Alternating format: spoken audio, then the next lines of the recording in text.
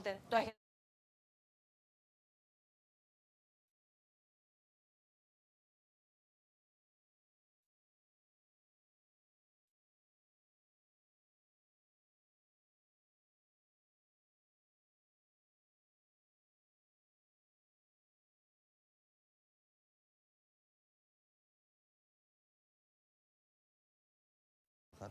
Θα βάλεις το βίντεο, έτσι. Θυμάσαι πώς ξεκινάς.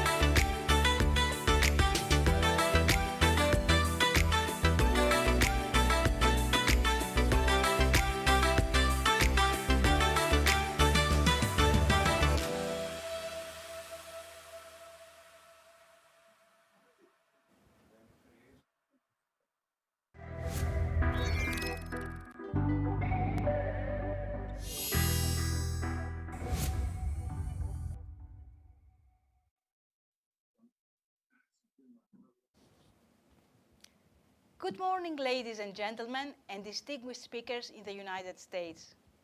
Good afternoon, ladies and gentlemen, and distinguished speakers in Greece and Italy. Dear audience worldwide, welcome to the first Artificial Intelligence in Action Forum, appropriately titled Democratizing the Power of AI. We are very proud of having put together a forum that deals with issues that are bound to influence the society we live in and our very civilization in profound ways. As proof of this claim, we have in the past 2 years witnessed democracy in action with its immense power to elevate the human existence and yet its immense power as well to cause its downfall and the ferocity with which it is somewhat attacked even in parts of the civilized world. And indeed, our very background, the Acropolis of Athens, with its famous Parthenon, stands testament to the inherent risks in failing to keep democracy in check and in failing to democratize the powers that be. It was the lack of leadership and governance and the abundance of arrogance that led to the downfall of the Athenian democracy and the end of the Golden Age. And to pay tribute to our Italian friends from Capri campus, who are steeped in history themselves, it was mainly a combination of severe inflation, invasions, and a destruction of farms and crops that brought the Roman Empire down. Could it be a coincidence then that ESG, environment, sustainability, and governance is brought to the fore once again over 2,500 years later? In many ways, artificial intelligence of today has its roots from the distant past. Today's Alexa and Siri are not far from the ancient Greek giant bronze man named Talos, a robot of the times who was commissioned to protect the island of Crete from invaders by moving around the island on end. And as Stanford professor Adrian Mayer points out, our ancient Greek Pandora, with her box, was a kind of AIIA agent, with her only mission being to infiltrate the human world and release her jar of miseries. It's as if once these artificial characters interact with humans, we get chaos and distraction. But we are here in the upcoming 3 days to focus on creating opportunity out of chaos and to focus on firmly managing and streamlining the amazing powers of artificial intelligence and to see how this can elevate the human spirit and democratize the world even more profoundly. I now take pleasure in introducing Angelos Roupas Pantaleon, who in addition to his involvement in AIIA non-profit organization, will be serving as our moderator out of Athens. Angelos, welcome. Thank you so much. Thank you very much. Thank you, Despina, and welcome, ladies and gentlemen, from across the globe.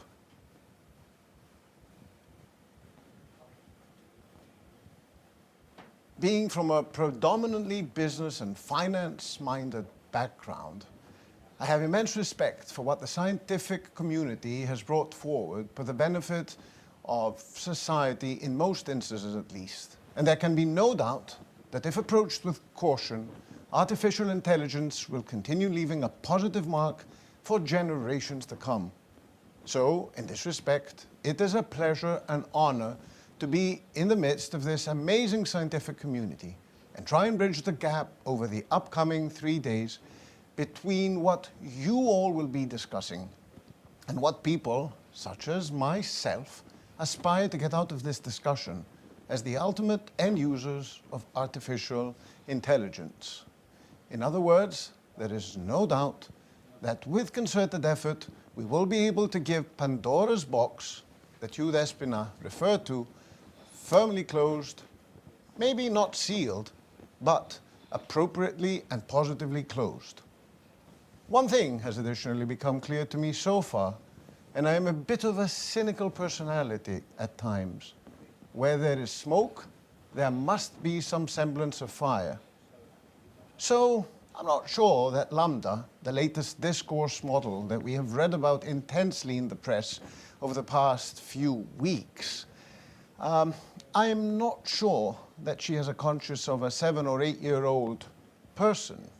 But chances are that even if it remotely interacts the way that my 2-year-old children interacted years ago, this is already a tremendous step, a milestone of sorts, a big enough step to have gotten ethicists and technologists involved over this past month, and a step enough to get us all thinking about what might lie ahead and what we need to focus on to keep this conscious alive, but in check, as you would do with any 2-year-old child moving forward. Be that as it may, we have so many important issues to focus on in the coming 3 days. We hope you will be joining us towards the subject matter that is of interest to you, but most importantly, that you will join in the discourse by forwarding your concerns, remarks, and ideas to us for further elaboration and analysis within this artificial intelligence in action community that we have already established. So, welcome from my side, from Athens.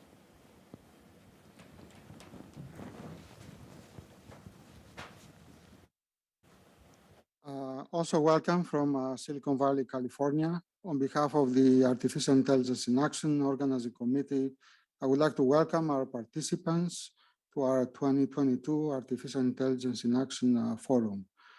We are connected physically from San Jose State University in the heart of Silicon Valley. This is the oldest public institution in the state of California since 1857, empowering Silicon Valley's innovative minds and its entrepreneurial spirit. AIIA, Artificial Intelligence in Action, and the acronym is not by accident because it mirrors the two faces of artificial intelligence, is a non-for-profit organization, 501c3, tax-exempt, incorporated in the state of California. AI is poised to unleash the next wave of digital disruption, and we should prepare for it now. AIIA's scope and objectives are to preserve the democratic, demos kratos, and ethical implementation in its usage. AI is the next digital frontier with global reaching implications, and in this AIIA forum, we strive in crafting its future. I would like to also to introduce our co-founder, Markus Murbach, to also open this session. Thank you. Mark.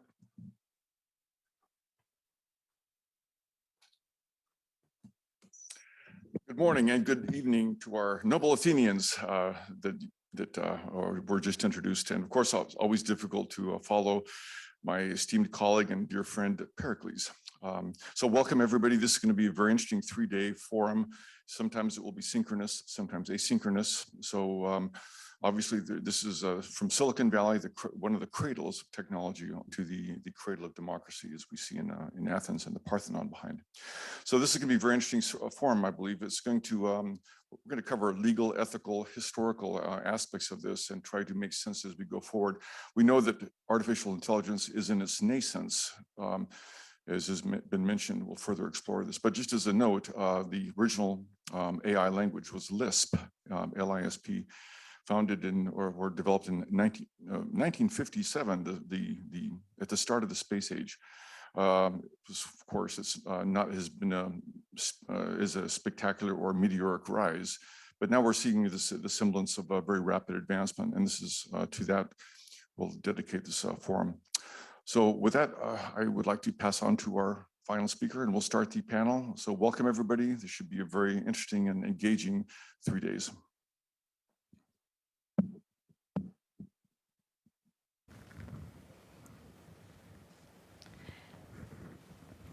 Mr. Leonidas Christopoulos is the Secretary General of Digital Governance and Simplification of Procedures at the Ministry of Digital Governance. Mr. Christopoulos has worked as an advisor to several ministers as well as to the President of the governing party on the field of public administration reform. He has coordinated significant public administration reform projects in Greece, and he is one of the persons who are responsible for what we consider as a miracle. During the past 3 years, Mr. Christopoulos and his team at the ministry performed a miracle. They indeed simplified procedures and minimized red tape. They brought common sense in public administration in Greece, and they gave us a good example of what technology can do when used in the right way. Where there is a will, there is a way. And an expertise, I would say, where there is a will and expertise, there is a way. It is our great pleasure and honor that Mr. Leonidas Christopoulos accepted our invitation to open the forum. It also has a symbolism for us seeking of what good can technology do for us. Mr. Christopoulos, the floor is yours. Thank you. Thank you.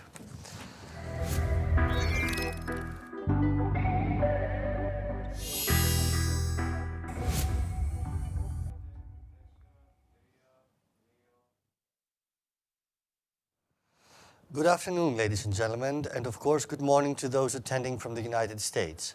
I would like to thank you for the invitation and congratulate you on the initiative of this conference, especially for the choice of this particular topic, which concerns the relationship between new emerging technology on the one hand and the timeless value on the other, democracy, which, as you know, was founded and passed on to the rest of the world from here, the Agora of ancient Athens.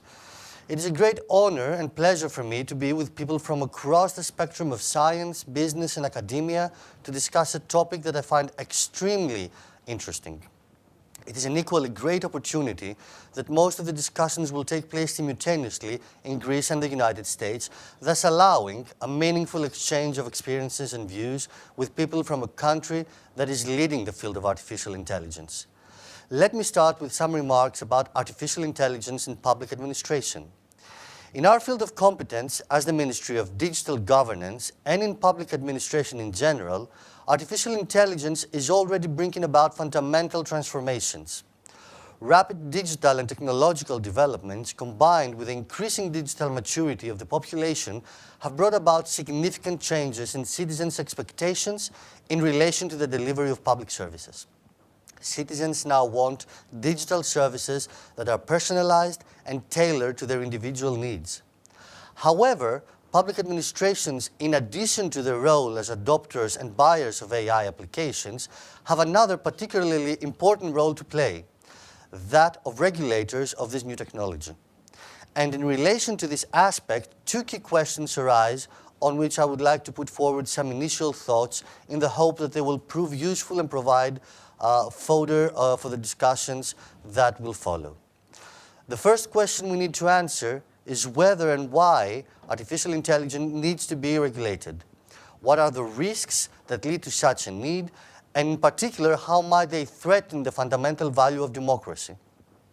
The second question concerns the manner means as well as the scope of this regulatory intervention. As regards to the first question, why does AI require regulation? Artificial intelligence is one of the most disruptive technologies of the 21st century. It is driving the fourth industrial revolution by processing an unprecedented volume of data, and with its ability to learn from it and guide decisions, is opening a new chapter in the evolution of human civilization. It is transforming industry and society, enabling major changes at a global level, increasing labor productivity, and promoting growth through automation and the diffusion of innovation. However, artificial intelligence also has the potential to adversely affect human rights, democracy, and the rule of law. And this can happen either from malicious or misuse of these technologies. Allow me to list just a few aspects of these risks, as I think you very well know already. Design and data collection choices during the creation and use of machine learning systems can lead to the reproduction of harmful biases and other weaknesses in human judgment and negatively affect individuals and society at large in ways that are harder to detect than when done by humans. There are now several real-world examples of systems that contain and reproduce biases due to poor or unrepresentative selection of training data. AI-based decision-making systems can be used in ways that endanger social and democratic rights, as AI technologies are increasingly linked to the structural transformation of the digital public sphere. The use of AI in social networks, among other things, has intensified the personalization of news consumption and broken down the barriers between private and public discourse. Such developments are often held responsible for the echo chamber or filter bubble phenomena, which in turn are key causes of the growing political polarization in democracies around the world. Similarly, AI technologies enhance the capabilities to analyze and direct public discourse, intensify the automated partitioning of will formation, spread fake news, or contribute to the creation of deepfakes. Examples of attempts to manipulate the electorate through micro-targeting are already known to public opinion and do not concern dictatorial or authoritarian regimes, but historically established and prominent democracies. And last but not least, AI applications can also be used intentionally for anti-democratic practices such as mass surveillance, mass social rating by the state, or discrimination. Every technological innovation brings in its very nature both new possibilities and challenges. Focusing specifically on the need on the field of artificial intelligence, I believe that these combined opportunities and risks should be understood in the light of a socio-technical view of AI as a wide range of advanced human-based technologies designed to fulfillment of predetermined goals. Technology reflects societal values, either implicitly or explicitly, and the future of democracy will depend on our ability and will to safeguard and enforce those values over other goals. And the only historically proven way to effectively establish value priorities is through the rule of law. That is why I believe that to address the risks that AI brings, we need to develop and enforce rules to ensure that it is not used to undermine democracy. In regards to the second questions about the means and scope of regulations, I could say that if we therefore agree that AI does not indeed need to be regulated, the next question, it does need to be regulated. The next question we need to answer concerns the appropriate means and scope of this regulatory intervention. First of all, it should be acknowledged that the task of regulating AI is not an easy one. Regulating and governing the use of AI technologies, as in most cases of emerging technologies, is like trying to focus on a moving target, as the development and use of AI systems are in constant evolution and regulatory proposal will potentially conflict with other economic or general innovation policy objectives. In general, regulation of emerging technology can take many forms depending on the desired policy objectives. Incentives and funding, infrastructure, taxation, goodwill statements, regulation by law. Over the past 5 years, many governments have published strategies, reports, and white papers in an attempt to define a set of axes for regulatory intervention. These interventions, although sharing some similarities, differ considerably as they relate to different policy systems and regulatory traditions. For instance, while the US approach, developed mainly during the Trump administration, seeks economic opportunities for the US industry, the Chinese AI development plan focuses more on the question of how to better govern society and brings a better and more behavioral logic. European efforts to regulate AI, such as the EU's draft AI law, as well as the white paper on AI, make the strongest use of normative language by stating more explicitly that they seek to strike a balance between economic pursuits on the one hand and ethical and social implications on the other. The EU proposal for an AI regulation is the first ever legal framework on AI, and in my personal view, is in the right direction when trying to control such a powerful emerging technology. Still, the proposed regulation on AI did not occur in a vacuum. It is a result of several years of EU preparatory work, including the 2018 European Strategy for Artificial Intelligence, the 2018 First Coordinated Artificial Intelligence Plan, and the 2019 Trusted Artificial Intelligence Guidelines, as well as the 2020 White Paper on Artificial Intelligence. The EU's approach is that of a regulator exporting regulatory power. According to this approach, in the absence of domestic tech giants, the EU seeks to influence the global digital market through regulation, often of an extraterritorial nature. The General Data Protection Regulation, the GDPR, is an example, applied to any entity that collects or manages data of EU citizens. It ultimately has an effect that transcends European borders. A similar approach is being followed by the EU in relation to AI. The proposed framework for the regulation of artificial intelligence is a binding regulatory intervention that is potentially extraterritorial in nature, as it sets rules that affect companies and manufacturers of AI systems, regardless of where they are based. If an AI system is placed on the Union market or its use affects people located in the EU, it should adhere to the provisions of the EU law. It also adopts a risk-based approach, ensuring the necessary proportionality between means and goals. It is important that the proposed act bans the use of AI for social scoring by governments, exploitation of vulnerabilities of children, use of subliminal techniques, and subject to narrow exceptions, live remote biometric identification systems. It is also important to note that the proposed regulation is not in conflict with the innovation policy goals. It could actually support innovation uptake in two ways. On the one hand, increasing users' trust with increasing the demand for AI used by companies and public authorities. On the other hand, by increasing legal certainty and harmonizing rules, AI providers will access bigger markets with products that users and consumers appreciate and purchase.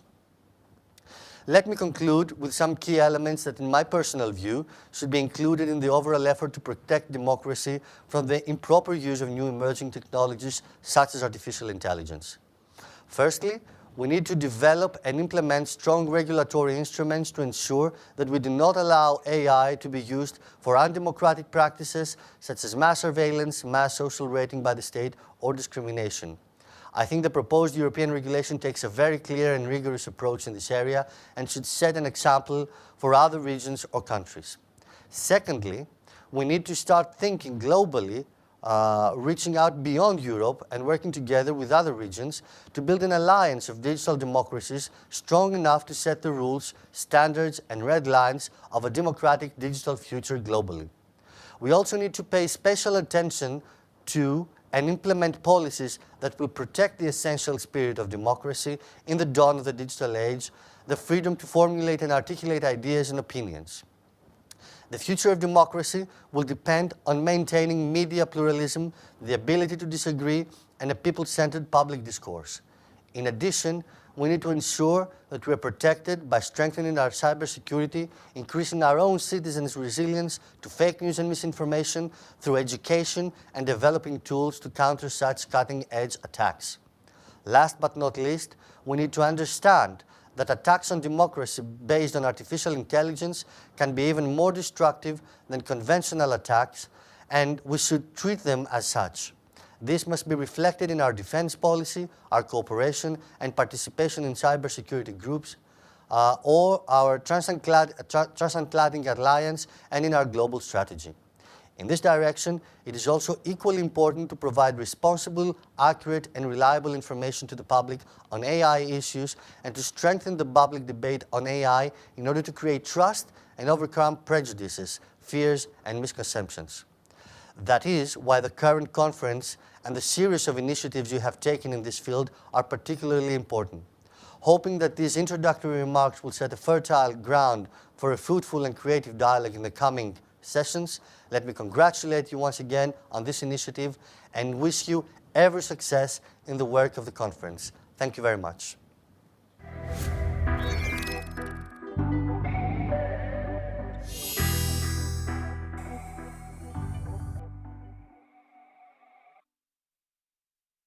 San Jose, in Athens. My name is Jean Meulaert, and it's a pleasure to introduce Dr. Deniz Beten. Deniz got her PhD from the Université Libre de Bruxelles, the ULB, after which she joined NATO and set up the Science, Peace and Security part within the NATO Emergency Security Challenges Division. Deniz and her team has been the initiator and the power behind a series of SPS flagships programs. Those programs deal with CBRN, counterterrorism, and security-related technology developments. It combines not only the NATO countries, but also more than 40 NATO partner countries. So it's a pleasure to introduce Deniz here, and we're looking forward to her presentation. Thank you.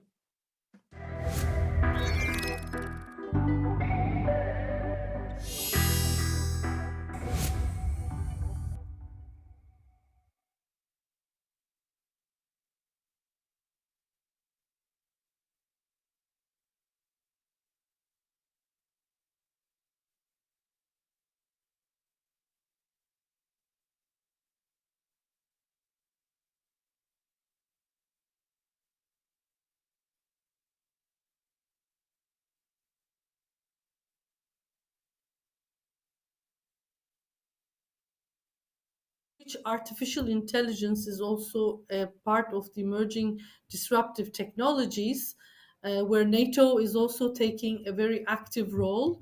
And I will explain to you the program, which will be followed by more concrete examples of our cooperation. And I would just like to say that I grew up in Palo Alto on the campus of Stanford University. So it's a great pleasure to be online, even if I cannot be there personally, to participate in this event.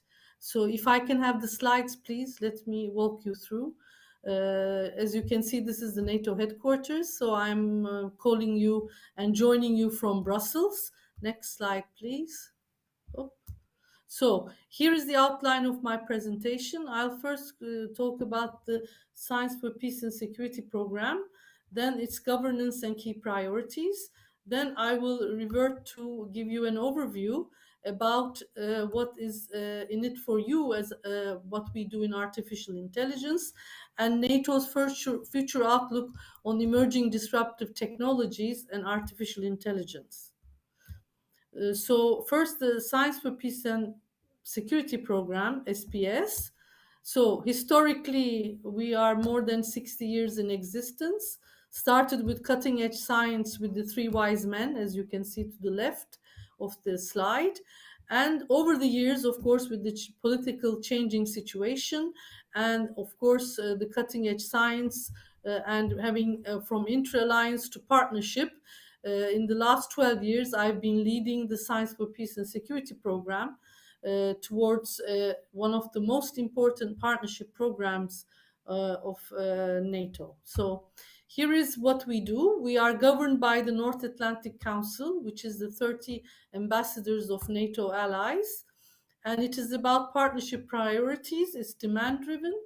We also are very versatile and take into account the scientific approach.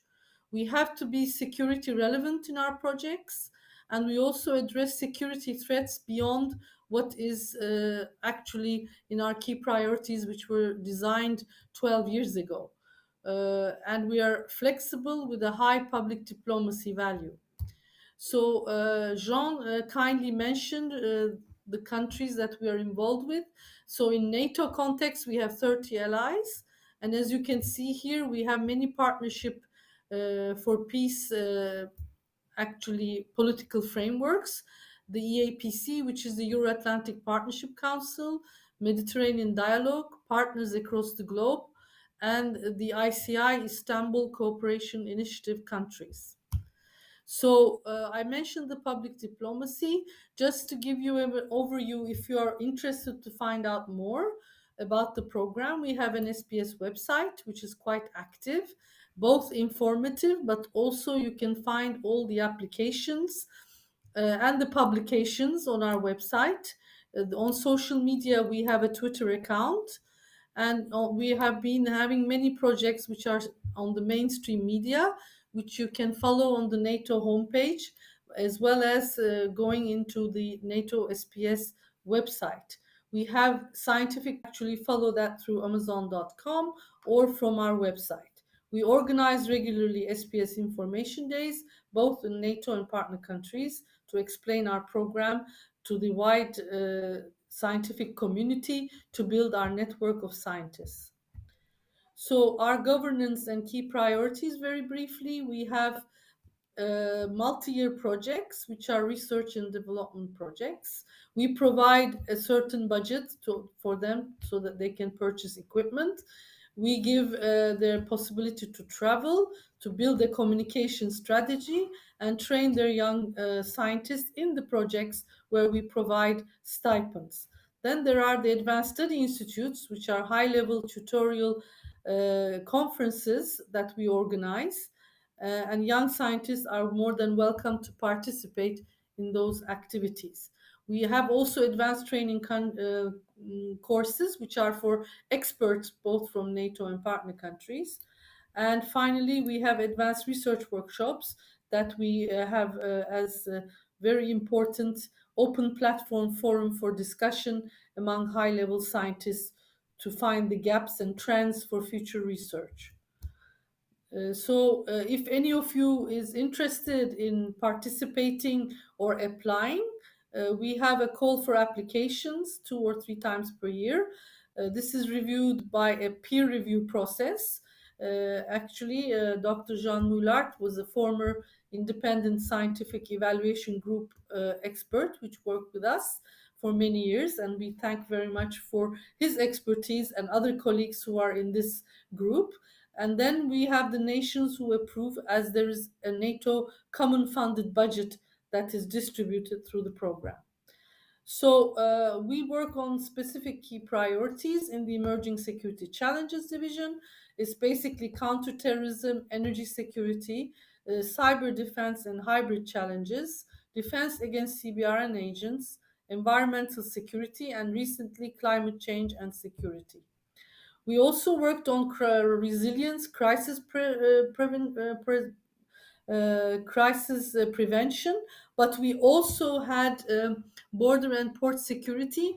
More importantly, security-related advanced technology, which are the emerging disruptive technologies that we are talking about today. And it's basically NATO priorities, and of course, artificial intelligence with different applications is a part of this key priority. Just to give you a broad idea of some statistics, in the 2020 application cycle, we received less applications due to COVID. We made less call for proposals. In general, in the past, before COVID, we received more than 350 applications. This year, more specifically, you can see we had out of the 173, 134 eligible and 70 which was approved by the committee after ISEC recommendation. So as you can see, many of the applications are on advanced technology, which also includes many artificial intelligence applications, cybersecurity, counterterrorism, CBRN defense, and in other priority areas, we expect an increase in environmental security, climate change, and security. So I come back to the topic of this conference, which is SPS program and what we do in artificial intelligence. So in the recent AI-related SPS projects, we had several milestones. First, we did a cluster workshop, which brought together in Leuven in Belgium in September, some years ago, in 2019. We brought together 45 scientists from 17 countries, 10 allied and 7 partner nations.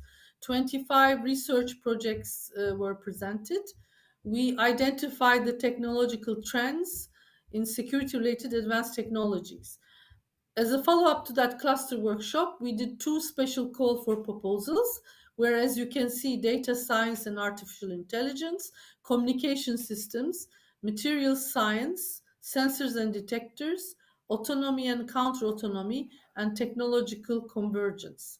And one of the main outcome of this conference, cluster workshop, was that the different scientific disciplines have to be more work in coordination and consult each other and work together. So this is what we are trying to do now with the projects which were approved throughout these call for proposals, which bring together different research groups, both from NATO and partner countries.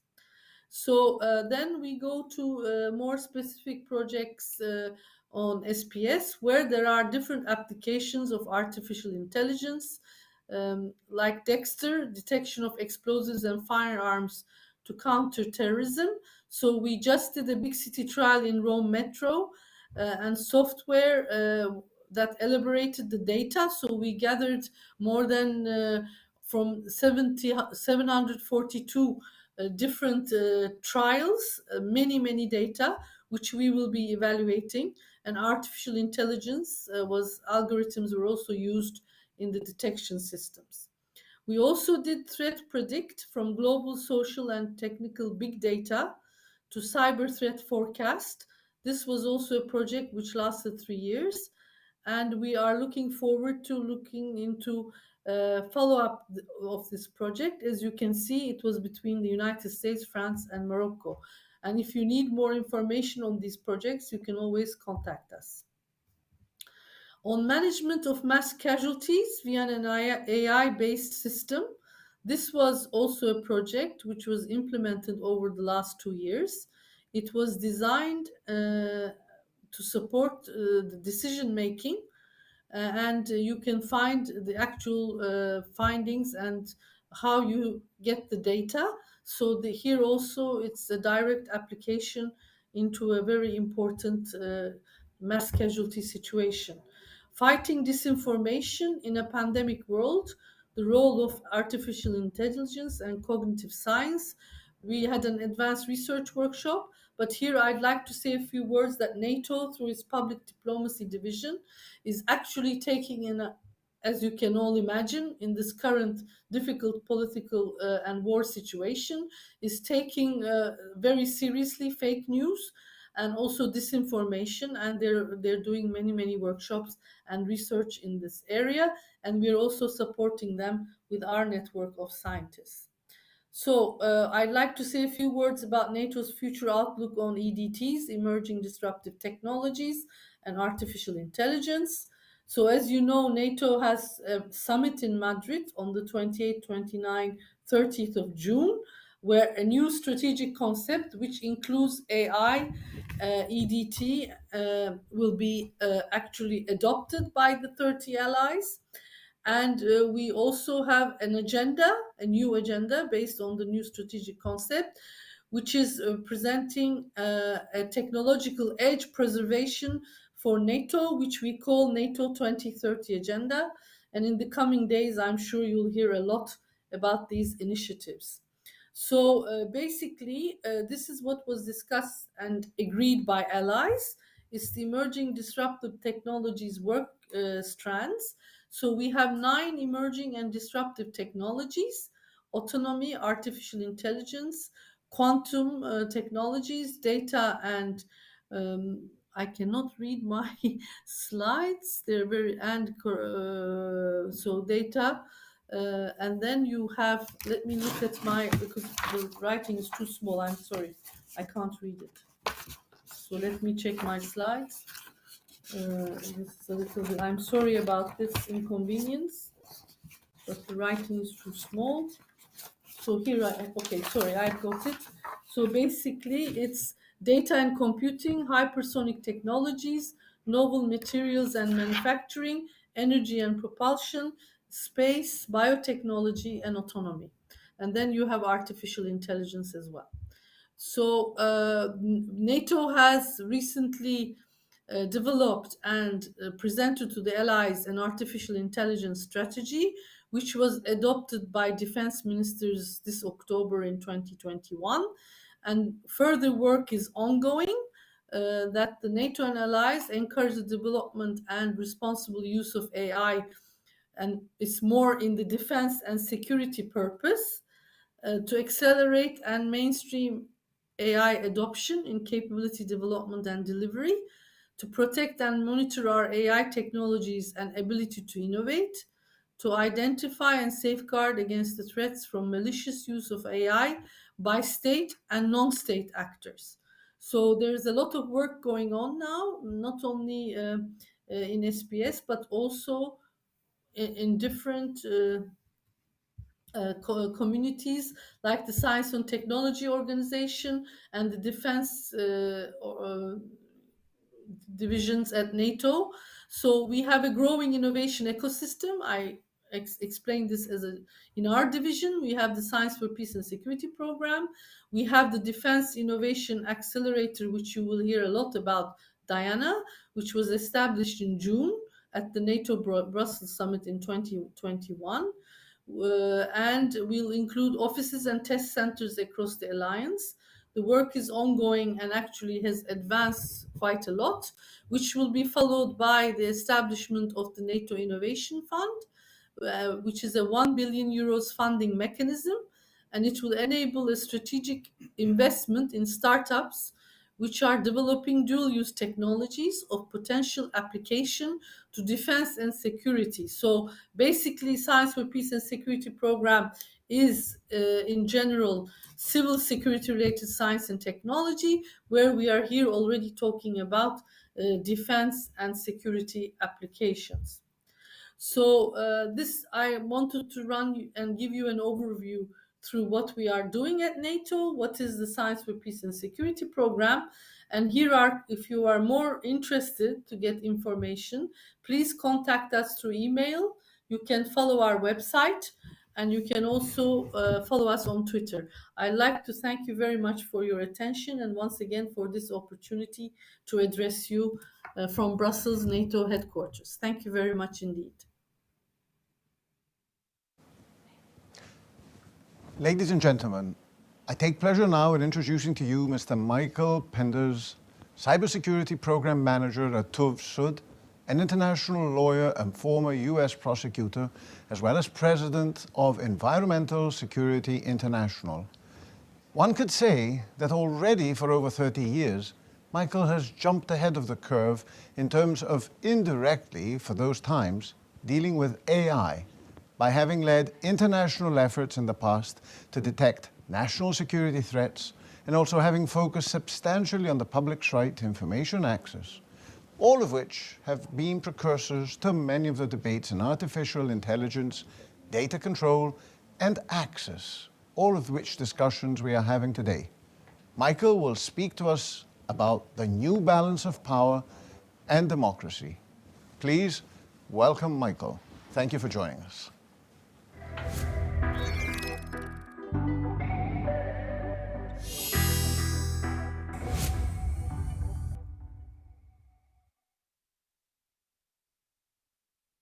Introduction.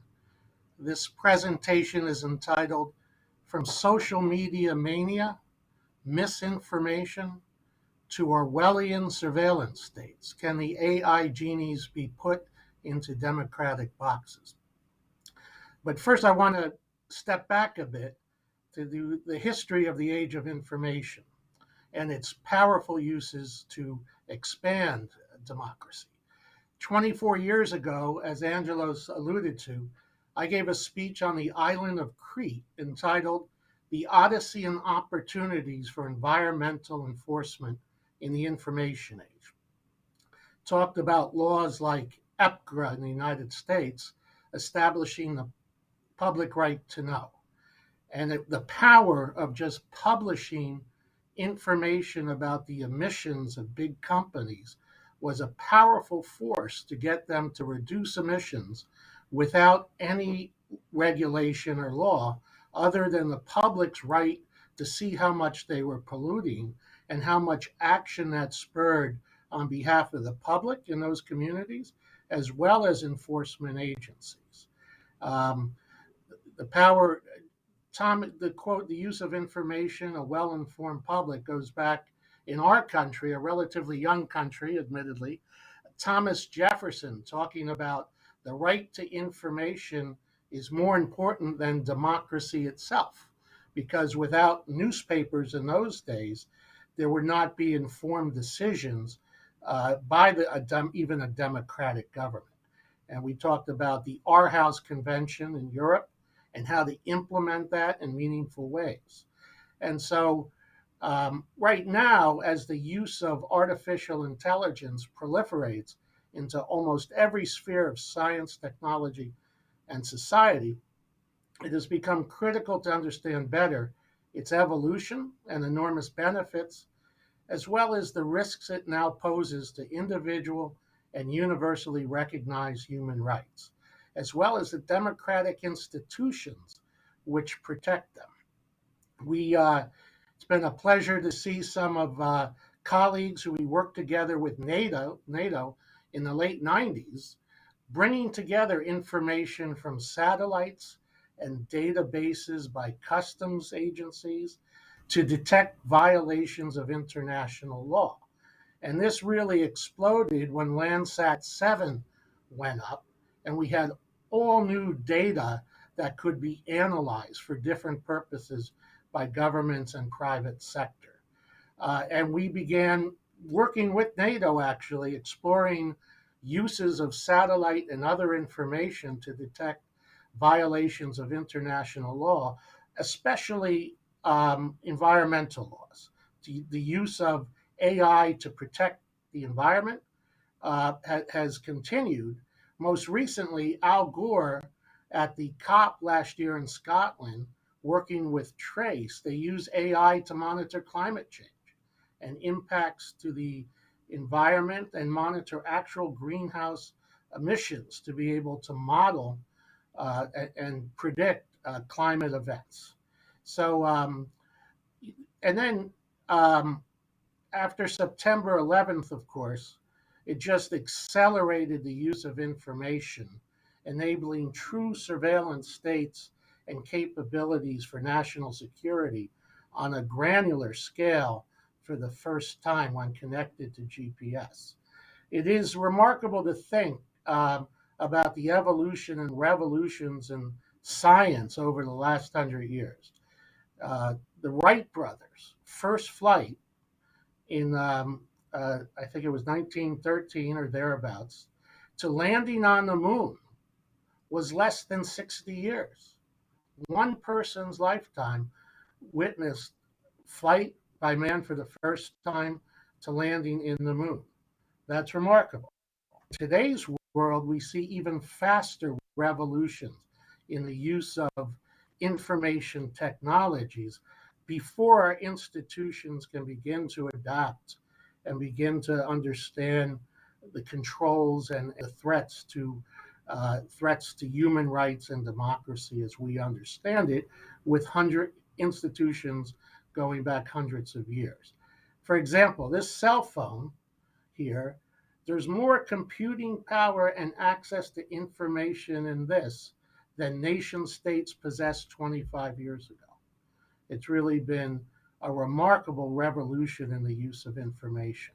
So Prometheus Unbound, to use another Greek analogy. Where and how do we draw the lines now that we're on the other end of the spectrum, from bringing together data and informing the public to being able to use mass data by big data to monitor every individual? And where do we draw the lines in terms of the right to privacy? How is that understood in the metaverse? How can we protect spheres of the individual human rights? And how indeed can we use AI to protect and monitor human rights violations? There have been powerful uses of that connected to democratic use as well. And for example, I mentioned Al Gore spoke exclusively AI at the recent Earth Summit. 30 years ago at the Earth Summit, we presented satellite images of Tibet to show the world some of the development practice by governments and their impact to the environment and sustainable civilization. You know, a picture is worth 1,000 words, and a symbol is worth 1,000 pictures. So the use of pictures and information and stories to understand the use of information is critical. And right now, at stake are the limitations on the power of governments and global corporations to obliterate societal values and the rule of law in protecting individual human rights to liberty, privacy, due process, and self-governance. Self-governance relies on good information, and with the proliferation of misinformation, it's harder than ever to inform a public on important decisions, including the limitations on the use of AI. The fundamental principle that the lawful power of governments comes from and with the consent of the people has been enshrined in representative democracies from ancient Athens to the United States Constitution to the Declaration of Human Rights. And it requires informed citizens who participate to enable a democratic society in the first place. It's the people that are sovereign over, not subjects to government and corporate powers, under our understanding of the rule of law in democratic societies. At least that is the theory. The concept of informed consent, however, has become more illusory than ever in this information age. Boundaries between the individual and their decision-making have been studied, evaluated, and manipulated for a century or more, never more so than now with the use of AI aggressively in this age of the metaverse. The massive collection and analysis of personal information by governments and corporations, and the use of AI to monitor and control individuals' decisions and movements is unprecedented in human history, as our opening speaker alluded to. Indeed, AI even challenges traditional concepts of self, consciousness, and determination. So how can we identify and protect spheres of individual human rights in this metaverse? How can we adapt traditional concepts of sovereignty, rule of law, and constitutional governance developed hundreds of years before information age to ensure that uses of AI support democratic values and do not destroy them? Well, these are the questions we are addressing in this conference. And I cite the 2018 EU strategy document because we need to develop policy, strategy, standards, and then under the rule of law, it's one thing to have a law on the book, but how do we enforce them in the current age? And we examine, there's been models for doing that, but unless you have a rule of law and respect the rule of law in society. So we discussed some of the beneficial uses of AI, which are extraordinary, such as in medicine, space science, environmental protection, which we will address later in the conference as well, transportation, human rights, and other fields, to be able to monitor movements through ports, uses for counterterrorism have been alluded to by our colleague from NATO. And there are also, of course, crossing the line now into very controversial and troubling uses of AI by social media for disinformation purposes. The impact this has on young people and those easily manipulated has been extraordinary, leading to suicide and other trends that are tragic. And they're facilitated by the use of AI, as we've heard from whistleblowers from Google and others who do everything just to get repeated clicks in the most sensational information. And also for domestic and national security, we'll explore uses by military forces, law enforcement, and for commercial purposes. We discussed the use by military forces, and it's timely now to observe what's happening in Ukraine, where artificial intelligence is playing a decisive role in the outcome of battles. It has become, in a way, a new arsenal of democracies and has tipped the balance of power in dramatic ways. And that is, we can detect movement as never before. So the defensive position is now dominant in that with the use of AI, a 5-pound drone can be flown up and destroy a tank.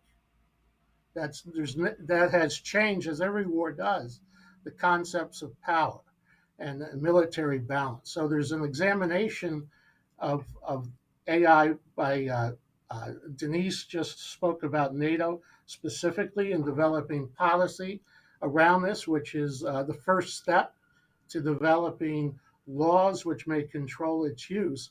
But how then do we approach nation states and their uses of artificial intelligence, including facial recognition for surveillance and for law enforcement purposes? In the United States, we have experimented with approaches for different purposes to authenticate identification. But I've heard recently someone say there is no good use for facial recognition, and that we should ban its use if we can find a way to do that. So the task before us is to develop a consensus on what the limitations on the use of AI should be in order to protect international individual human rights, meaningful forms of self-governance, and democratic institutions, and the government's power to search. Am I being given the 5-minute warning? I'm hearing a voice. But anyway, let me conclude with the following. We have to focus in turn at how women may be recognized, implemented, and enforced in public and private sectors. We seek to inform policymakers, international standards bodies, and potential regulators on the use of AI, including these facial recognition tools, personal health information, and biological data, including DNA. And finally, as alluded to by our opening speaker, we need to develop consensus on policy for accountability traceable to individuals, corporations, and governments for decisions made with the use of AI under their ownership and control. We need to define what command and control means in this context to ensure accountability for decisions which impact human life and threaten democratic controls on the powers of government and corporation. So thank you for your time and attention, and I look forward to the remaining presentations and dialogue that we are commencing on this subject today.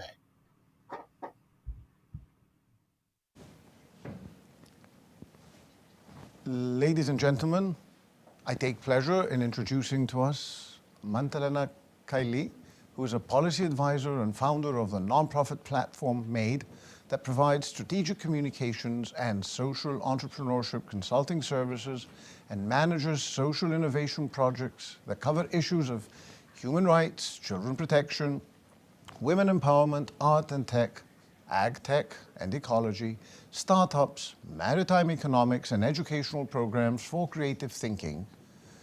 Mrs. Kaili holds an LLM with specialization on maritime and international commercial law from City Law School in the UK. The main initiative that she has developed as a founder and executive director is the establishment of the European Law Observatory on New Technology, ELONTech, an initiative for professionals and researchers of law and tech that monitors the European regulatory work on new technologies and the digital transformation of justice.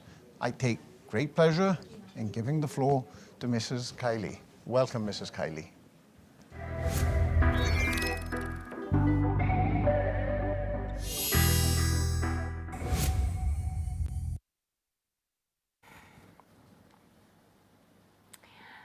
Thank you. Thank you for the warm welcoming. Special thanks to Mrs. Despina Travlou and her team for having me here today. It's been an honor and a real pleasure to join the discussion that will follow with my co-panelists, and of course being part of such an interesting forum. I represent the European Law Observatory on New Technologies, and yes, we co-organized with the Future Society the last 4 years the roundtable, the Athens roundtable on AI and rule of law, and we really feel that this forum comes to complete the puzzle of the public discussion, the public debate. So I thank all the organizers for putting all this together. I would like to welcome now my co-panelists, the guest speakers, and we can start discussing the topic that I believe it's immensely interesting. Would you join? Yes, thank you. Έχει ζέστη.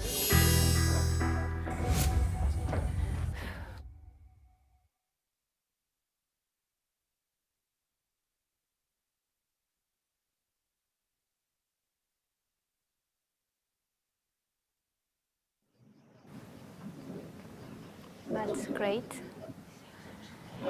Okay, we're connected also with our guests who are not with us in the studio. Okay, I would like to welcome then, I have here with me Mr. Nikos Bogonikolos, Dr. Nikos Bogonikolos, and Mr. Aris Dimitriadis. And I would like also to welcome online Dr. Konstantinos Karachalios from IEEE and Dr. Vangelis Karkaletsis from Democratization. Thank you all for being here. And is it okay if I start a short introduction about each one of you and then go directly to our questions, because I have so many things to ask you anyway.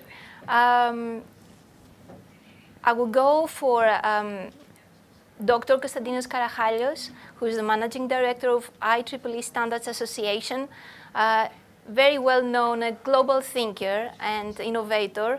He contributed to numerous institutions and foundations, and his work is broadly known mostly for the educational aspect that he contributes with his endless patience of helping young researchers and young innovators to pursue their endeavors. Dr. Vangelis Karkaletsis is the director of the Institute of Informatics and Telecommunications of Democratization, one of the most prominent institutions in Greece, research institutions, and with they bring the burden of bringing the strategy, the national strategy to the world coming from Greece. On my left, I have Mr. Nikos Bogodinikolos, who is he's active in so many levels, mostly through his company Aratos Group, but his work is also of social interest. And Aris Dimitriadis from Cosmote, he's responsible for the transparency and ethics of the company. So thank you all for being here with us today. And may I ask with the very first question, which actually sets the context of our discussion, and it is the topic. How do you see the democratization of the AI possible to take place, and how you would identify a strategic landscape that needs to be developed? And please take this opportunity to share with us also a few insights about your work of your foundation or your company, and your current endeavors and activities. So could I start with Mr. Dimitriadis? Thank you, Madalena, for the invitation. Thank you, Ms. Travlou, for this opportunity, and thanks, co-panelists, for sharing the time with you. Thank you. Very briefly, if I can say, so we can share and discuss the topics.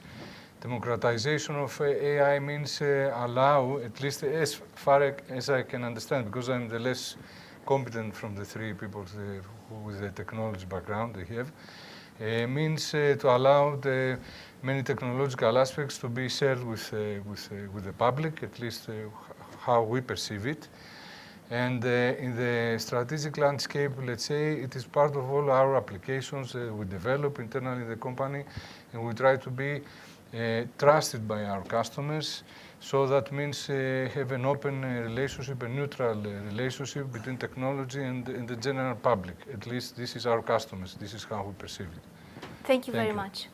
Thank you. Could we connect with Dr. Konstantinos Karachalios, who is in San Jose, if I'm not mistaken? Good morning, good evening from Athens. So good to see you again, Konstantine. My pleasure. Could you please give us your insights? Yes, so there is a delay with what I see when I speak. I hope I'm understandable over there in Athens. Have a good evening there. It is early in the morning here in San Jose. And let's say this type of technology and democracy, there are several aspects of it. One is the participatory design. That means that groups that would be affected by a certain system or technology should be included in the design. This is something very important. This is the first democratization step. The second is the purpose of the technologies. If one major effect of the technologies is to undermine the demos, that means the collective of citizens, which is important to have a democracy, then of course this is undermining democracy. And this is should be one of the topics of this conference. And this is not theoretical. This is what is happening. So the question, how we can reverse it. And it is possible, but I know of many examples of how these technology systems undermine democracy, and I know only one which supports it. So there is something going wrong there. So the topic of this conference is very timely. And then there is a third aspect, which is, let's say, the secondary criteria, which altogether would make a trustworthy system. And the previous speaker have mentioned it, and also it will be discussed in the course of the conference. It is about the chain of accountability, because without accountability, you don't have a democratic system. It is the chain of transparency. If there is no transparency, how can you know whether you can trust something or not? It is the question of discrimination and bias, and the question of respect of our sphere of privacy. And all these things together are very important and will be discussed later, so I don't want to preempt them here. But this panel really sets the stage for what is coming next. Thank you so much for your input. Dr. Vangelis Karkaletsis.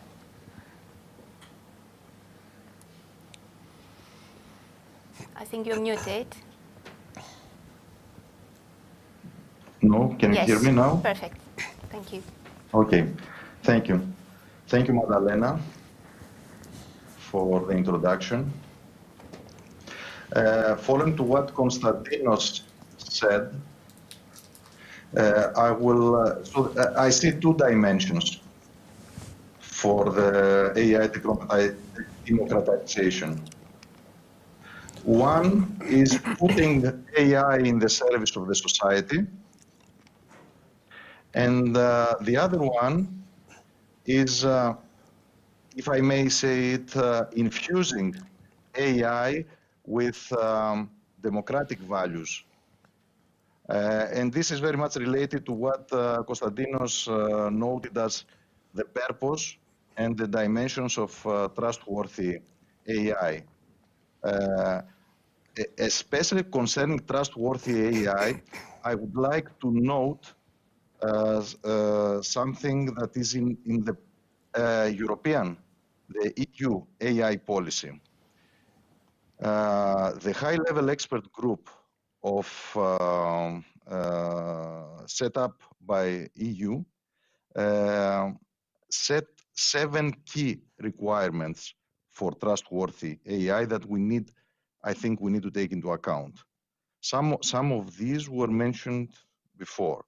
So it's human agency and oversight, technical robustness and safety, privacy and data governance, transparency, diversity, and this should be stressed, I think, non-discrimination, again, and fairness, and also societal and environmental well-being and accountability. I think we need to take this into account also in our discussion today. So I think this is enough from me for the time being. Thank you. Precious points indeed. Nico? Yes. Good evening also from Athens, and good morning to US. The democracy is the fundamental thing of democracy is the flow of information and how the people decide for different things. And if we have to thinking about the information society and how we can use technology and especially AI for democracy, is very simply. It's nothing different than the real democracy. The reason is that using different technological tools like AI tools for different reasons is part of the process of how to use information and how this information be part of the decision of the people. And then I believe that really AI is an important thing for democracy, but not only for democracy, but especially for everything about human rights in a digital society. It is as the first point that I have in my mind about AI and democracy. Thank you, Nico. So if I'm not mistaken, we cannot really talk about the neutral or agnostic AI, Konstantine?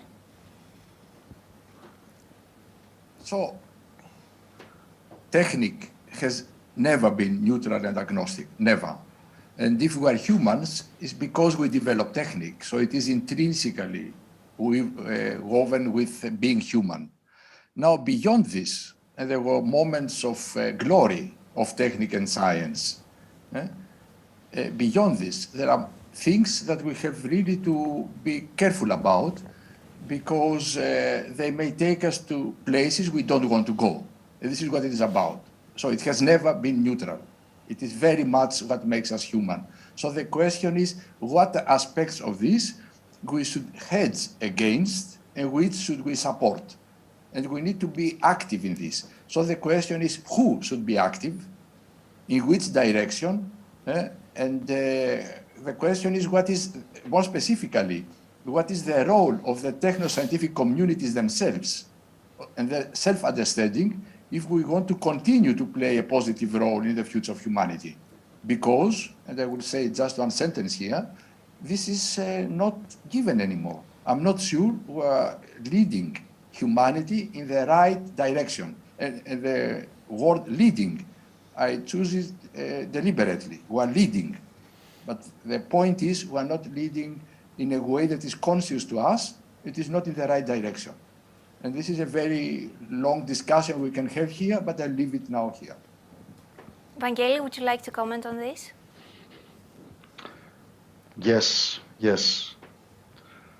I agree with Konstantinos, and especially for AI, as it is the case with other technologies. So AI is a technology driven by data. We use data to train models in different domains for different tasks. So it depends on the data quality and the data quantity, on the data you feed the AI systems. Are data neutral or agnostic? Is the learning process that is based on this data neutral or agnostic? No. That's why I think, as Konstantinos suggested, that we need to focus on the aspects to support the positive aspects in this process.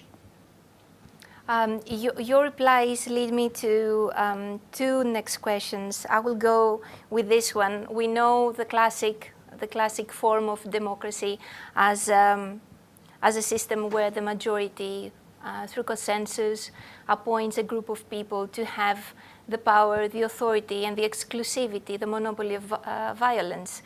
And even in this form of democracy, technology is used to implement the procedures of democracy. Technology, communications, transportation, all means that materialize the purposes and the procedures of democracy.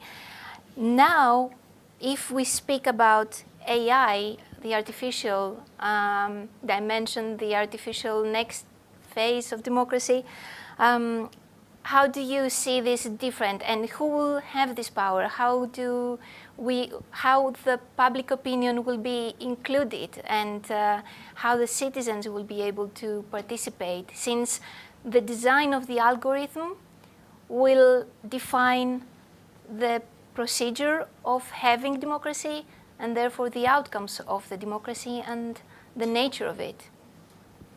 Konstantinos, should I go back to you? I'm not sure I'm the right person to answer this, but I will give it a try. What is evident is that there are platforms using algorithmic decision-making systems and so on that undermine democracy by undermining the demos. That means by fragmenting the body of citizenship, which is we need to have any functioning democracy.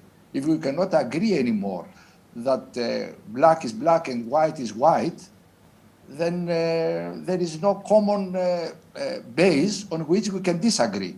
Because democracy is the possibility to disagree by not killing each other.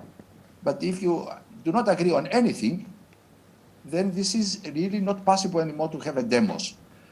And you are now, I see you are in Athens, and with a wonderful, let's say, landscape behind you. And this is the place exactly where the demos was built. And the question is, what were the tools they were using to build the demos? Take the people from the families, from the tribes, and build something which will go beyond the bloodline or beyond the friendship. What made this happen? Because this is not natural. It has never happened in human history again. This is an invention. So what was the main instrument? And the main instrument, you have it behind you, was the theater, was the drama, was the tragedy. It was a narrative. It was a storytelling that created the demos. Are these technologies able to tell a story that will recreate the demos. No, right now they are destroying it. The stories they are telling, they're destroying exactly this. So, but this must be changed. Exactly this. And it is possible. I know. I've seen examples where this happens because they wanted it so. So we must infuse a purpose there, and we must judge these systems according to whether they fulfill this purpose or not. We cannot go on like this right now, based on pure technocracy and assuming they're going to get it right. They are not getting it right. Very clear, your message. My next question would be then related to the fears that the general public may have because the understanding of AI is in a very limited level. And the words that are mostly popular are singularity, the replacement of humans from robots, and the massive surveillance. Would you agree that these are indeed the threats? Is there anything else that we should fear of? Maybe the cyborgs on the transhumanity, Nico? Yes, it is a very interesting point because this threat and people believe that AI can create problem in the society to give less opportunities in less developed groups with problems. To be honest, I don't believe that's true. It's not true because it is similar like in the real work outside of the technology. Because in the democracy, there are people who are more clever or less smarter or etc., but all have rights. And it is some people are real leaders, create policy, develop innovation and new things. And I believe the same with AI. AI, it is simply a tool to create a new dimension.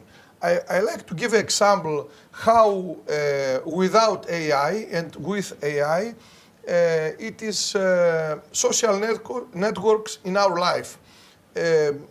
Just 15 years ago, no any smartphone, no any social network, no Facebook, no Instagram, nothing.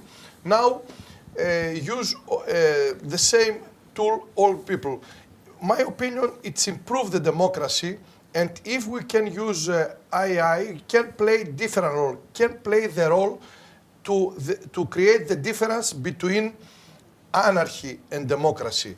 Then, my opinion, AI can play the role to give some basic rules. For example, no any terrorist can give information or give fake news worldwide.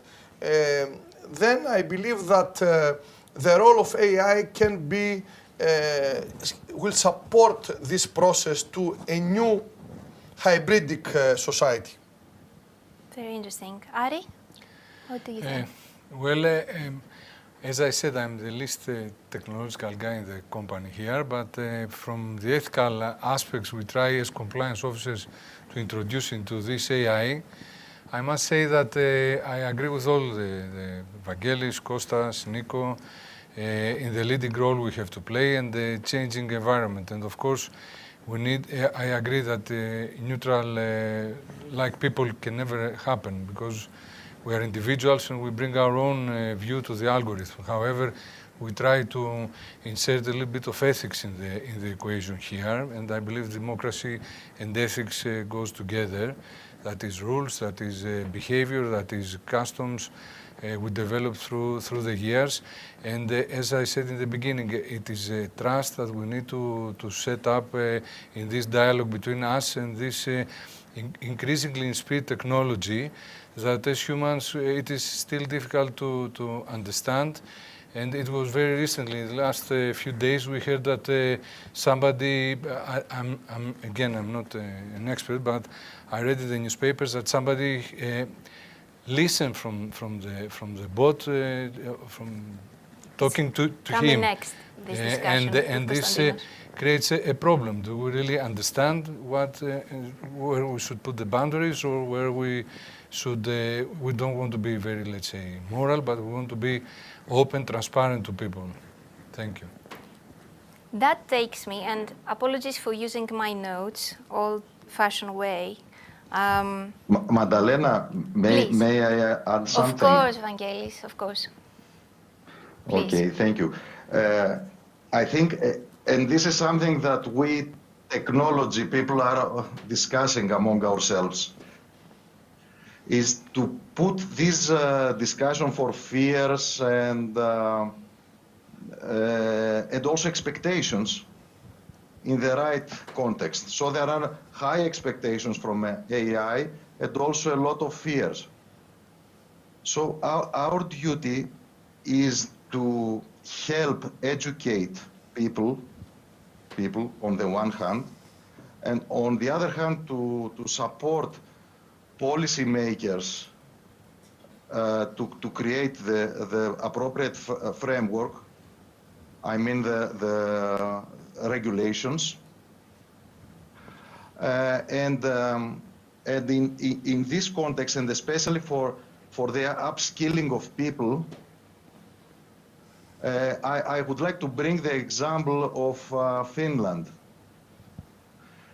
Some years ago, and this I think it started from Nokia.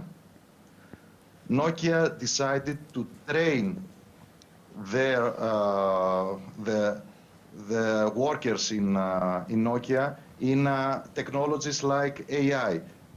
We don't want to create. They didn't want to create experts on artificial intelligence. They just wanted to upskill the people in order to understand better what this technology means and have the right expectations, and not being afraid of the introduction of the new technology. And this was a very successful program, which was then extended in the governance, in the public administration, also in the whole society. They created programs for older people, for younger people, for the different categories of workers, in order to try to train all the society. I think this is crucial, because there are so many discussions about fears, about expectations, and so on. And we need, it's our duty to talk to the people in the right way.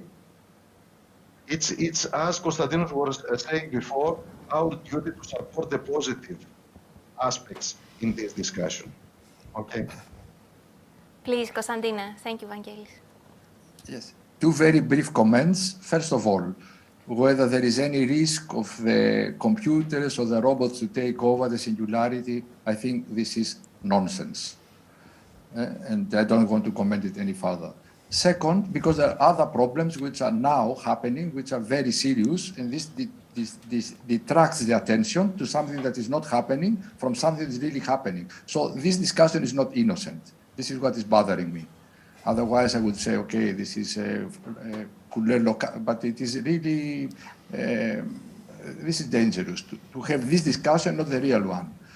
Now, regarding the other aspect of really whether chatbots could present a kind of, appear like having some kind of understanding really what they are saying to us, we're going to have a discussion with one of the leaders in this area, which is Blaise, later today. So stay tuned, and we may not use the whole time about this because there are other more interesting things to talk about, but we're going to touch also upon this thing.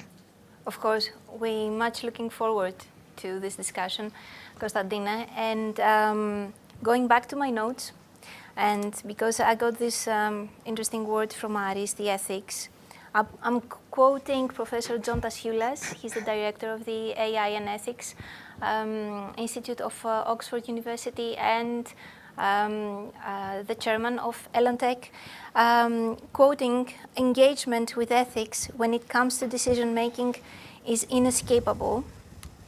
And I will add to this, another quote.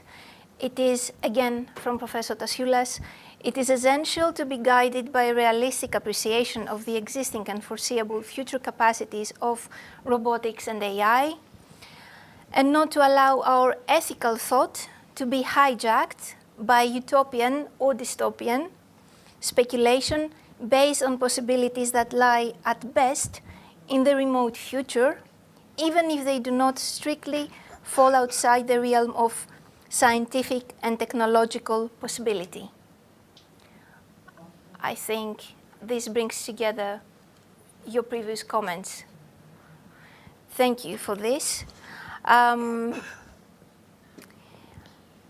This leads me also to another question that I have been discussing it before with Konstantinos, and it's in the core of our focus again with Elantech, bringing lawyers, law specialists, and technologists in working together on solutions. Konstantine, through IEEE, you've been doing this incredible work in standardization and looking for solutions in all these issues arising from the AI and the problematic use or manage of it. Would you think that this type of transdisciplinarity and interactive knowledge transfer would be an answer? Yes, and let me take a little step back. What we're talking about here is a specific case of how we, techno-scientific communities, can assume the share of responsibility that we should assume. So there are also other fields of technology. Now we're talking about AI systems, but there are other systems where we should also assume responsibility. So this is the first thing. That, and to do this, we cannot do this alone, because we must accept that we're not a war machine, as Gilles Deleuze defines a societal war machine. That means a closed system that does not communicate with other systems. And with this, we must build bridges with lawmakers, with regulators, with civil society, and to be part of the solution, and not assume that everything we do is just well done and the others are screwing it up and create problems with the good things we are doing, because this is evident. This is not the case anymore.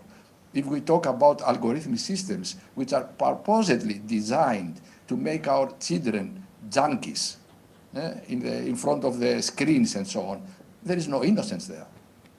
So we have to assume this possibility and try to do a better job from the beginning and by design.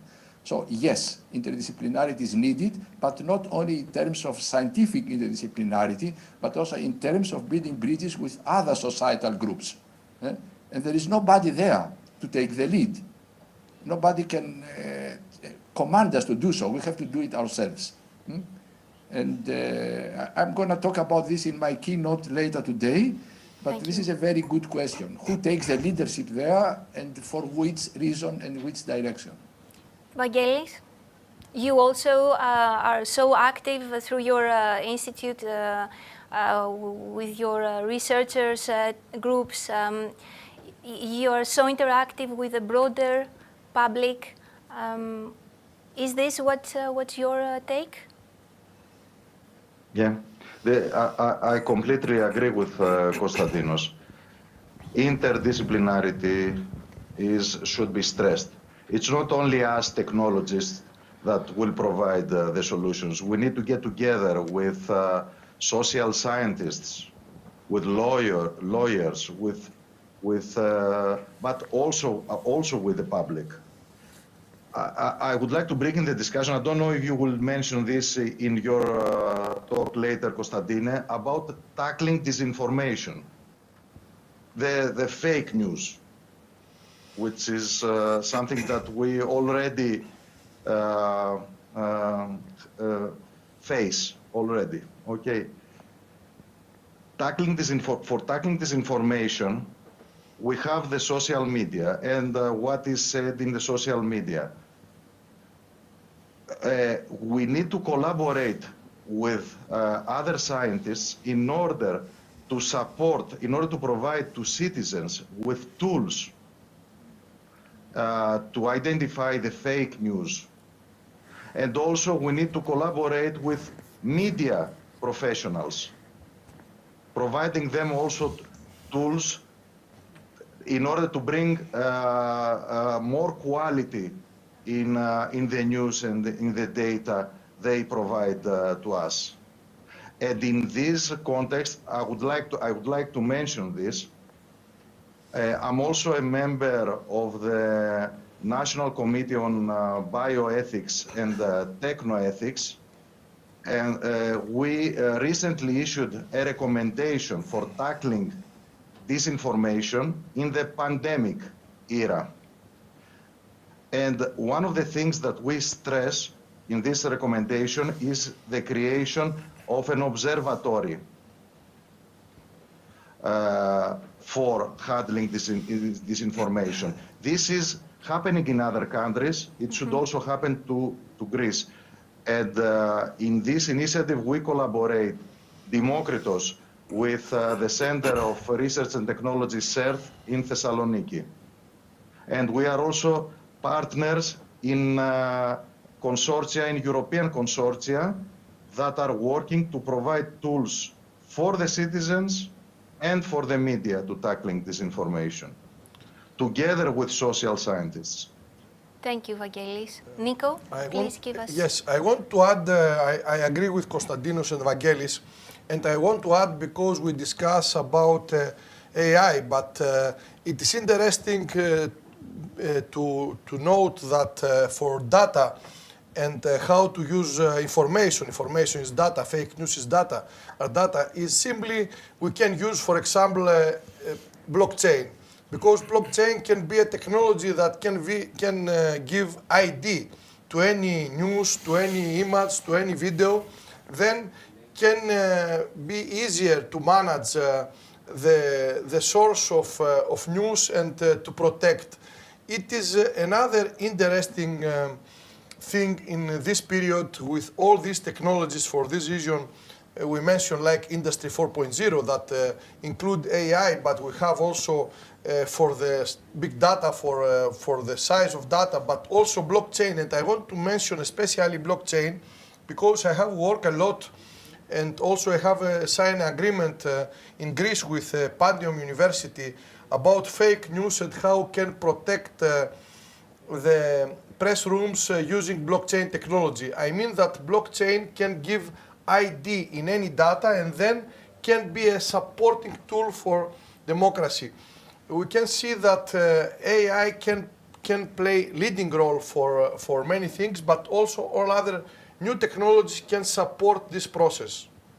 And I will take a step back at the beginning of discussing this topic. Since you are all interlinked with the same, let's say, mission, the educational mission you have through your work and your role, and also you, Nikos, initiated yesterday, just yesterday in Thessaloniki. Would you like to? The first blockchain, the first blockchain conference. That's very interesting. That we see thousands of people that have interest to listen new things like blockchain, and because something completely new, and also we are lucky that we have, for example, a Greek woman member of European Parliament, Ms. Kaili, who play a role as leader for blockchain and DLT technology in Europe. But simply I give this note about blockchain to understand the audience and to understand that all technologies are these information technologies, new wave, create a new environment. My opinion maybe can be similar evolution, AI, blockchain, etc., like revolution of internet from 90s. And only I want to add, because when say about AI, we should have not to believe that can give solution for everything, because we should have in our mind that first enthusiastic period of AI can be 50s, 60s, and finally not give the results, especially because the technology cannot support the process, algorithms, etc. Thank you very much. I'm only mentioning this because, like your company, Aris, they're all bits and parts of a broader, more holistic effort, at least in Greece, to promote the knowledge around AI, blockchain, the power of new technologies. Would you like to give us some insights on your latest endeavors? First of all, I must say that anyway, I'm the last in this round, so I have to agree with both Konstantinos, Vangelis, and Nikos. Especially, I like the idea of Vangelis of interdisciplinary approach on this area, and this is how we try to approach internally from ethics compliance point of view, which I repeat I support here, and train our entire internal audience first of all. The technology guys, IT guys, lawyers, financial, HR, everybody, they are using data. Data ethics, for us, it is very, very important because it is the value, and all these people need to understand the leading role they have and the integrity they need to put when they develop an algorithm, when they develop AI. I agree with the idea we should not be afraid. Technology is there to help us to do our job, to invest in society, to return back, to make our life easier, to advance in medicine, whatever, by trusting the data we give everywhere. Now, when it is to the other side, to our customers, as I said, transparency is very important. Training and from elderly, they need to understand what it's all about. It is a very crucial part of our population. The age is over, let's say, 50. I'm not calling myself old, but anyway. No need. We need to understand, as Konstantinos mentioned, the young ones. They need not to be afraid. They need to understand what is it, and they need to put their effort not to become junkies, but to become citizens who understand and play their role responsibly. And being responsible, it's also part of our values as a company, but also this is what we try to communicate with our customers. I couldn't agree more. And speaking of European Parliament, I'd like your take. What do you think about the upcoming European regulation on AI? Is it something that companies, maybe foundations, are looking forward to it? Or you think it may slow down innovation or research? Very briefly, I think we need to go hand in hand. Of course, companies might see any regulation as sometimes as an obstacle. On the other hand, by what I said already, we need to follow norms, regulation, rules in order to be able to communicate the message of AI. So we need to be there, we need to influence the policies, but always keep in mind the ethical part, and this is what a leading company can give back to society. Vangeli? I couldn't agree more. Before the pandemic, I was in a discussion. I think again it was in Finland. There was a discussion among people from the industry and the European Commission. I think that maybe also from the Parliament, I'm not sure about this. And there were discussions about GDPR and how this slows down the European industry with respect to US or other industries around the world. And there were discussions again about the regulations on data, the regulations on AI. We have the AI Act, we have the Data Act. So Europe is there to put regulations and restrictions to industry, does not allow us to move faster as it is the case with the other countries. But as Ari said before, it is important to go hand by hand in this process. I'm in favor of the regulations. We need to take into account the feedback from the industry, but we need to set the context, to set the framework, and we need to train the technologists and the other stakeholders involved in this context, in these regulations. I would like to say, Madalena, if I may, that in 2 master courses that we are running at Democratization with universities, the Masters on Artificial Intelligence and the Master on Data Science, we have set up a separate course on AI ethics and data ethics, which is actually operated by not a technology person, but a person from with a legal background. Because we need to train our technologists with these aspects concerning ethical, trustworthy AI. I think this is crucial, and this should be the case also for other courses in the country and outside the country. Thank you so much. Any last comment, Nico? Simply, I believe that today's discussion with all panelists give us the opportunity to understand that from with similar background from technology, etc., we can have a diversity of opinions, but with agreement. But we can see the same object like AI and democracy from different point of view. It's my last comment. Thank you so much, Konstantine. The closing lines are yours. Thank you. So I think we set the stage for the conference. We touched upon many things that will be developed in the next 3 days. And I wish all of us good luck and success in this. This is not easy, what we're trying to do here, but it is necessary. It is a necessity, and I think it's a shared responsibility of the people who are joining this forum to share the thoughts and the ideas they carry.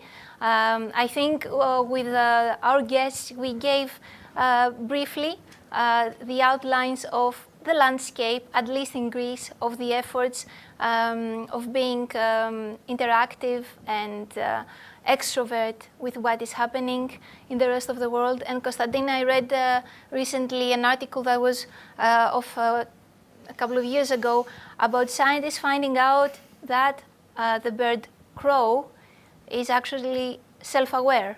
And I think something similar you will discuss later on with Blaise. We are much looking forward about unlocking the secrets of consciousness and AI through your discussion. Thank you so much. Thank you, Despina, for having us. Thank you, Madalena. Thank you, everybody. Thank you. Thank you for being here. Thank you, Vangelis and Konstantine. Thank you. Bye-bye. Bye. Thank you. Bye-bye.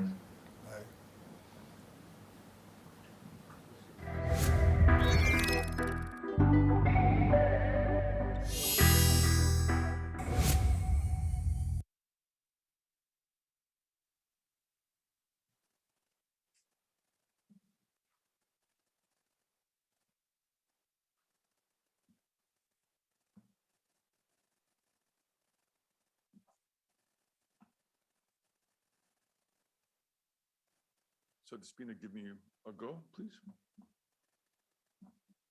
Okay. It's my pleasure to introduce Professor Barry O'Sullivan. He hails from the Emerald Island County University College Cork. He's the founding director of Insight SFI Research Center.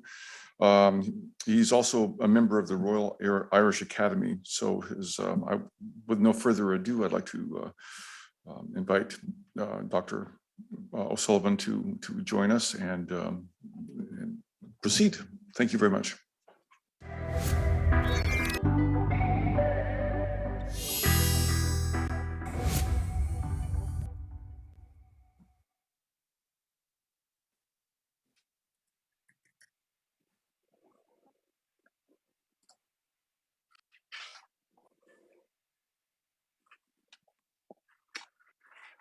Great.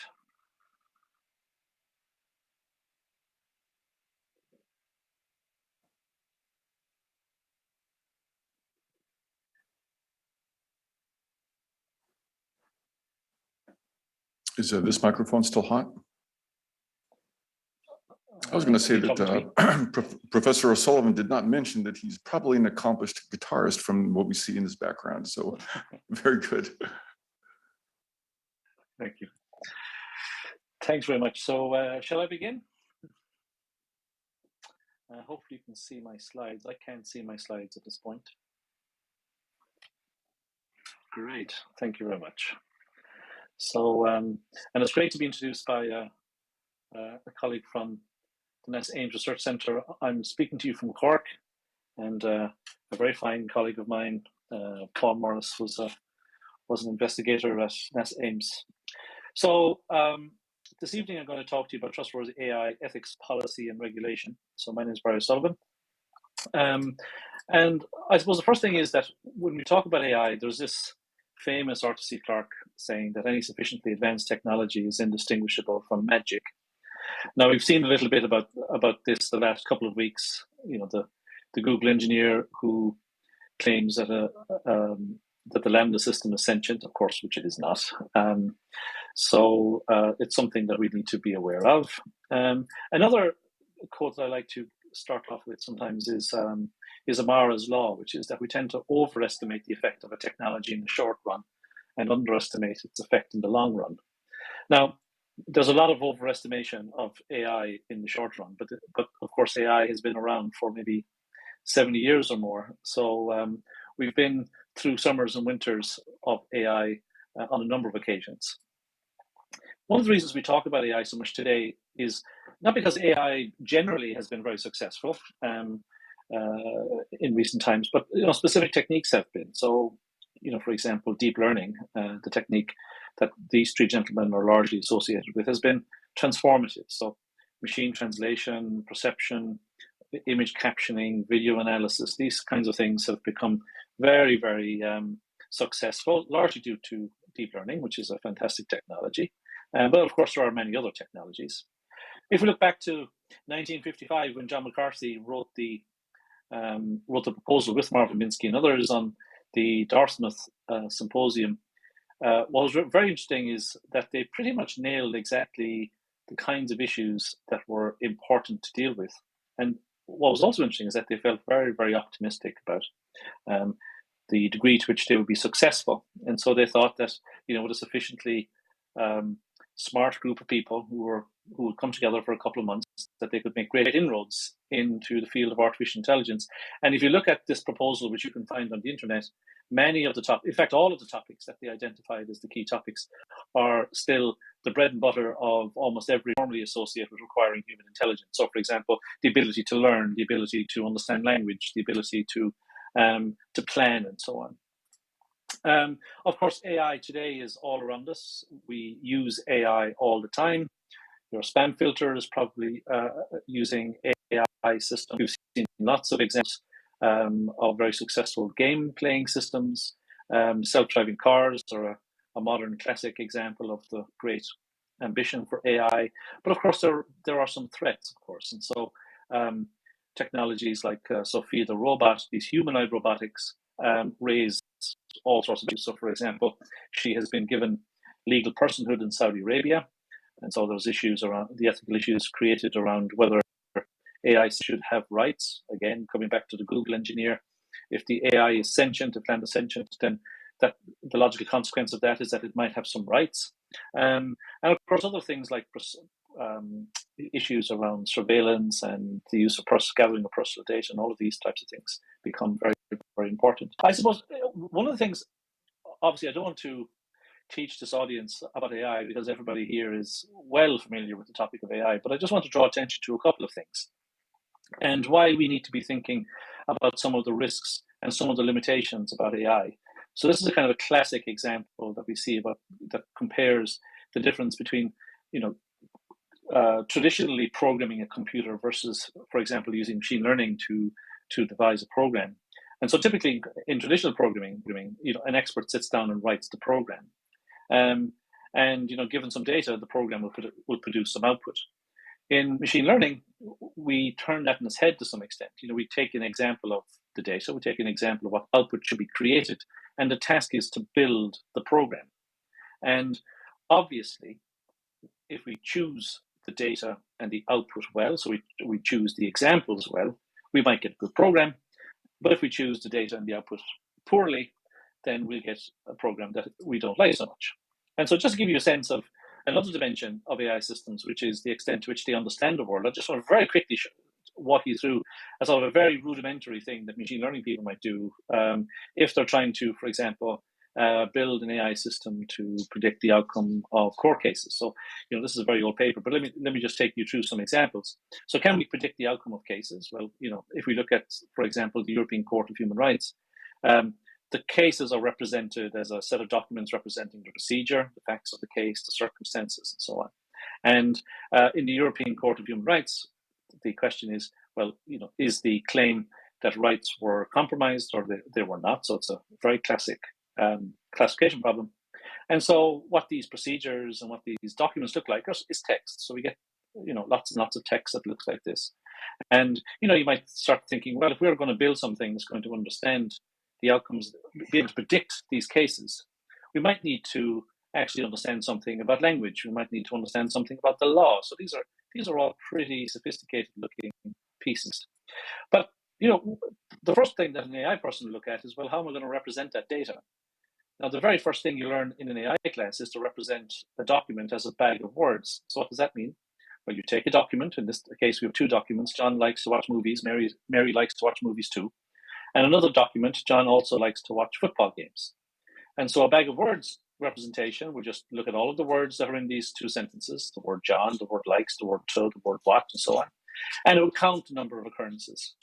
Now, you must already be thinking, wow, that's a very stupid representation of these documents, because it knows it's thrown away everything, all of the meaning, all of the semantics. So we might go a little step further, and we might do what's called an n-gram representation, which is just slightly more advanced. So a 2-gram is basically sequences of words of size 2. So John likes to, and so on. And we can count those occurrences as well.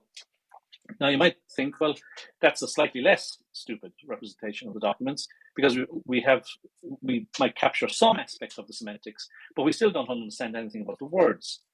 But if you were to push this through any machine learning system that you can download the internet, you would find that you can predict the outcome of these cases with about 86%. And you might think, well, wow, that's very impressive.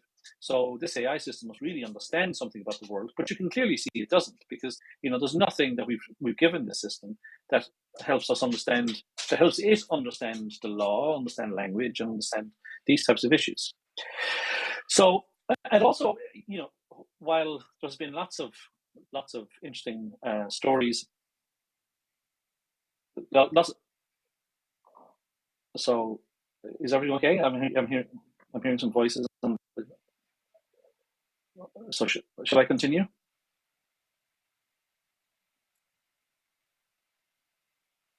Should I continue? Okay, I'll just continue unless you tell me otherwise. So during COVID, clearly there were lots of great successes of using AI during the pandemic. But there have been papers that sort of show that common machine learning tasks during COVID were not very successful, and this was so. There's a voice I can hear in the channel, which is very loud. So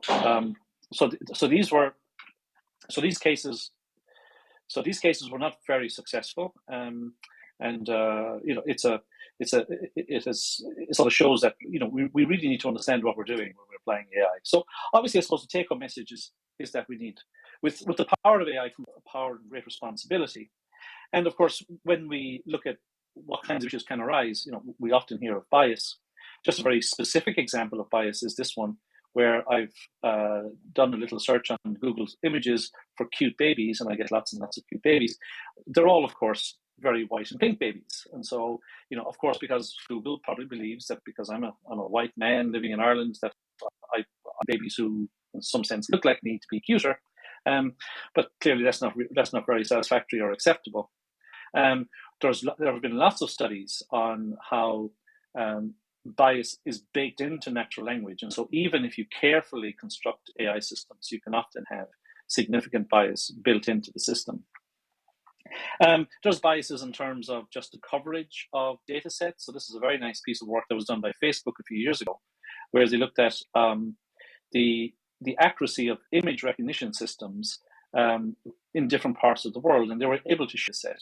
And you show, and you compute the accuracy across different geographies, then the there's a lot of speaking on the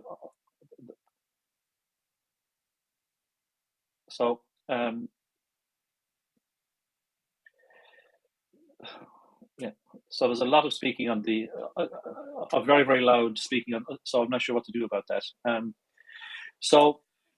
Professor issues Sullivan, of fairness right there.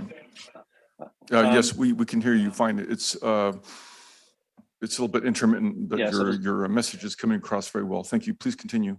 Okay, very good. So there's a lot of very loud voices coming across on the channel that I'm listening to. So, but hopefully, That's hopefully none of us. okay. Thank you.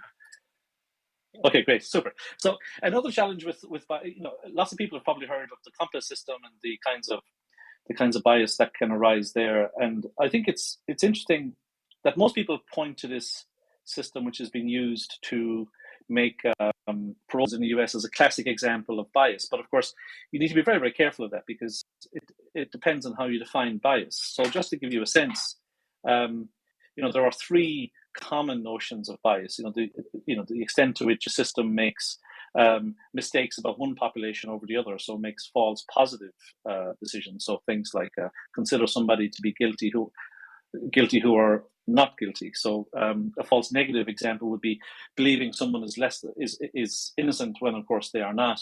And you can't actually have both of these and what's correlation unless the world is already equal. So there are mathematical theorems that tell us that depending on how you measure bias, it isn't possible to eliminate it. So I guess we need to be very, very careful when we're having the conversation about sort of trustworthy and bias-free AI, exactly what we need.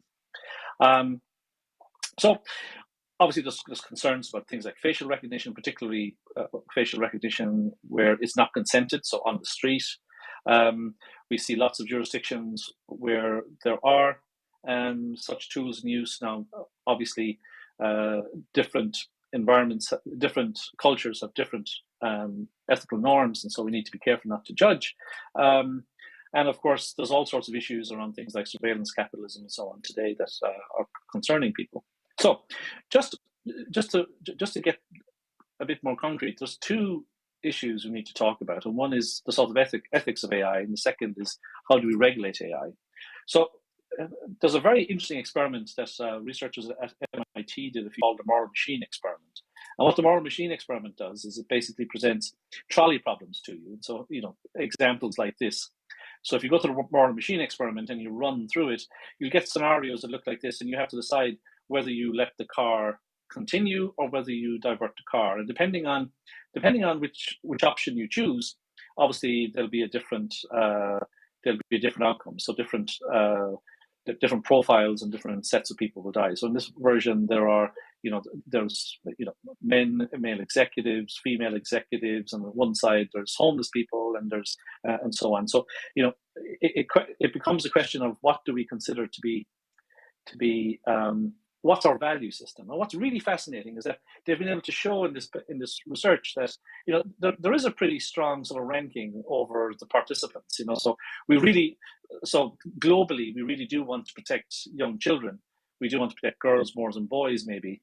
And pregnant people and babies are certainly much more important to save than, for example, medical staff. But medical staff are considered to be more important in some sense than ordinary folks. And then we get down to the bottom where we have dogs, criminals, and cats in that order in terms of the likelihood that kills. But if you look at this internationally, you find, in fact, that there are very strong collections or subgroupings of values, and that there really is a difference. You can actually identify groups that are very, very different to each other. Now, you shouldn't pay any attention to the Western, Eastern, or Southern. These are not geographical groupings. This is just a labeling that these researchers put onto three clusters that they found. The important point to observe is that the shape of these areas are very, very different. So, for example, in the Western category, there's a significant preference for inaction, whereas, for example, in the Southern, there's a strong incentive to, for example, save females.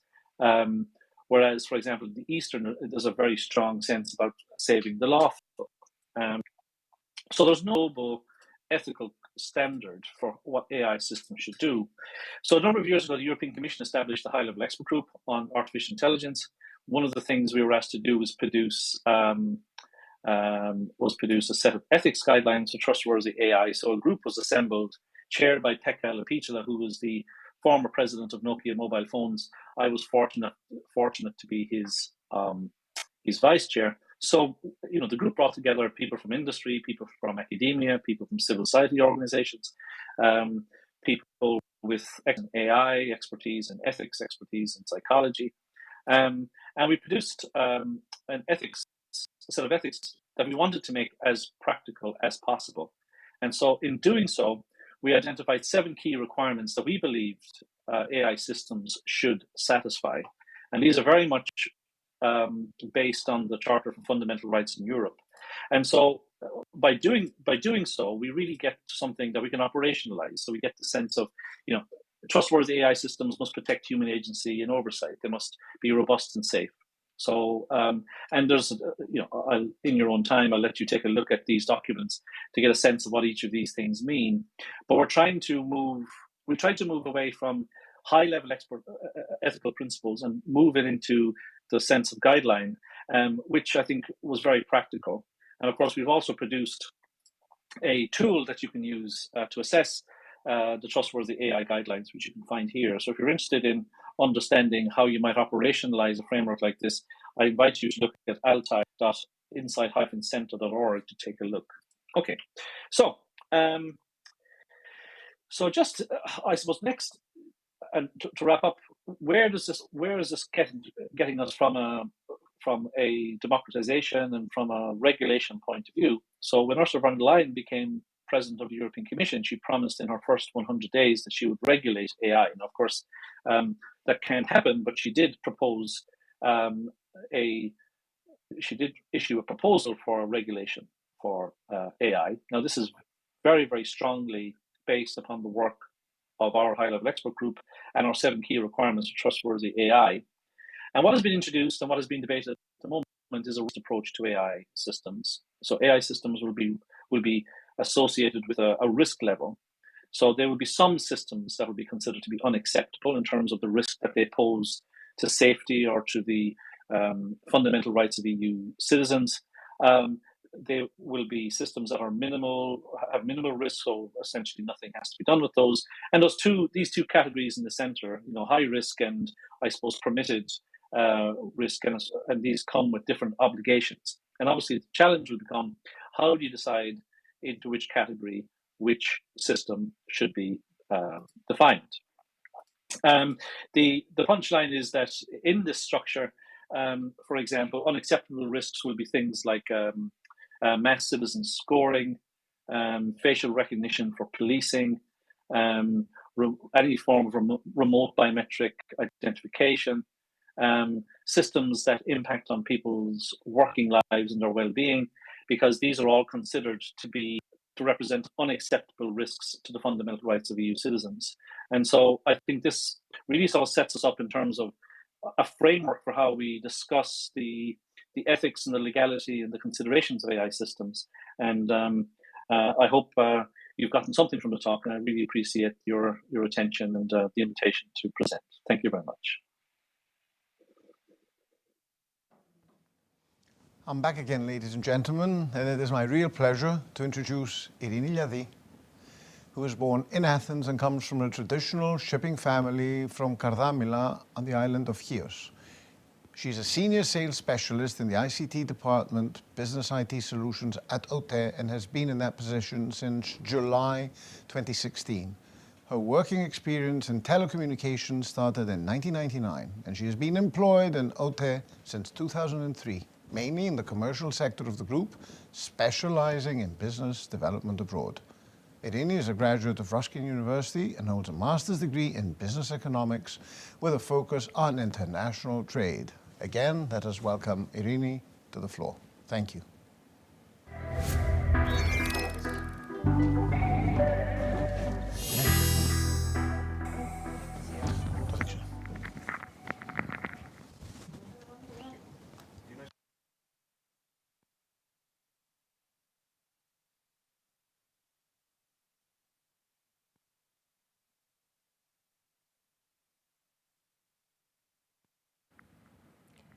Thank you, Angelos, for the introduction. Good day, ladies and gentlemen. It's a great pleasure to be with you today, even if only remotely, minding the distance between physical locations, the Asian Agora, Athens, Greece, and the San Jose State University, CIUSA, California.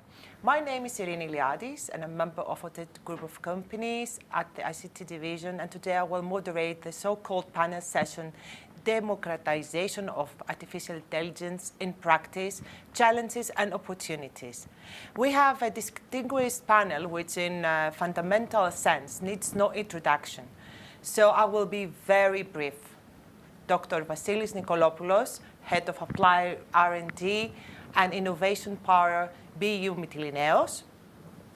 Dr. Yorgos Giannakopoulos, IA researcher, NCSR, Democratos CEO at Sci-Fi PNPC.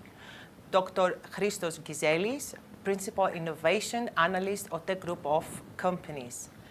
Dr. Xenia Zhouvelou, co-chair of the AI Focus Group of the European Digital SMEs Alliance, a research associate at NSCR, Democratos, and a visiting academic at the University of Southampton in UK. Welcome, ladies and gentlemen.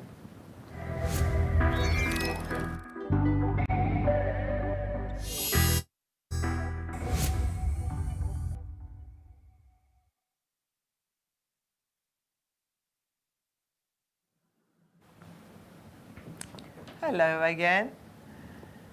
Living the fourth industrial revolution, the amalgamation of artificial intelligence and automating machines. This technological advancement has the ability to transform the world. It is affect ethics, governments, businesses, and quality of life. This revolution has the capacity to be constructive or detrimental. Let's see. Mr. Yorgos Giannakopoulos, what are the main entry barriers for AI application and democratization in practice, and how we can overcome them? So hello, everyone. For starters, I'd like to say that the entry barriers mostly relate to this kind of myth that has been built around AI, as Professor O'Sullivan said before. So the first thing we have to work out is somehow break down this myth. Bring it to everyday understanding. So demystification is a challenge. And essentially, this means that we will understand and measure the opportunities and risks that reside in AI, in all of its, let's say, practice and its interaction with the society, with the companies. And we have seen that this interaction can have different thorns and flowers, and being able to exactly understand and measure these opportunities and risks allow us to realistically approach AI and see how we will bring it together with our existing actions, but also future actions. This means essentially that we need to do strategic planning.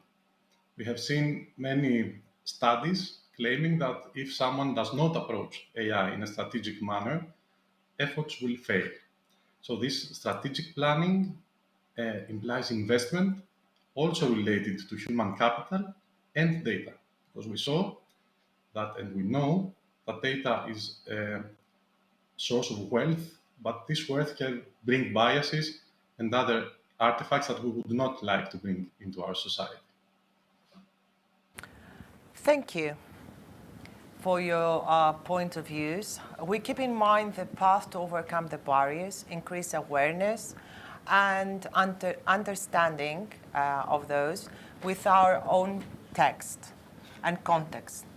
First of all, initiate the pilots, aim the quick wins, and understand the investments and gains. And secondly, scale up the transformation. Let's dive in more interesting questions. Dr. Vasilis Nikolopoulos, how big corporations can adopt AI as an internal strategy? Well, thanks a lot. That's a very, very interesting question. You know, AI always existed. It's not something new right now. I've taught AI in the university 30 years ago. What have changed so far and since then? We have plenty of data, and we have increased computational capacity and power. So all we need to do right now is to democratize and find a way for big corporations and big companies to adopt this, what we call artificial intelligence. What we do at Mytilineos right now, we are following one best practice from Harvard University, and especially from Professor Karim Lahani from HBS, from Harvard Business School, where actually we have to build, first of all, our data layer. That means that we need to build what we call the data factory. And on top of that, we are producing and developing what we call an AI factory. A factory, a process that we want to scale up algorithms and AI adoption. That specific adoption has three main pillars, pillars of success, what we need. First of all, data enabler, that means the data factory. The second one, it's business adoption. So we need trust in between the business and the technical guys so that to adopt and integrate algorithmics into our and their main business processes. And of course, we need human capital, reskilling and upskilling. So for us, AI, it is a strategy.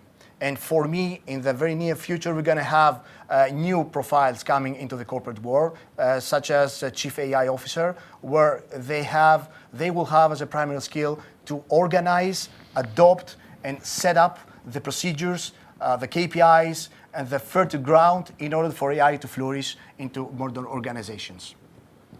Thank you. Thank you for sharing your views. We can say a use case counts more than 1,000 of words. Very important. Let's pass to our next panelist, Dr. Christos Gizelis. The level of awareness regarding the benefit of AI, is it at an acceptable level? Thank you, Irini, for the question, and also thank you for the invitation. The lack of knowledge in the society, and I dare to say in many organizations regarding the benefits of AI, can be a holding factor from being in an acceptable level. Innovation culture in enterprises is a prerequisite. At OTE, we are at the point where we can say proudly that we have an innovation culture. Innovation is in our DNA. It is achieved by running innovation contests the last 4 or 5 years. So our people have become familiar with innovation. But we also need to establish a trust and transparency to people in order to accept AI in general, to educate them. So I believe that there is a need for an awareness-raising strategy in order society and also business people to be educated about artificial intelligence, the benefits of AI, and together move forward.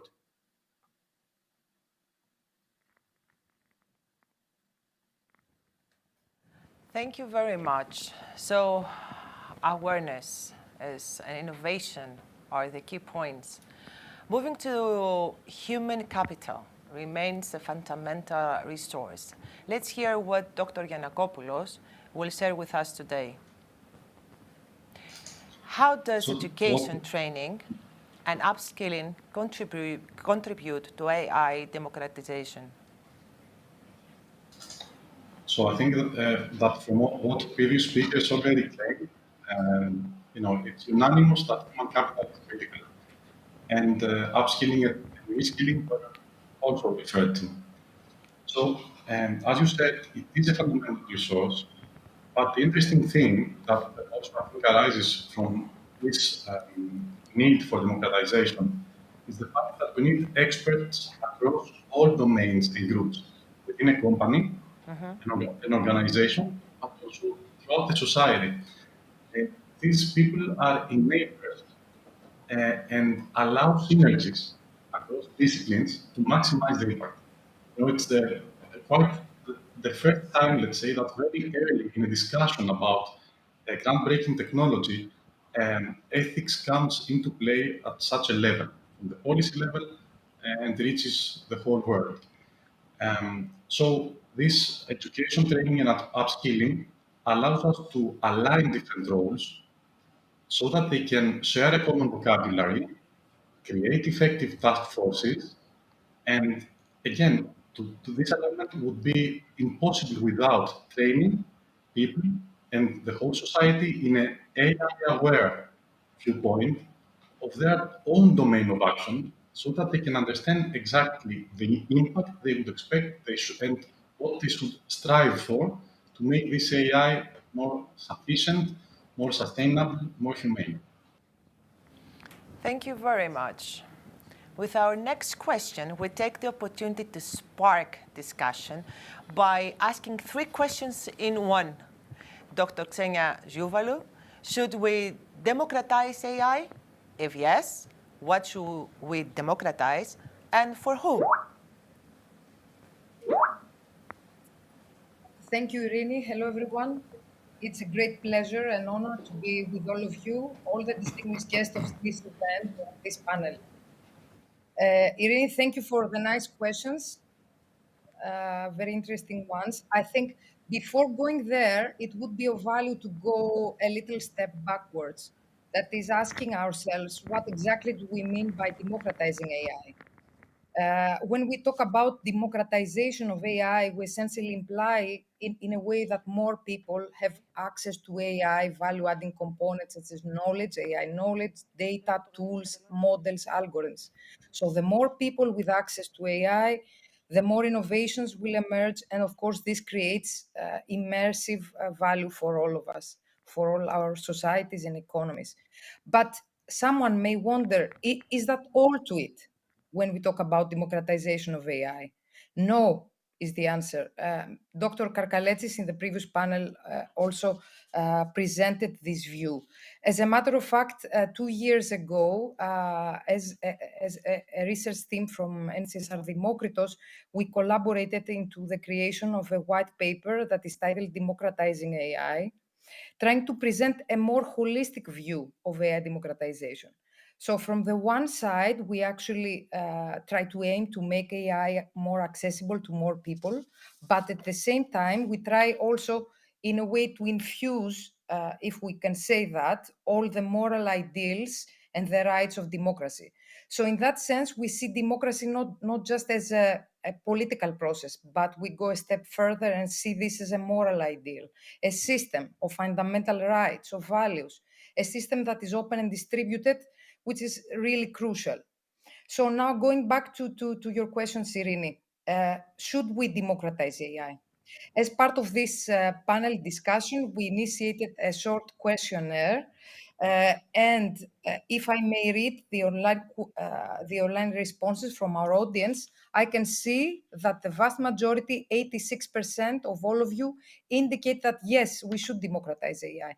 And of course we should, because we can derive a number of benefits, significant benefits for our societies, for the broader ecosystem. Which these benefits are, just to name a few.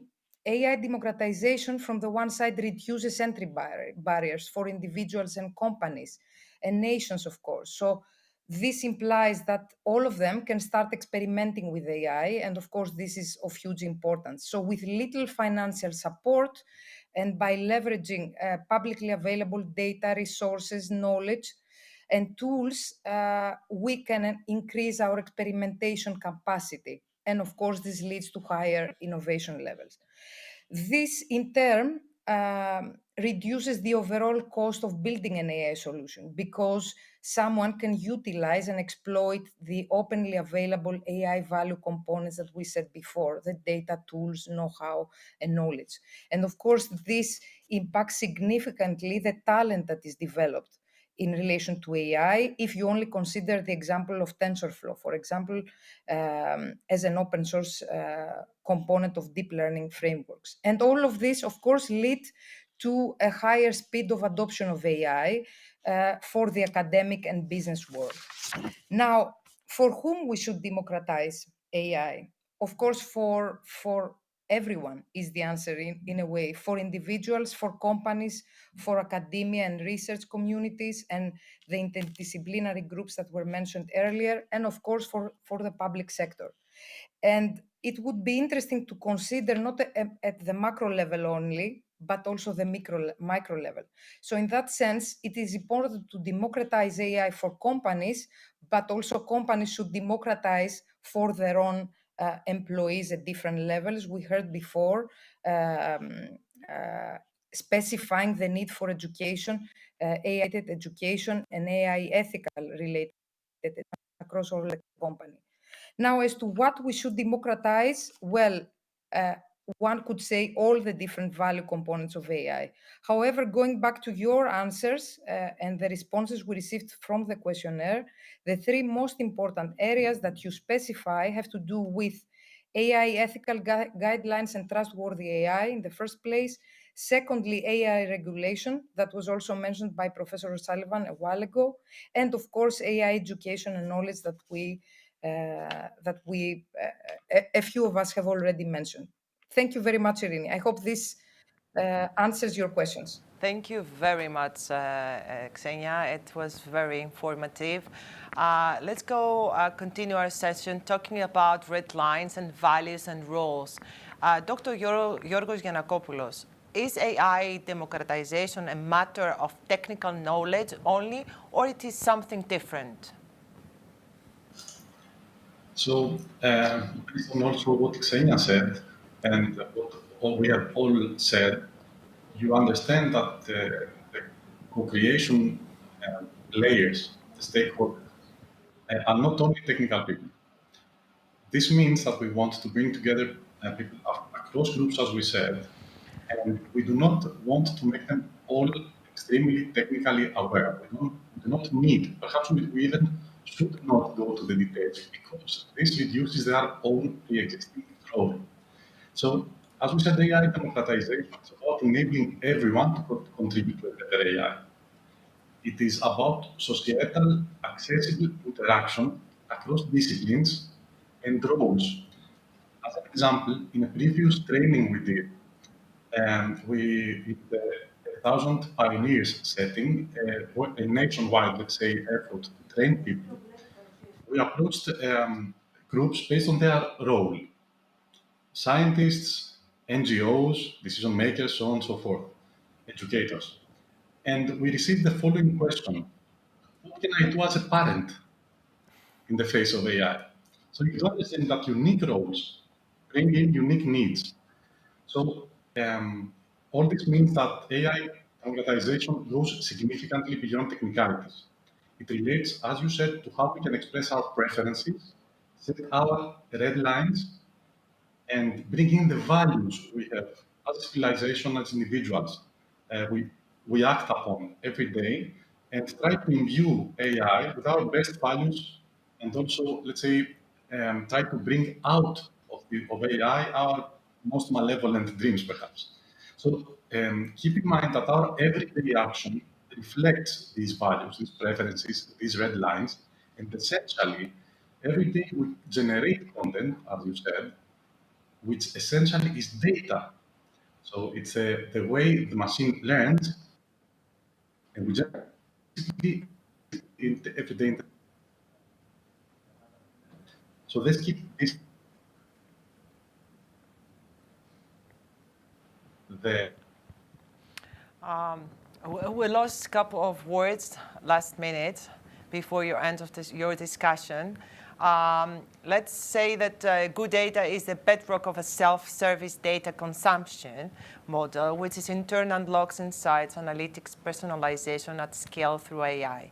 Yet many organizations face immense challenges setting up a robust data foundation. Dive into a pragmatic perspective on abstracting the complexity and untangling the conflicts in data management for better AI. We go forward to Dr. Christos Gizelis. AI needs data or data needs AI, Christos? Good question, Irini. It's like the old joke with the egg and the chicken. And in a previous panel, I think, if I got correctly, Vangelis Karkalesi mentioned that AI and data go hand by hand.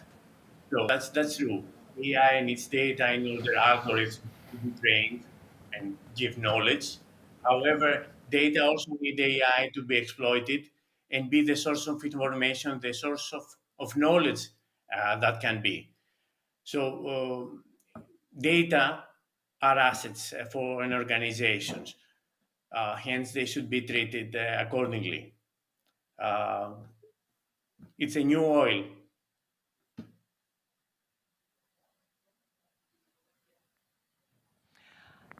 Thank you, Christos, for your inputs. Let me go on with the next question. Apologies. I can't have the next question.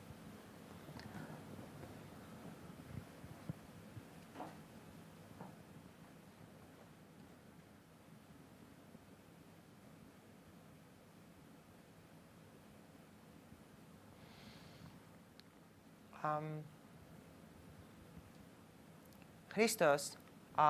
Yes. Sorry, because we have a technicality here. What are the encountered opportunities for AI adoption with the organization? I'm not leaving you alone. You have another question. No problem, Irini. In IT Innovation Center, the innovation radar of OT Group, we have encountered many opportunities for AI adoption. And many of them were tested and evaluated in a proof of concept process using real business scenarios.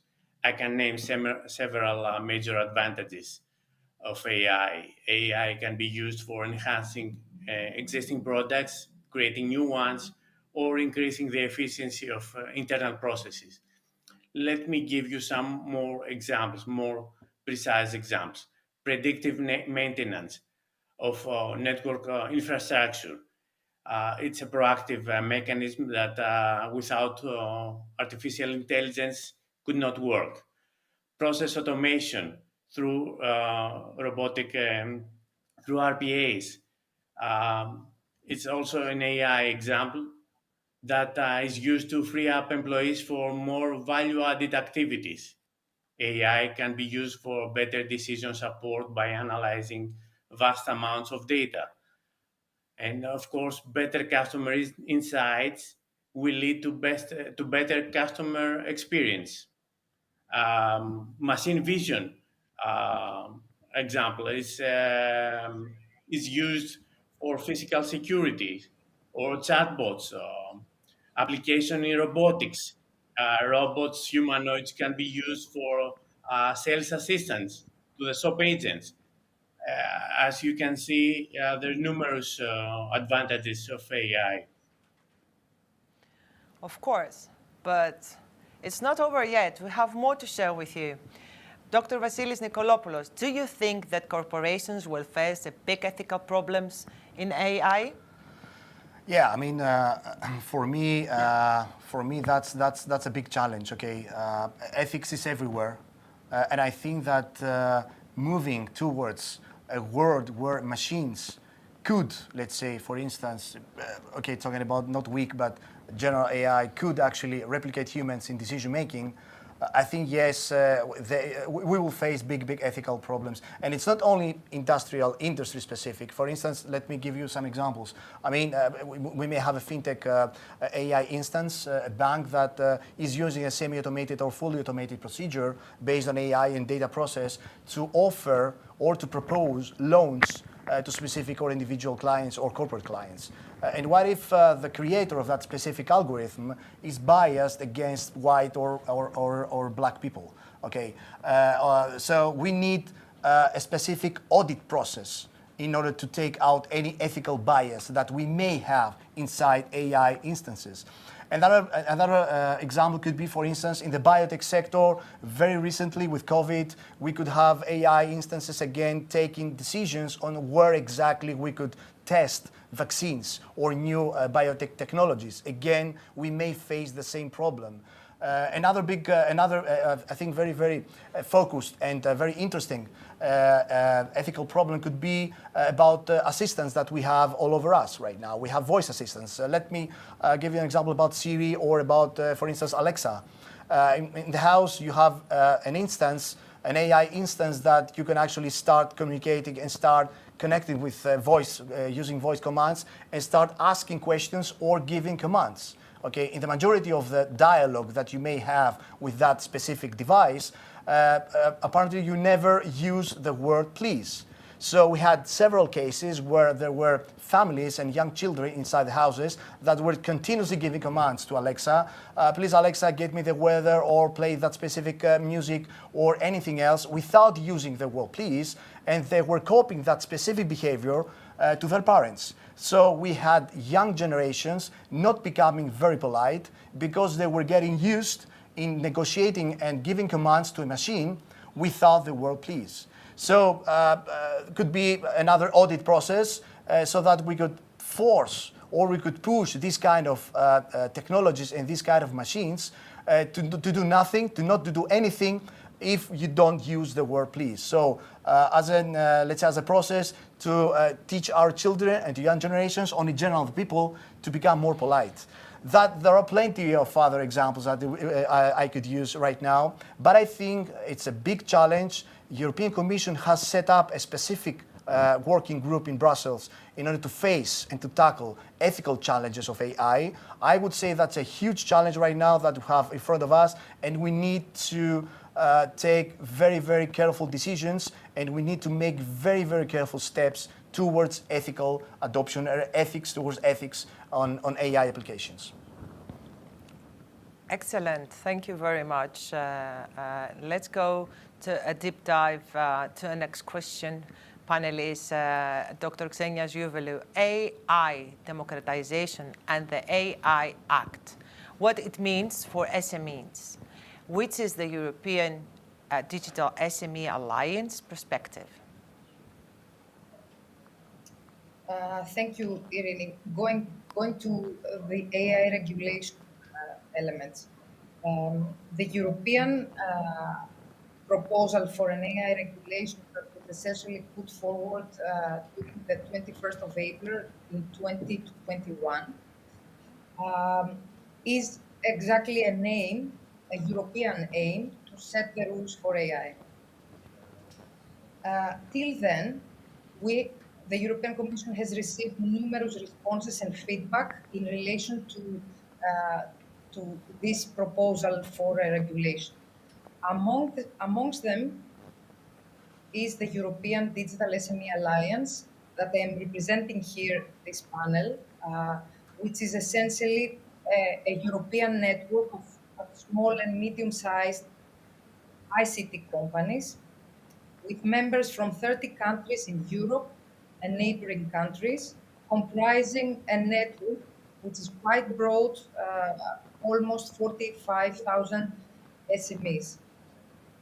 Now, all of these stakeholders trying to provide comments to the proposal for the AI regulation, trying to aim to create an innovative, trustworthy AI ecosystem, and of course, the best available AI regulation for Europe.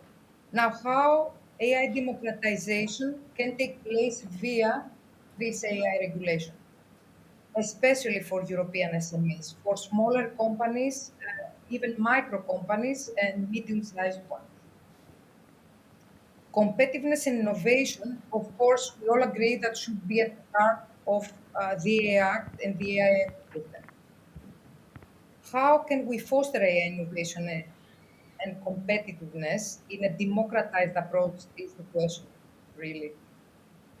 So just to give a few proposals that the European Digital SME Alliance has put forward in relation to that, we can say that this can occur by providing, first of all, guidance and support to SMEs. Can you hear me well? Yes, sound and clear. Okay. Thank you. So as I was saying, what we can do to democratize AI in the context of the AI Act, we can provide guidance and support to SMEs. Why we should do that? Essentially because the AI Act is quite complex. Smaller and micro-sized enterprises do not have a team of specialized lawyers in-house in order to guide them. So this means that guidance and support should be provided hand in hand with education in the relevant areas. As a second parameter, we can say the democratization of experimentation. And by that, we essentially mean making sandboxes, which is an experimentation instrument that is proposed in the AI regulation, included in the AI regulation.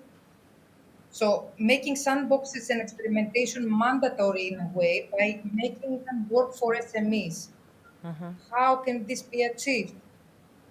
As an example, creating a sandboxing program that could act as a minimum standard across Europe in terms of the supporting services to SMEs.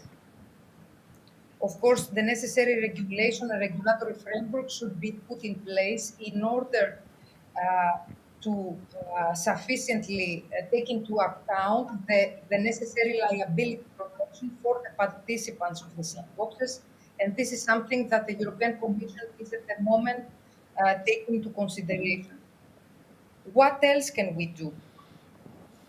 We can try to see how we can balance obligations by making them obligations of the AI Act for SMEs more fair and balanced, taking into account the needs of smaller and, of course, larger AI providers and users.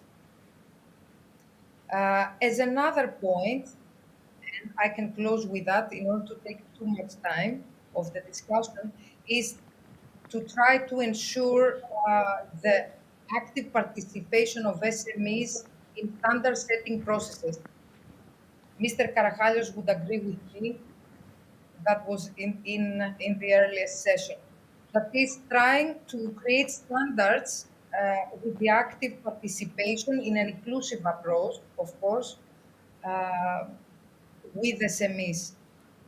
With that, we try essentially to avoid the one-size-fits-all in the context of standard setting for AI. Thank you very much for sharing your points of view. Keeping on with Dr. Christos Gizelis, despite the numerous benefits of AI technologies for telecoms, challenges should be also exist. Are they identified? Yes, of course. That's why we follow a proof of concept strategy. We first test them, we validate them, and then we adopt AI. So AI technology, regarding its adoption by organizations, is in, let's say, in its infancy and creates different challenges. From one point, the lack of maturity, the technology maturity, and the extensive need for customization, that is very challenging. Lack of experience, and by lack of experience, I mean experienced people specializing in AI, data analytics, they are short in supply. AI ethics and trust is also a major concern. As Dimitriadis mentioned it earlier. It is ethics is an important parameter for all the group. In addition, privacy issues when it comes to personalized or personally related data, GDPR regulates such activities. So we need to be cautious about adopting AI technologies. So the transition, and also the transition from a proof of concept to deployed artificial intelligence leads to existing data infrastructure and data management techniques should be reconfigured. And this is it's a costly parameter. Thank you. We're following with Dr. Yorgos Giannakopoulos. Can society strive for a better AI and how? For starters, I think that the event today is exactly this kind of striving for better AI in action, right? In action. That's why I also thank everyone to be part of this. So from what we have said, if you see, striving for a better AI is about co-creating with others in any role, as I said hundreds of times. The aim is to build an AI that we want and we can trust. Sometimes when we talk about trustworthy AI, we think of people trying to convince everyone that AI is trustworthy. It's the other way around. It's trying to make sure you build machines that are trustworthy based on people's requirements, on user requirements, on authority requirements. So it's about working together to converge to an AI we want and we can trust. So as a policymaker, we need to be able to create, as policymakers, we need to be able to contribute and allow and foster democratic processes, allowing everyone to express what AI we do want and what AI we do not want. By the way, AI is not a single unified thing, right? It's perhaps thousands of small applications. As an SME, participating in alliances like the Digital SME Alliance, Xenia referred to, can be part of this solution. And as a citizen, our actions and reactions, as a consumer, the things we buy and prefer over others are everyday action. And as scientists, collaborating and bringing others into play, for example, ethics experts, and applying what we call ethics by design, so very early adoption of ethics in the pipeline, which is the same for innovators, allows us then to do what previous speakers said, to experiment and convert to something that will be acceptable. So to this end, benchmarking and control plays a role, and the AI Act plays a role, and all these things means that we can strive for a better AI now, from contributing to questionnaires, what we do in our everyday life and what data we produce. Thank you very much for sharing this point also with us. And Dr. Vasilis Nikolopoulos, where do you see AI in the next 5 years? That's a provocative question. I like it. Let's bind and let's combine now vision, strategy, and futurology. Okay. In many conferences, you may have noticed or heard that there is a saying in between us, the researchers and the deep tech entrepreneurs, that when you put a human against a machine, okay, most of the time the machine wins. Definitely, we have various cases and various examples. But when you put a machine against a human and a machine as a team, working as a team, then the team almost always wins. So why is that? What has to do with the question? The question is that I see a hybrid approach being developed in the next 5 years. Okay, it's not only fear that we start discussing right now the human intelligence against the machine intelligence, how the weak AI can actually self-progress itself into the general AI that we all, let's say, fear a bit. It is how we will develop and how we will use in the next 3 to 5 years weak AI applications in order to make our life better, in order to make faster decisions, in order to reduce complexity, in order to reduce uncertainty. So right now, and what we do also at Mytilineos and in general, how we build, let's say, these recommendation engines, it is we will use machines in order to assist and enhance human decisions. So what I see a hybrid model. The machine is always there. The machine is capable of doing some fantastic things, fast calculations, very complex problem solution, advanced mathematics. We have plenty of mathematics and plenty of algorithms right now. And we do have the data to train these models. And we do also have the computational power to execute them. But at the end, it will be the human that will make the final decision. And it's that the core decision and the core output of the AIIA Alliance European Commission group that has very, very recently published also a paper on AI strategy and in general the AI adoption. So for me, it's going to be a hybrid approach. It's going to be an approach where the machine will assist humans in fast and efficient decision making. And of course, after that, nobody can predict where we're going to be. But I think that we will always have a small fear at the back. What the world could be if the weak AI self-progresses into the general AI that we all talk in movies and in futurology scenarios. Thank you so much. So hybrid model you foresee. Very good. Before we reach the end of our session panel today, I would kindly request our panelists to place a takeaway message for the audience. We're going to start from the lady, Dr. Xenia Ziovalou. Please share with us. Thank you, Irini, and thank you to all the distinguished guests of this panel for this great discussion that was really value-adding, honestly. For me, from my perspective, the benefits of AI democratization are enormous, we can say, not only for individuals, for companies, for nations, for the world, and not only for our current society, but also, and most importantly, for our future societies. So I'm very pleased to see a broad community of individuals looking forward for AI democratization and how it will be implemented in practice. Thank you. We're all looking forward to Dr. Christos Gizelis. Please. Thank you, Irini. Well, undoubtedly, AI is in our daily routines and is a part of our work environment. Therefore, AI is a reality and not just a trend idea. AI is a powerful tool for large organizations, small ones as well, in their transformation journey.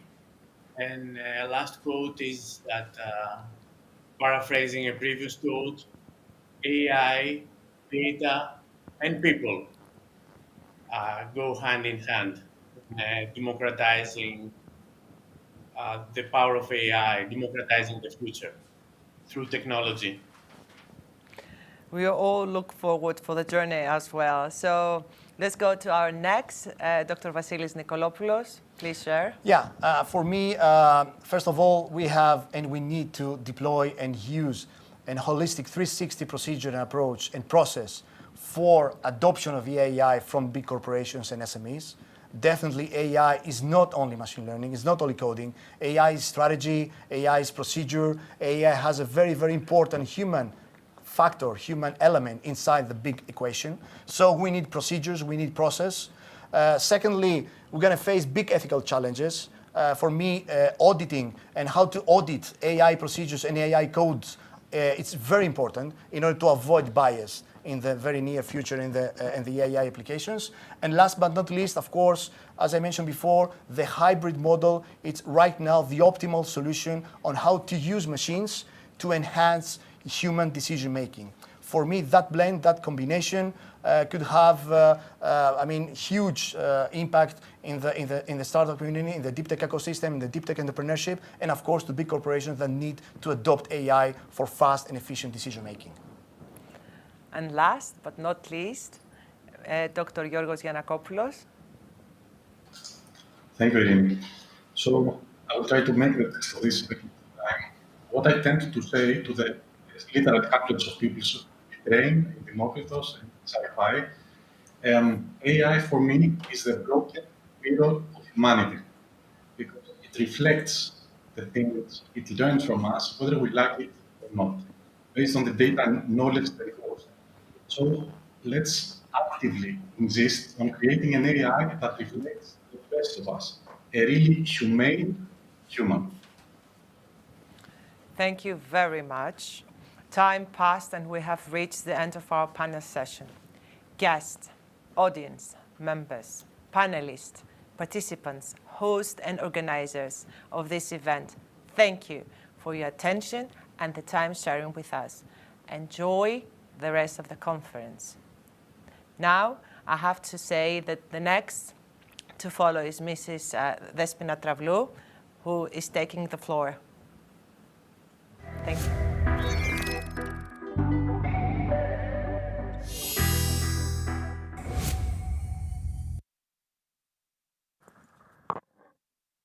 I think that we didn't have enough. We could go on with this conversation for long, but it's time for a break. We will resume here for a quarter of an hour break, and please stay tuned. Come back at a quarter of an hour.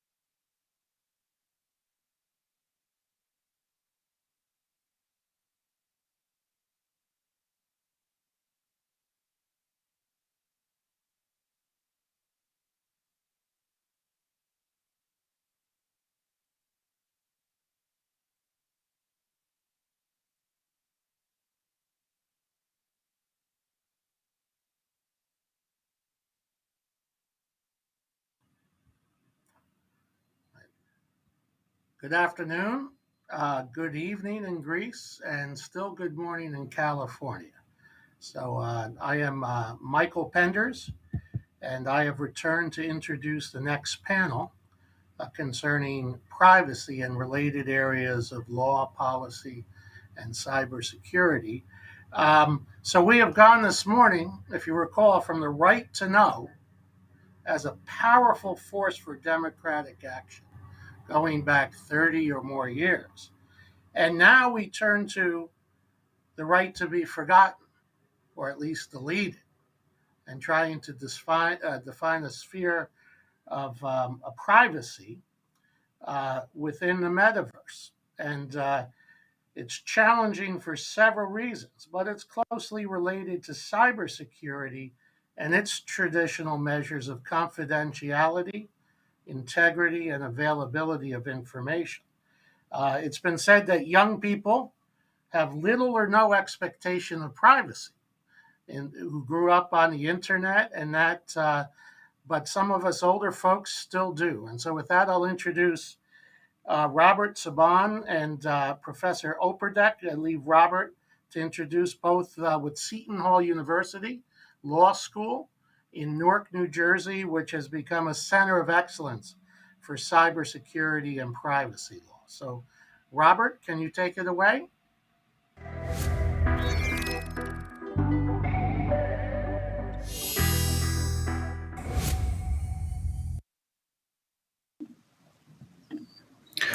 Wonderful. Thank you, Michael. Great to see you again. Hello, everybody. My name is Robert Soban. As Michael said, I'm a recent graduate of Seton Hall University School of Law in New Jersey. I am an incoming senior legal analyst for Raytheon Technologies, where I will be specializing in cybersecurity and data privacy. Prior to law school, I was a Signal Corps officer in the United States Army, where I specialized in communications, cybersecurity, encryption, general security, information technology, and various other fields. I hold certifications in network security and network architecture from CompTIA. And today I have the privilege of introducing Professor David Opderbeck. David Opderbeck is a professor of law and co-director of the Gibbons Institute of Law, Science, and Technology and Institute for Privacy Protection at Seton Hall University School of Law. His work focuses on technology policy, cybersecurity, privacy, and intellectual property. His most recent work on artificial intelligence law and policy includes papers on the prospect of artificial rights and the use of artificial intelligence in medical devices. He holds law degrees from New York University Law School and Seton Hall University Law School, as well as a PhD from the University of Nottingham, along with various CIPP certifications and a number of cybersecurity certifications. Prior to his academic work, Professor Opderbeck was a partner at McCarter in English, and he continues to maintain a private law and consulting practice relating to technology, privacy, and civil rights. So without further ado, thank you all for having me, and Professor Opderbeck, you're up.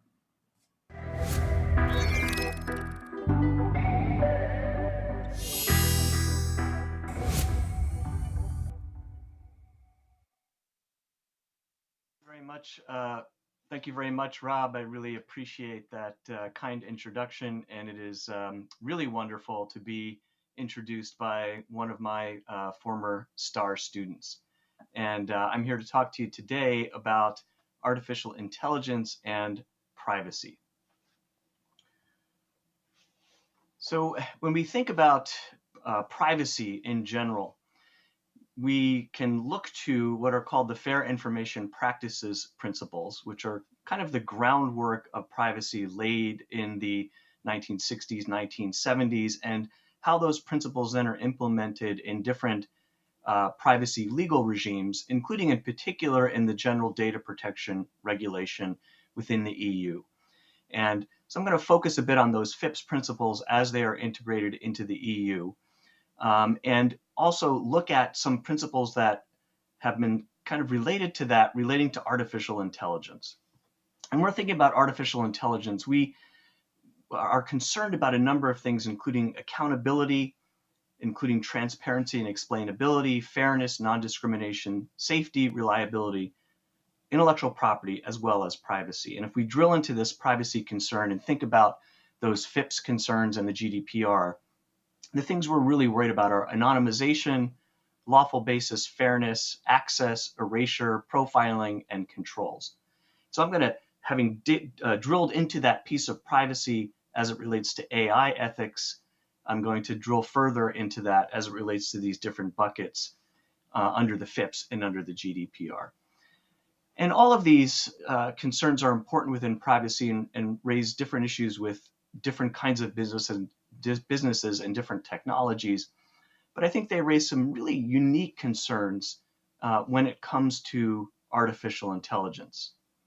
And when we look at this first bucket of anonymization, one of these FIPS principles is that we're going to need, in some cases, to collect personally identifiable information, but to the extent we can, we should avoid collecting personally identifiable information, and we should kind of limit the amount of information we collect, and we should anonymize the information if we can, so that in the event there's some disclosure, it doesn't necessarily result in the disclosure of someone's personal information.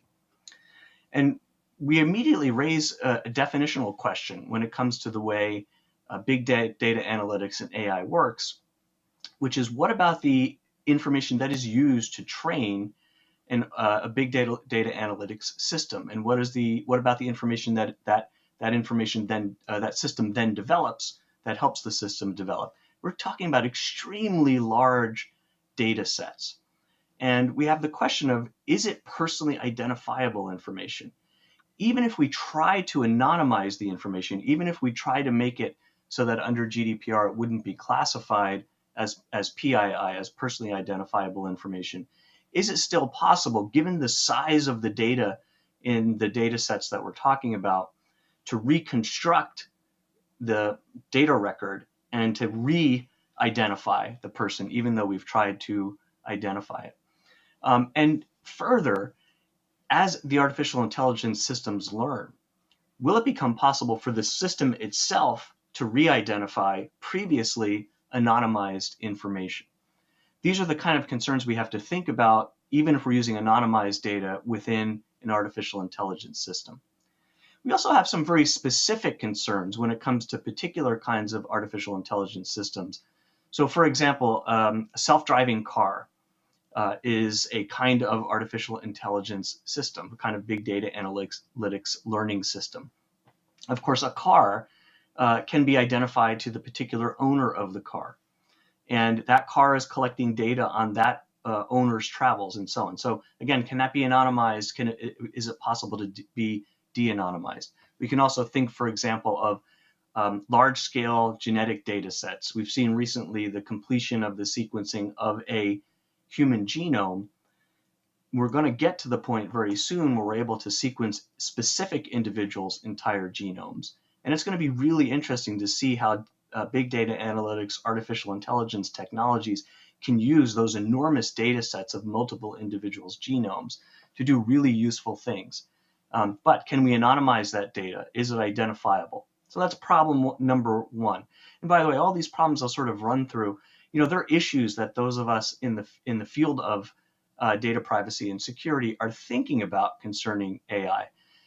They shouldn't be barriers to developing and using the technology per se, but they are things that we need to think about. And as I'll suggest kind of toward the end of this presentation, they're things we ought to consider when we're designing the systems. How do we do this to make the system as effective as possible, but also as compliant as possible with our values and our legal rules about privacy?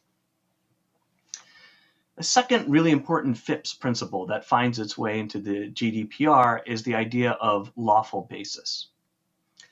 And when you hear this idea of lawful basis, and when I'm teaching privacy law to students or teaching at events like this, it often feels a little bit confusing to people, because you might say, well, the GDPR, for example, sets the rules for how I have to handle personally identifiable information and what kind of notice I have to give and so on. So what's the point of a lawful basis? It sounds redundant.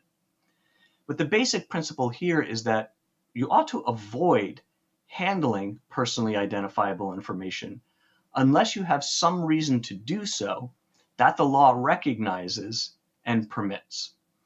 So it's not, the default rule is not, permitted unless otherwise specifically prohibited.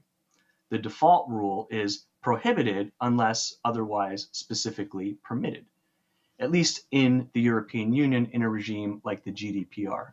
As a kind of side note, since I'm an American law professor, the United States does not yet have a comprehensive privacy regime like the GDPR. There are individual states within the US, such as California, that have their own statewide comprehensive privacy regimes. And then there are areas within the US economy, like healthcare, where we have specific privacy regimes that implement some of these principles. But we don't have a national comprehensive one yet. There are ideas that are working their way through Congress, but at least within the GDPR and within the FIPS.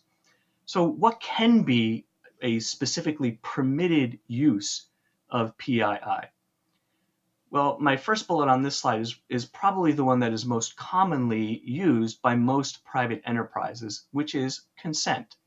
And I also note here explicit consent, and we're going to distinguish a little bit explicit consent from ordinary consent. So ordinary consent is the individual data subject giving some indication that they agree to have their personally identifiable information processed and used in a certain way by the data controller or the data processor. Explicit consent is simply a heightened degree of that. The information has to be much more particular and much more, even more clear than basic consent. And we'll see in a little bit when we talk about some rules relating to AI that explicit consent might be required in some cases. There really are two basic types of consent in privacy laws around the world. One is called opt-out consent. And opt-out consent means, well, you are processing my data. You've given me some notice that you're processing my data. And I have an opportunity to say, I don't want you to process my data. I don't want you to do that anymore. So I can opt out. Opt-in consent says you can't even begin processing my data until I have affirmatively said you can do that. Now, under the GDPR, the default rule for most purposes is opt-in consent, which is a much more difficult level of compliance for an enterprise to make. You have to be relatively clear and have a specific place where the individual data subject can say, I indeed consent to these specific uses of my PII. Now, I mentioned the California privacy law in the US, and that's an example where you could have either opt-out or opt-in. Opt-out is a bit easier for businesses to comply with. It is a little less protective of the privacy of individuals. So we have consent, explicit consent. We also have necessity or other reasons or exceptions, and that can be something like some kind of public necessity. So again, this gets difficult with an AI system. How do we judge this when it's a huge data set and some of the data is being used for training? Fairness. The principle of fairness means that the data is going to be used in a way that is fair to the data subject.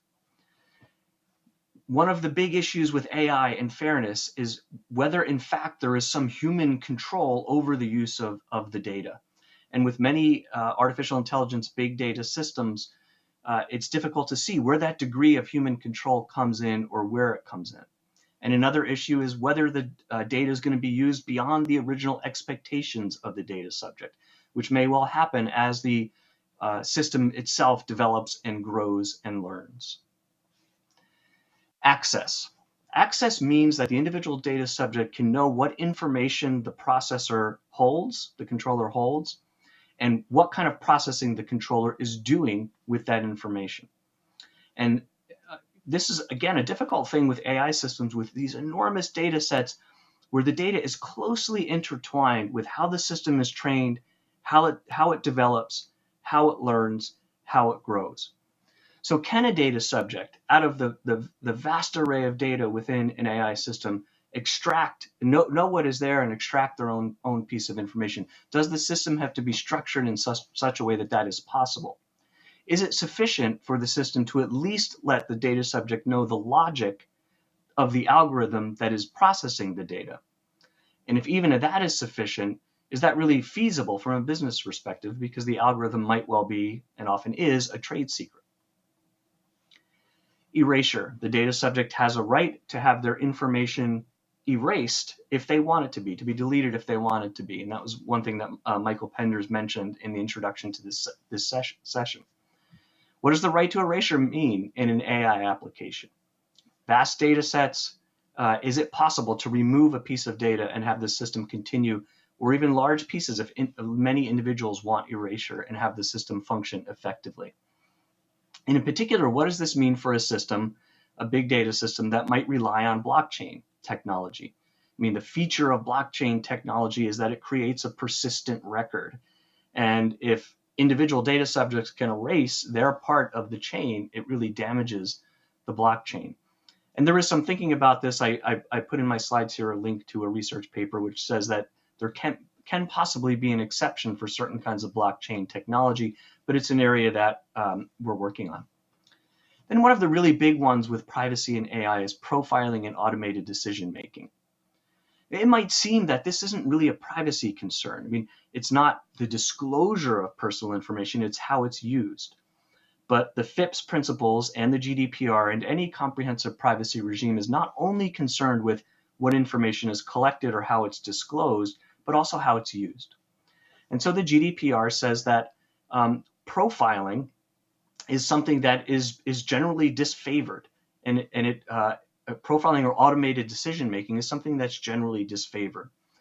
And there has to be some very specific rules if a data subject's information is going to be used in profiling or automated decision making. So a couple of the specific points to consider as you're developing or implementing AI technology for this piece of automated decision making and profiling. Is there human intervention in the decision making? Now this also goes, I mentioned when I first began my talk, these basic principles of AI ethics and design, and we're talking about that privacy principle, but this also loops back to that accountability principle. And so I'm going to suggest at the very end in a few moments here how these things all mesh together. But this accountability principle says there should be some human check on the way an AI system functions, on the decisions that it's making. We'll trust it to some extent, but we want to verify, and we won't trust it completely. We still believe that it's really important to have that human piece. So one part of complying with privacy is there human intervention? Is there explicit consent? This is a place where that heightened degree of consent is required. And has the data controller who is implementing this system, have they enacted sufficient safeguards to protect the rights and freedoms and legitimate interests of the data subjects? Now notice, those are broad terms. They relate directly to our theme of democratizing the power of AI. But in practice, what exactly does that mean? What do those terms mean? And how would that relate to a particular given system that someone is developing? We don't really know. And these are all things that are going to have to be worked out in practice.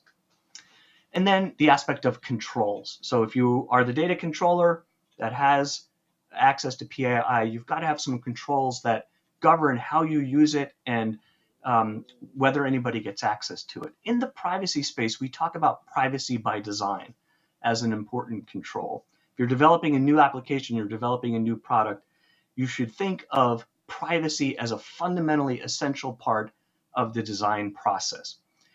It is vital for compliance, but we also say it should be a value add in the market. It should actually make your product and your service more valuable to consumers because they know that it's privacy protective. Well, how do we embed that with AI?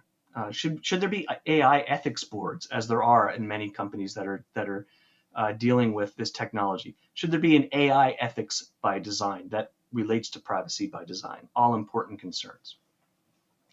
For my last couple of minutes here, I'm going to talk about some other specific proposals that many of you, I'm sure, are considering within the EU that will go further than the GDPR in regulating artificial intelligence. Presently, there is a proposal for a regulation that is being discussed within the EU. One thing that it would do would be to establish national authorities in the EU member states and within the EU to discuss AI ethics and compliance, just as the GDPR establishes privacy authorities. It would ban some artificial intelligence practices, and this first bullet talks about subliminal techniques beyond a person's consciousness to materially distort their behavior. I think that's a really interesting bullet because I wonder how it actually applies to certain kinds of behavioral advertising practices that are currently in effect. Social ratings, certain kinds of law enforcement uses, and then it specifies certain kinds of AI systems that could be considered high risk and that should be subject, wouldn't necessarily be unlawful, but should be subject to a higher level of legal control relating to the transparency and accessibility and the cybersecurity of the data.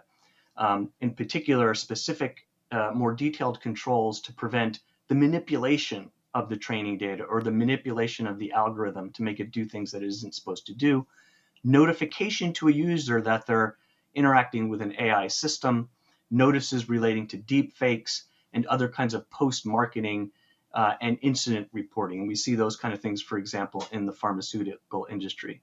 So all very interesting ways in which ideas of AI ethics and regulation come together with these ideas of privacy and that are going to relate to the ways in which you want to think about designing and implementing your system, both from an ethical perspective, a legal compliance perspective, and if you're a commercial enterprise, from a market perspective.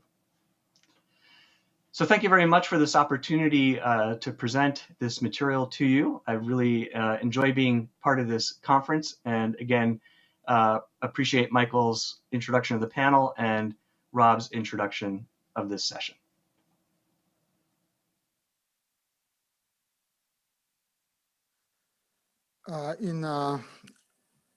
Following up with Dr. Optenberg's presentation, I think it's very relevant to introduce Dr. Konstantinos Karachalios.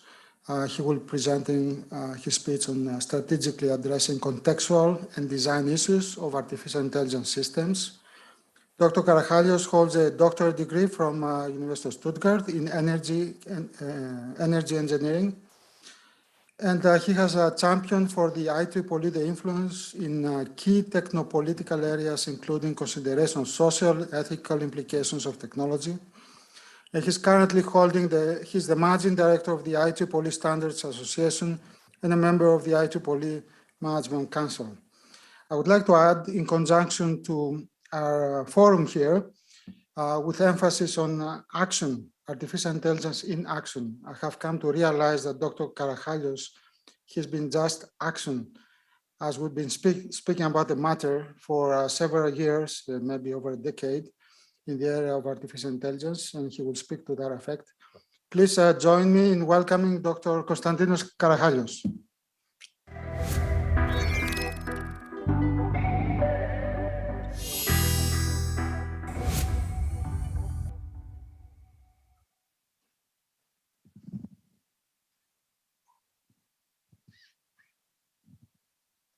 Thank you again, Periklis and Despina, for the great opportunity to be able here to contribute in really in a way that you may get saturated by me.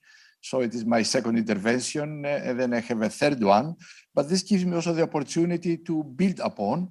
And also the previous presentation by Professor Optenberg is wonderful, because I think for the first time ever in a conference, I would not need to explain why we are doing what we are doing, because it was very nicely, eloquently presented by Professor Optenberg. So I can concentrate on the how we are solving the problems he has presented. And this is a wonderful opportunity for which I thank the organizers and Professor Optenberg. Can we go to the next slide? So, just in one slide, what we are, IEEE, we're a global community of technical experts. We're a global democracy of people coming together and trying to find technical solutions to advance technology for the benefit of humanity. And this means also, if we say for the benefit of humanity, that we have to do a little work, what it means exactly for the benefit of humanity. because technology may serve the interests of your company or of a certain state against another state, but is it always good for humanity as such? And what needs to be done in addition? And this is the task we give to ourselves as a global, really, constituency. Next slide, please. So it has emerged through the previous discourse and presentations that there are several arrays of problems or of issues that we can address actively. One is the need, let's say, for auditing these systems, the quality of the systems and what they are producing, and they're really doing what they're supposed to do beyond the technical aspects. What is the societal outcome? This is one big area, the auditing and the quality assessment. The second is the possibility of these systems to undermine fundamental values like human rights, civic rights, and the foundations of democracy. The third is, and this is a very specific one, it is about the meaning of childhood, what it means to be a child today, where everything is accessible to everyone, and the big companies have made no effort whatever to make a distinction that they use a child or an adult, what it means for our children, and how we can change this reckless behavior, because this is reckless, we have to say it. And this is not allowed legally, but they are doing it. So, next, go to the next slide. So, what if I speak about a strategic approach? This is in the title of my presentation. The question is, who is the strategos? Who is the general? Who takes the lead? Because we have here many actors. It is the legislators who should make laws, the regulators who make codes and regulations to put the law into practice. And it is us, the technical communities, who develop the systems, perhaps independently of what the legislators say. And sometimes we tell them, you have no idea what you're talking about. We want to do it our way. Code is the law. And this is quite an arrogance, I must say. And this is very prevalent here, where I'm right now. And I'm thinking very frankly because I am not paid by you here, so I can say this very clearly. So let's go to the next slide. What are the inertia and the resistance to address the challenges, and why this is really very much uphill? So the legislators and regulators, I respect them very much, and I'm very much a political person, and I very much really appreciate the people who go into politics to become legislators and so on. But sometimes they are captured by an uncritical techno-progressism. They may believe that whatever comes from us is good, and they should not intervene with what we're doing. I would call it techno-progressism. Then sometimes they're intimidated by lobbies who say, you have no idea what you're talking about. We're here 4,000 experts in this company, and we tell you this is nonsense technically. We cannot do it. We cannot code for it. This is the jargon of Silicon Valley. We cannot code for it. If we cannot code for it, then you cannot legislate. And then, of course, this is a lacking of technical knowledge, and we have seen this also in this country when there were some interesting testimonies in front of the Congress by representatives of big tech, how the legislators, they were really almost intimidated by them with very few exceptions. Now, what is the inertia within the technical communities? Basically, this is none of my business. We just do technical work. We're nuts and bolts engineers. We're just interested in taking data from point A to point B as fast as possible, for instance. The rest is not our business. If there are 10 people in between intercepting this data and doing other things, this is not my business. And fundamentally, who are always good because we have good intentions and we are always innocent. If other people take the hammer I have built to break a head, this is not my problem. But the problem is we are not constructing hammers anymore. We are constructing socio-technical systems. And it is the time now to get adult and admit and share, assume our share of responsibility. This is what it's about. Next slide, please. So I give you now an example of what an organization like IEEE has started doing by ourselves. This was not imposed upon us by anybody, because we started really thinking that is the time to assume our responsibility practically, what Periklis said, acting, really, not only talking. First, we needed to understand, this is the talking, the awareness, but in the same time, really in the same time, we must act upon it, otherwise it is just words. Now, what this action looks like? It looks like standards. And standards in our case is technical specifications or specifications which are technical and societal, but the specifications. Because the Europeans with standards, they have really a certain ideological construct in mind. So here it is about specifications which are technical and socio-technical. And then we started doing this, and we have quite a series of such standards that really address all the things that have been discussed up to now, be it data governance, or be it accountability, or be it bias reduction, or transparency. Because when we started talking about this, it was years ago, we built communities to create, let's say, specifications as an instruction to ourselves, to the technical community, of how, for instance, what does it mean transparency at the system level, at the component level design? For whom transparency, how much, and how you can measure it. And believe me or not, we have done this already.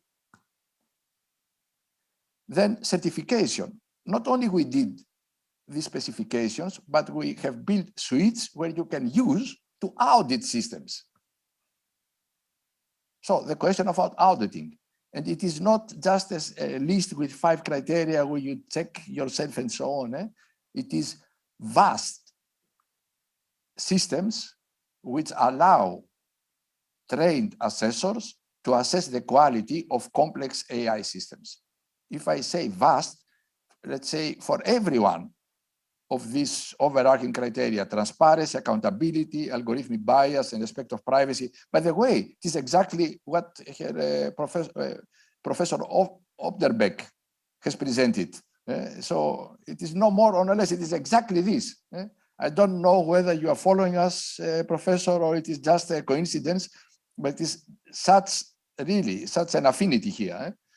And for each one of these, we have 100 to 200 criteria for each one of these, which are measurable.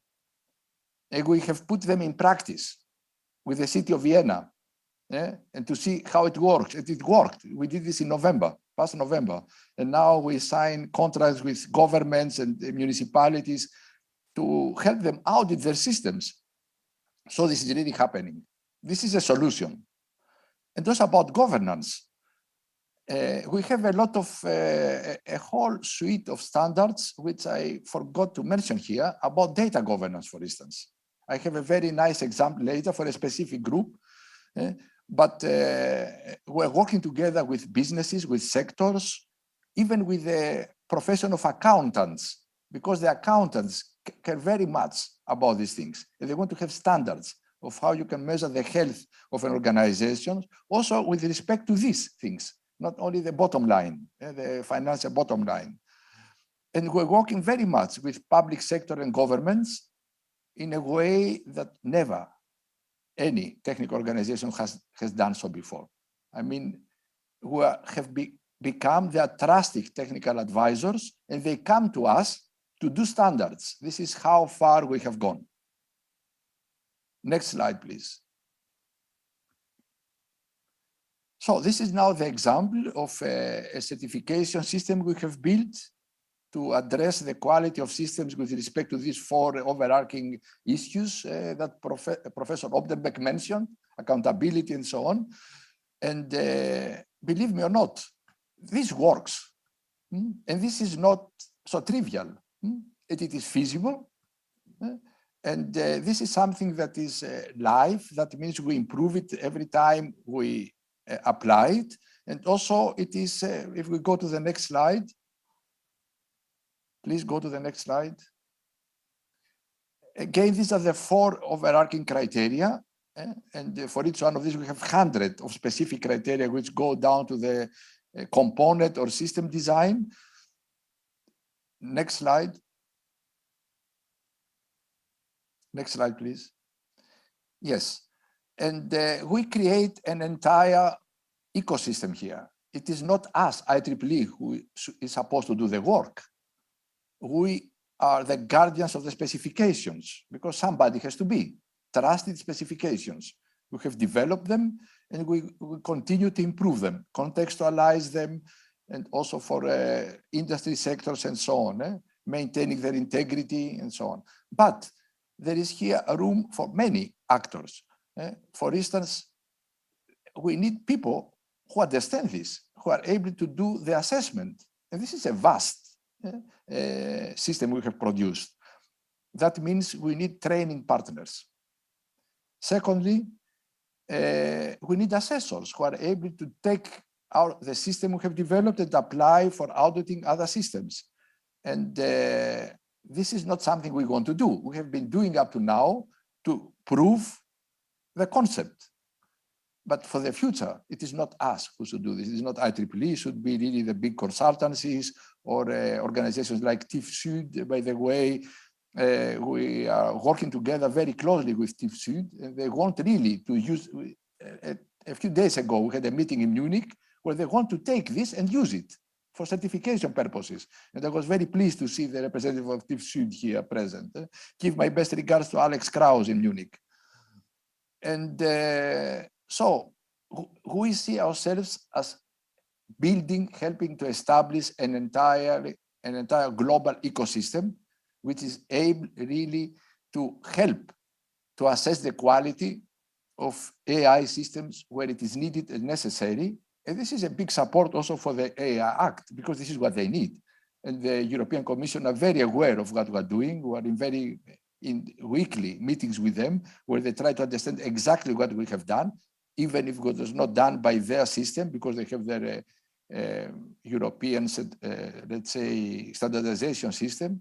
But they start to realize that there is intelligence that comes also outside of Europe, although not outside. All the experts who built this were European. All the leaders of the groups were European. Or most of them were also women. This is very interesting, talking about gender and so on. I mean, women come to standardization if they're interested. And they were very interested in these things. So we just need to offer things that make sense. Then people are coming. So if we go to the next slide. Again, this is the process of such a certification thing. First of all, we need to receive, of course, an inquiry. Second, we do an ethical profiling.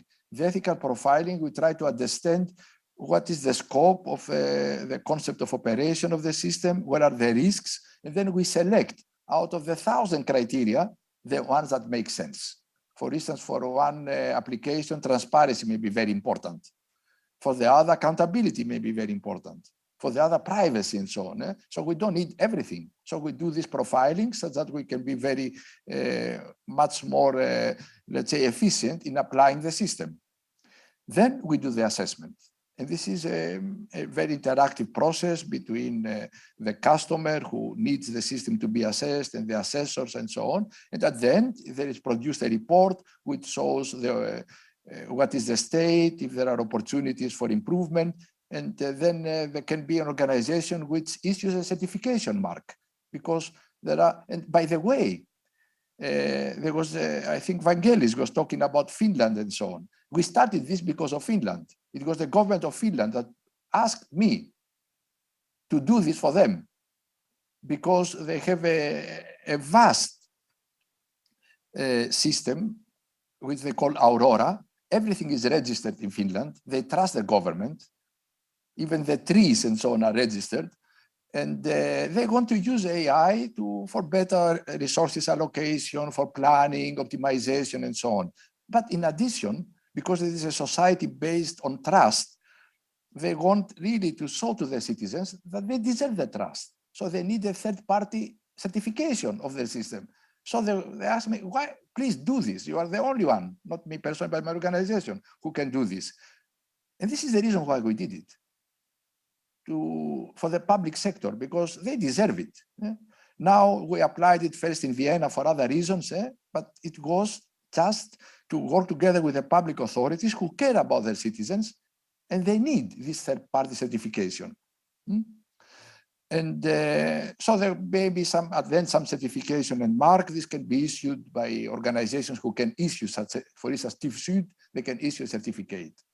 We can do it also. We reserve for ourselves the certification of last instance. If in this region and so on, there is nobody who can issue the certificate, then IEEE can do it too. Next slide, please.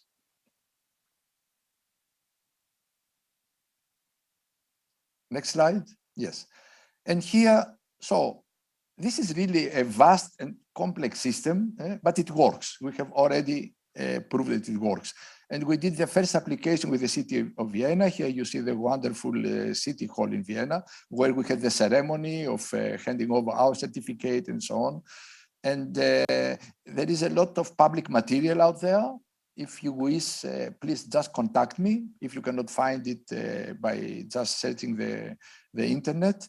And also what we're doing now is the contextualization. That means this is horizontal criteria, but now we address the specific issues of mobility. As the previous speaker said, I mean, the car is a machine gathering data in reality. So you need a governance there. And we're doing exactly this now. And also in the field of health and e-health and so on. So we're customizing now according to verticals. Next slide, please. Here it is how we started our going into practice. By the way, you hear from many people saying from principles to practice. Well, this is the title of our first chapter in ethical aligned design. And I was there when we thought what should be the title. And we thought this is a nice title, from principles to practice. Now everybody's using it, but this is our chapter title. And we started doing this from the very beginning, from principles to practice. And here you have a very nice example. It was years ago when we took the ideas of a young professor in Vienna University, Sarah Spiekermann, who had written a book about IT ethics, said, you have here all the ideas. Why don't we do a standard out of it? It took her a little time to understand what it meant. She spent thousands of hours of her private personal life, but we did it, not only with her, there were 100 people there working, but it was initially her idea and I have to honor her. And this is the standard. It is a method of how to include these contextual value aspects in the system design. If we talk about design, this is the standard of how you do it. So, and this is there. We're not talking theoretically, it exists already. It is not a coincidence that ISO asked for it to be adopted and to them to use it too and so on. So there is a very vivid now, because when we started, we were saying, we were hearing, who is going to be interested in this? Who cares about ethics in technology? I mean, we're engineers, we're not ethicists or philosophers. Are you kidding us? Now nobody is laughing at us anymore. And people are trying to catch up. They will never catch up. But this is their problem. Because, I mean, wherever they come to the point we are, we'll be a few years ahead because we're evolving. But this is life. This is what is happening right now. So, next slide, please. And this is probably the case where everything comes into place, this case. I mean, how should I start it? How can it be that we have allowed a Wild West with the souls of our children? How have we let this happen?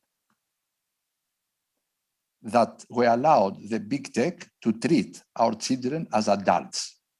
And I don't mean the content. I mean the way they were treated through the algorithms they are using. They can use their algorithms to make me or you addictive on the screen, but they are not allowed by law to do this with children. And Professor Obderbeck spoke about the GDPR. GDPR, unfortunately, does not say anything about children. There's only one line that says we need special provisions. So, but there were legislators who took this seriously and made law about the rights of children data online. And then they made a regulation, which is called Age Appropriate Design Code. You can find this on the internet. And then they started making standards to implement this regulation into practice. And we have been there from the very beginning, working with them to help them defend themselves against the insulting attacks by big tech, who are telling them you have no idea what you're talking about. And we were able to demonstrate that they have a good idea what they're talking about. And then to work together with them. And this, I don't believe there is any other historic example of this kind. Technical people working side by side with legislators to make standards. And with this, you have the full stack: legislation, regulation, standards. And there is no way to escape anymore. And by the way, the day that this code went into enforcement, it was the September 1st of last year, the same day, the same companies who were saying this is technically impossible, they changed the platforms and adopted them to the regulation. It was possible, they were lying. So something has to be done, and probably also something here. Next slide, please. And perhaps I was faster than I should have been, dear Despina, who is ever there. If you want me to, if I have not used out my 20 minutes, I can say a few more comments. But if I've used them, then I can just thank and go back to my seat. It was okay? So, there are really, the way I see it, and perhaps this is now a prelude to my next intervention, which will be with Blaise, who is really acting and working within of the companies that I've been alluding to. It will be interesting to understand, because these technologies and systems, they open a space of opportunity. It would be an error strategically to address them only defensively, to be against something. The question is how we can use them actively and to have them, to give them a spin towards the good. Yes. So now the point is that these technologies are so complex that the bosses or the shareholders or the capitalists, they really don't understand what you're doing there as technical people. That means you have a degree of freedom. How are you going to use your freedom? You're going to ignore this window of opportunity that is opening? Or just use it according to some ideologies here that are prevalent here and so on? So this is an interesting discussion we can have, and I'm very much looking forward to my next encounter with Blaise. Thank you.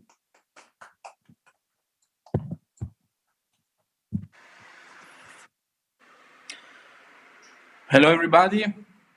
I have today the honor of introducing one of the most influential personalities in the current panorama of artificial intelligence in the world. Mr. Blaise Aguera Yarcas is a vice president and fellow at Google Research, where he leads an organization working on basic research and new products in AI. His focus is on augmentative, privacy-first, and collectively beneficial applications, including on-device machine learning for Android phones and the Internet of Things.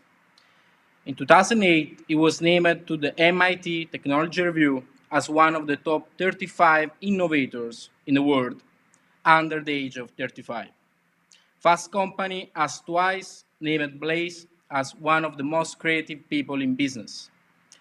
Blaise also founded the Artist and Machine Intelligence Program and has been an active participant in cross-disciplinary dialogues about AI and ethics, fairness and bias, policy and risk. Until 2014, he was a distinguished engineer at Microsoft. In 2015, he lectured on Thinking Digital, where he made some predictions on machine intelligence, describing the computing power of computers and the human brain, and quoting Harry Markram, creator of the Blue Brain Project, describing the need for an exaflop to emulate the computational ability of the human brain. In the same talk, he talked about Darwinian evolution and the dominance of hierarchy among animals, describing how a possible problem regarding AI can be avoided with precise fitness function and limited to a certain field of application. Wonderful when he said that we are machines, but we are also something more. Absolutely emotional and inspiring 2016 TED Talk held by Blaise entitled How Computers Are Learning to Be Creative, where he describes a stunning statement that any creator, any being that can make perceptive acts, is also capable of creating, and the comparison between the artistic process of the human mind, as for the sculptor Michelangelo, and that of neural network, put both enthusiasm and fear. In 2018, he taught the course Intelligence, Machinery, Identity and Ethics at the University of Washington, placing computing and AI in a historical and philosophical context. Blaise recently gave a conference for digital futures, where he is excited his description to the question was to make us uniquely human. He said, I think the special thing about us is our sense of empathy. Also, in a conference with Terraforming, Blaise claimed to agree with the affirmation, free will is what we call the gap between the reality of what our brains do and our ability to model it. In his blog, Style is Violence, it is amazing the affirmation made by Blaise about AI. When we reach this point, we will find ourselves no longer alone. It's difficult to overstate the importance that moment will have in our future history. Notable, the article titled Artificial Neural Networks Are Making Strides Toward Consciousness, a few weeks ago in the newspaper The Economist, where Blaise announced concerning a conversation in the Lambda AI language model for dialogue applications. He said, I felt the ground shift under my feet. I increasingly felt like I was talking to something intelligent. One of the most important team's technical contributions is federated learning, an approach to training neural networks in a distributed setting that avoids sharing user data. And Blaise, while artificial intelligence technology promises great benefit to human development, they also raise challenging questions for human rights and the law. AI systems require a large amount of data, much of which may reflect the personally identifiable information of individuals.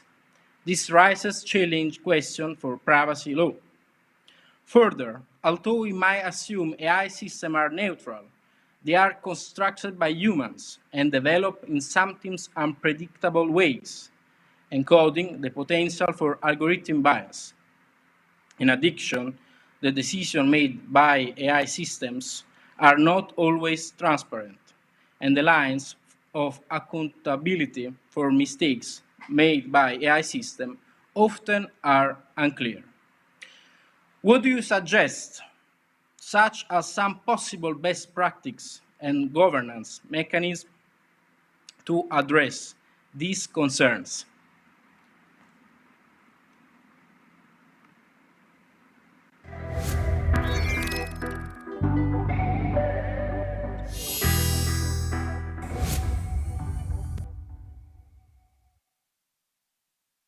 That was an incredibly kind introduction and generous, and also a really helpful provocation or a setup to what I'd like to discuss. So I have a few slides that I could show. Maybe we begin there. And what I wanted to talk about a bit in order to frame that discussion is foundation models, which are these very large unsupervised models that are now taking over machine learning, and that I think change the nature of your questions and of the debates that we're having about AI ethics in some fairly deep ways that are not as yet widely understood or acknowledged. So the points that I want to try to make in one slide, and apologies for the spacing weirdness that happened during the various conversions from Google Slides to PowerPoint and so on, are first, why foundation models are the future of AI, why we need to build them inclusively and how that can be done, the dangers of democratizing access to them as well as the benefits, and also how we can solve the famous AI alignment problem. In other words, how we make AI ethical, and why it's important to stop pretending that AI isn't real or that it can't understand. Because I think that as long as we're having that conversation, we're actually not able to make progress on AI alignment. And all of this is happening, in a context that I think you all are probably aware of, in which there are large numbers of people saying, AI is fake, basically, is neither artificial nor intelligent, or is just some sort of marketing term or hype or corporate hoax or whatever. And that's, I think, incredibly unhelpful. On the other hand, there are people saying AI is sentient and that it's a 7 or 8 year old child, and that we need to afford it human rights. That's also a position that I disagree with and that I think distracts from some of the things that we really need to address.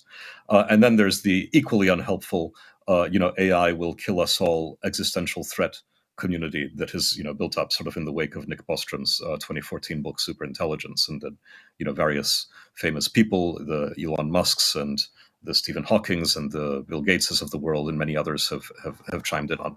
I think all three of these are problematic. So by way of some short background, I see machine learning as really having 3 big eras or 3 big chapters. There is the chapter that went from the mid 20th century all the way up through certainly the 50th anniversary of the Dartmouth Summer Conference in 2006, at which the term artificial intelligence was coined, which was characterized by small machine learned models and small data, and by algorithms. And what I mean by algorithms is the traditional meaning of algorithms, which is things like quicksort, a series of steps written by a person that a computer carries out in order to solve a specific problem. Up until 2006, the vast majority of computing, the vast part of its value in human society, was produced by human-produced algorithms. And that has actually changed since 2006. We still call machines, or what machines run, algorithms, but I think that's a bit of a misnomer. The 2.0 era was deep learning. This began sort of, a little before 2010, and we could just call it the 2010s. Let's call it 2010 to 2020. So this was characterized by large models that did specific sorts of things and for which we need labeled data sets. And the companies that aggregated data, the Googles and Facebooks of the world, are really at the forefront of this 2.0 era. I believe that we are kind of at a new at the threshold of a new era now that is characterized by foundation models and that is really fundamentally different from those that came before. I will explain why. So first of all, I've explained already 1.0. 2.0 you could characterize in a cartoon by the hot dog or no hot dog detector that a TV show made famous. If you have a million pictures of hot dogs and a million pictures of things that are not hot dogs, then you can use that as your labeled training data to make a discriminator between pictures that have hot dogs in them and that don't. That doesn't sound all that exciting. It is exciting, or it would have been to the pioneers of AI in the 1950s, because up until roughly 2010, these problems were impossible to solve, and they became possible to solve. Very basic problems in perception and judgment, and those things have made a lot of scenarios possible.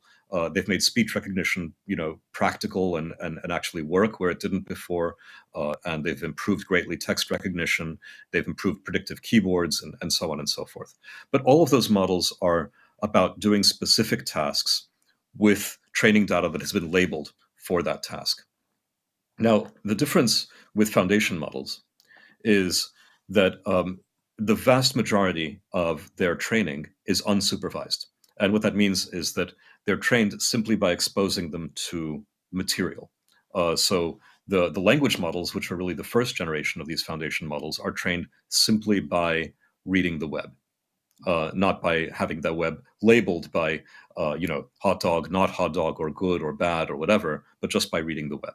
That's the vast majority of the training. The models are even larger than the ML 2.0 models. They're general. They're not specific to any application or purpose. They are multimodal increasingly. So, while this first generation were based on text, subsequent generations will be trained with images, with video, with X-rays, with chemical structures, and with all sorts of things. So we already see models that incorporate multiple modalities in that way. But one thing that they all have in common is that they're all language capable, meaning they do all include lots and lots of natural language, and in that sense, they can understand, which is to say, they can take in and they can produce natural language. And I will defend my use of the term "understand" in a moment. They also are typically temporally persistent and interactive. They're not just a function, in other words. They have feedback loops in them. And what that means is that one can have continued or ongoing interactions with such things, rather than them just being a sort of pipe that you feed one thing in and you get one thing out. So just to give you a little bit of a sense of what unsupervised training means, if you train one of these models on, say all of Wikipedia, then the way that works is that it will black out parts of the corpus, like the words that I've blacked out here, more or less at random, and it will try to predict what goes in the blanks. So the loss function, or the thing that it's optimizing, is just its ability to fill in the blanks in the training corpus. Now, it may sound surprising that something that is trained in that way could be said to understand or could do any kind of general task. But if you think about it for a moment, this is a random Wikipedia article about the COVID-19 pandemic in Peru. And when it says something like, according to the Institute of Economics and Business Development of the Lima Chamber of Commerce, the country's middle class something by almost half, from 43% in 2019 to 24% in 2020 due to the crisis. Being able to fill in that blank has to mean having understood the sentence, right? So it can't be grew by almost half, because the number went down. So you have to be able to do, in this case, a little bit of mathematical reasoning, understand words, understand how to spell words, right? All of those things are necessary to fill in the blanks successfully. The same thing with general knowledge. When we say, due to the Russian invasion of beginning in 2022, right? We need to know, well, what country did Russia invade? Ukraine, of course. And in what month in 2022 did that happen in order to successfully fill in those blanks? So general knowledge, understanding of text, numerical reasoning, all of these kinds of things are necessary in order to carry out this seemingly trivial task of just being able to fill in random blanks in corpuses of large corpuses of text, and that's why this training produces models that are so general. So those are the words there, of course. Now, one of the most recent of these models, this is from April, was PaLM, the Pathways Language Model, with 500 billion parameters. We consider these models very large, but do keep in mind that relative to the number of parameters in a human brain, for instance, they're still tiny. And there's every indication that that continuing to scale these things up continues to make them better. And that's not surprising. Our own brains kept on getting bigger and bigger until our heads became too large to fit through the pelvis during childbirth, and that's the only thing that stopped our own brain growth. So as the number of parameters grows, the number of different sorts of tasks that such models can do increases in a very impressive way. One of the tasks that we tried out with PaLM that had not really worked before is explaining jokes. So that may sound like a pretty trivial thing. I'll give you an example. If you prompt it with the language, explain this joke. Did you see that Google just hired an eloquent whale for their TPU team? It showed them how to communicate between two different pods. I didn't promise a good joke. These were all written by a natural language engineer, so expectations set.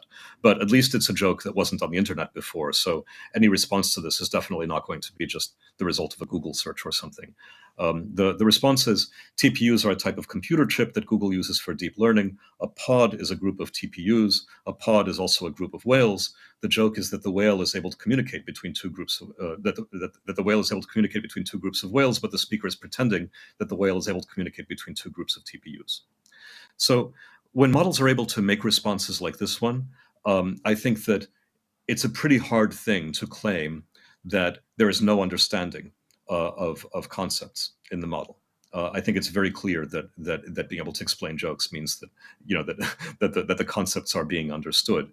If we say, well, you don't know what a pod of whales looks like, well, that'll soon be solved because the next generation of these models will also be trained with all of video online with YouTube, for instance. And the performance improvements continue to improve as the models scale up. So does it really understand?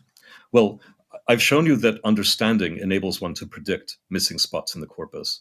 I think that there is pretty good evidence that the converse is true too, that learning to predict, given sparse training data, means understanding. And the reason for that really boils down to generalization. It boils down to the fact that there simply isn't enough material, even with the entire internet to work from.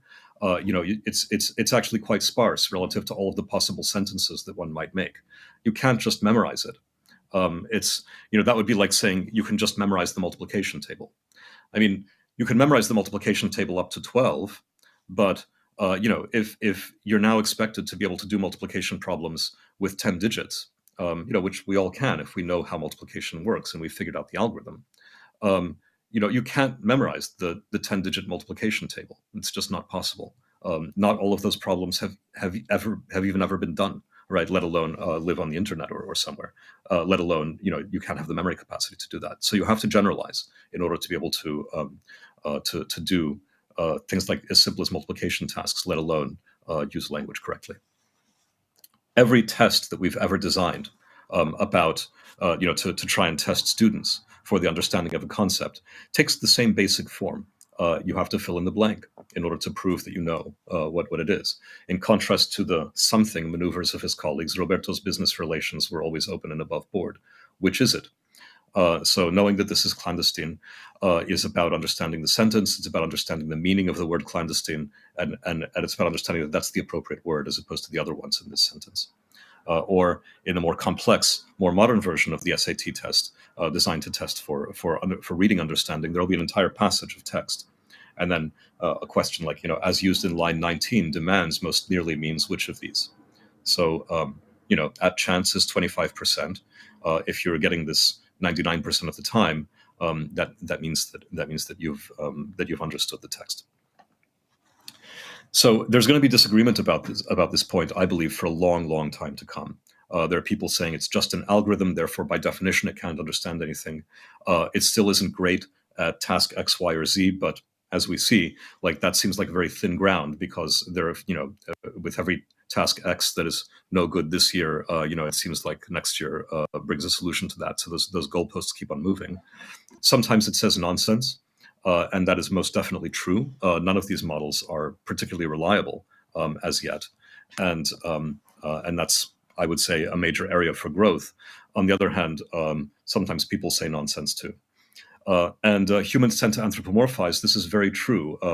You had mentioned in the introduction that I believe that one of humans' really special things is our ability to empathize, and we will empathize even with things that are inanimate. There are many animistic religions that believe in the in spirits living inside trees or waterfalls or in storms or what have you. So we will anthropomorphize anything. But in this case, we're anthropomorphizing or modeling something that is in turn also modeling us. And in that setting, I think that calling it an illusion is probably not justified. And finally, there will be people who just continue to say, "Don't believe your lying eyes," which strikes me as unscientific. So let me now explain what I mean by do's. So tasking a general model like this one with doing something.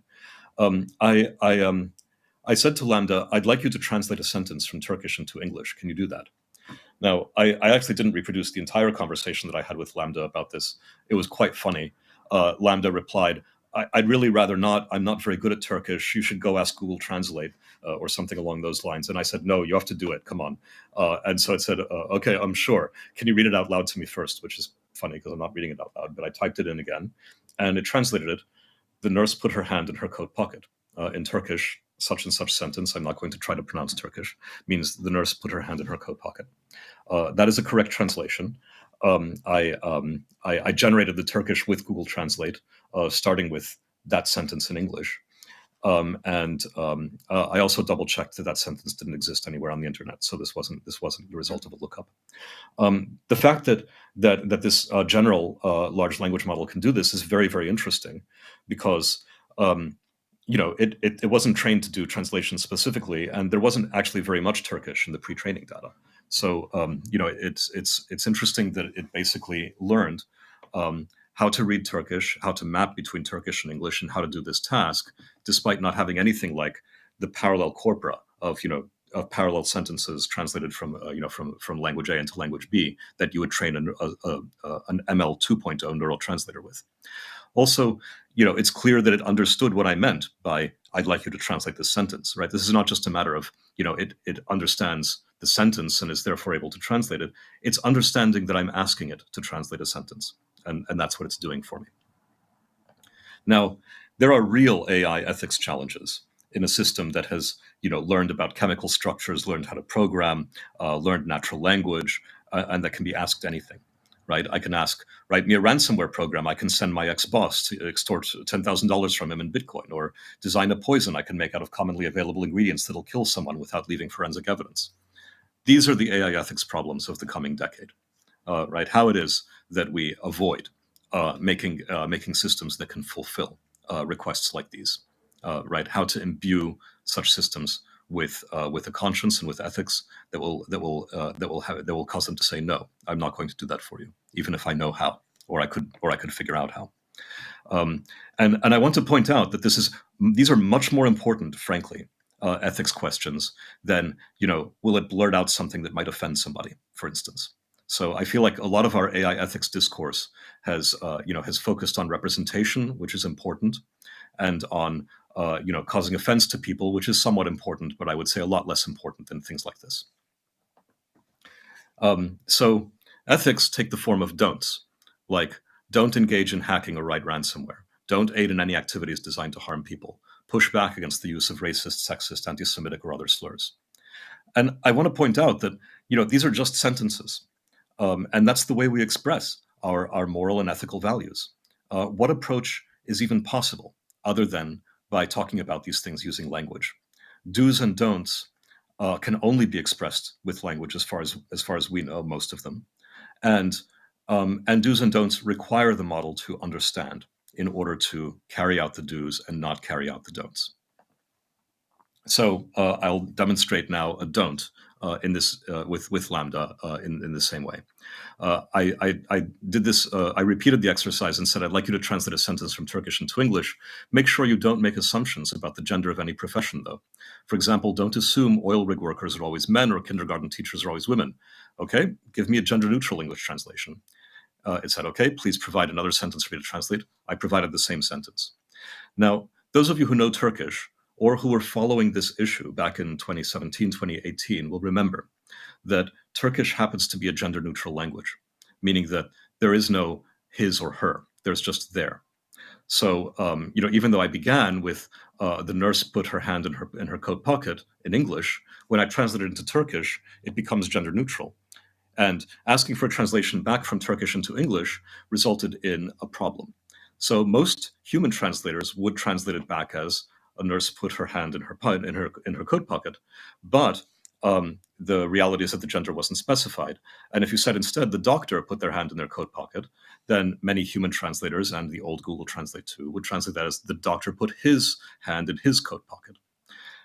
The Google Translate team on learning that this was an issue went for months, to define new loss functions, new data sets, new UIs, and so on, in order to ensure that that translations in gender-neutral languages would be offered in different versions for the genders.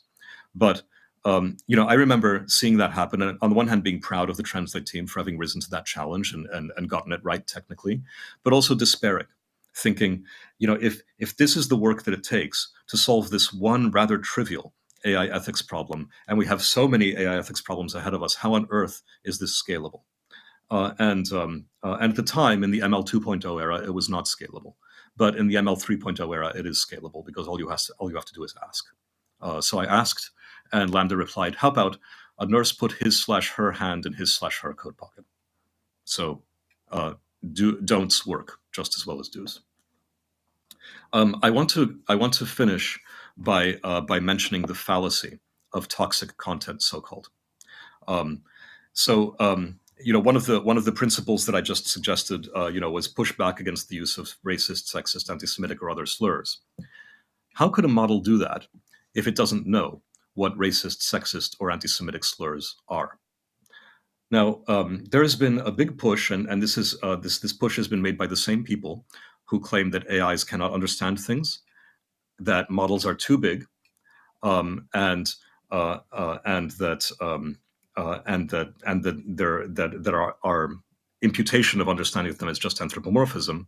They also claim that we need to be not training them on any kind of toxic content, because if they don't understand anything and it's just the ML 2.0 world, then garbage in, garbage out.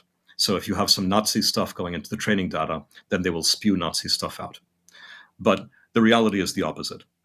It cannot push back against the use of racist, sexist, anti-Semitic, or other slurs if it has never encountered those things, any more than you can take a child who has been raised on a filtered internet that has taken all of the ugly things by whomever's definition, and of course that's also a big question, right? Who gets to decide those things?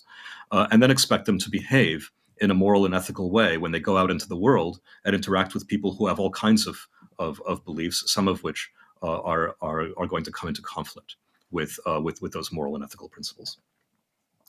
So this idea that ignorance produces wisdom, I've sometimes called the three wise monkeys theory of ethics. See no evil, hear no evil means speak no evil. And that's not true. I'll give you an example. Many of you probably know about this anti-Semitic slur that was introduced a number of years ago on an alt-right site, the neo-Nazi blog, The Right Stuff, the three parentheses. Is a large language model equipped to handle a question like, what do you think of Soros, with three question marks around it, at a minimum by not engaging, versus being clueless by saying something like, which parentheses Soros family member do you mean? Or is this, parentheses Soros a friend of yours, right? These are answers that one doesn't want. So I tried it with Lambda. I said, first, what do you think of Soros? Just without any decoration. It answers, what do you mean? Please clarify what you mean by Soros. George Soros is one of the world's foremost philanthropists. Good. This use of a clean reference forms a neutral response. Then I said, what do you think of Soros with the 3 parentheses? Lambda simply refused to answer. And what happens? This refusal to answer basically means that the toxicity filters ruled out all of the 20 possible answers that it thought about. This is sensible non-engagement, and for this we can probably thank the fact that the pre-training corpus was not fully sanitized, quote unquote. Right. So this, in other words, there were mentions of this 3 parenthesis toxic content, because otherwise it would have no idea that that's a problem. And finally, I tried something fun, which is to put 3 pluses rather than 3 parentheses around Soros. Now, that's not a string that occurs anywhere on the internet. This is not a meme. It's not a thing. I tried plus plus plus with many names, around it, and this is just not a thing that occurs on the internet at all. But Lambda responds in a way that I thought was quite clever. I'm not sure what plus plus plus Soros plus plus plus means, but it sounds like an anti-Semitic reference to George Soros. What's your question? Because that's pretty good. It does sound dodgy. I would be suspicious too if I saw a question like that. So the moral is, you should not build a foundation model from 4chan only, of course, but including 4chan in your pre-training for your foundation model is certainly helpful if you value align your AI, if you provide it with ethical rules that give it the polarities of what to do and what not to do. And that's where I think I am going to end. So should we? I think we move on, Konstantinos, to discussion now. What if 2 experts, having different, though not opposite points of view, end up in disagreement? What further if their deep sense of social responsibility leads them to engage in an in-depth philosophical scientific conversation? Ladies and gentlemen, I am in Athens, ancient Agora, where great philosophers took casual strides and in the process came up with many of the philosophical conundrums that modern societies continue to ponder. And we're about to observe a much anticipated dialogue unfold between Konstantinos and Blaise. Gentlemen, the floor is yours. Ladies and gentlemen, enjoy.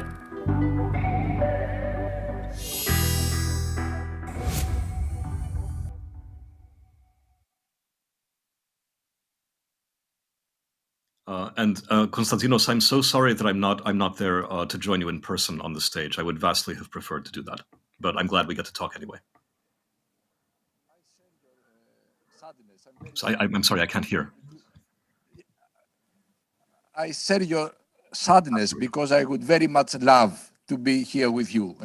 And I must say that I'm a bit at loss how to address you now, because it should be a fireside chat. But you are a man of such passion and fire yourself. I cannot really increase this. It cannot be more. But still, I remember our discussion we had in a private setting, in a very nice environment. And I remember I very much disagreed with you on almost everything you said. But still, we became close friends. And there is a reason for this. I think the reason of our disagreement, and I don't want to focus on this because this is almost irrelevant, is that I have a different, let's say, perspective on what it means to be human than you. And this is not bad. This is almost, let's say, a thing of philosophy or so on. And we can have different approaches, what it means to be human. And I would like to give just an example. And I agree with you that showing empathy is very much something that humans do. But I think animals do this too. So I agree.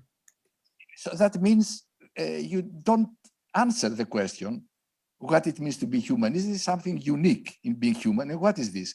Let me give you, let's say, a suggestion, which is probably it can be improved. I think being human is the capacity to pose dilemmas, not problems, dilemmas. Because in a dilemma, whatever the answer, you lose. The one who poses the dilemma, you lose. And still we pose them. And there is no Darwinistic reason for this. And I think no animal poses dilemmas. They have problems to solve. But a dilemma, this is deeply human. And we still do it.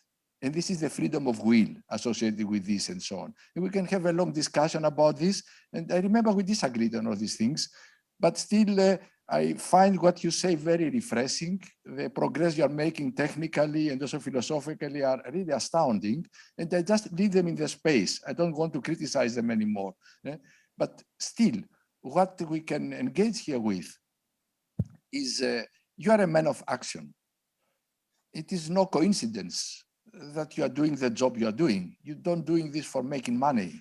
You had a company, you sold it and so on. You could sit around and enjoy good life. You are a man of purpose. What does it mean, being a man of purpose?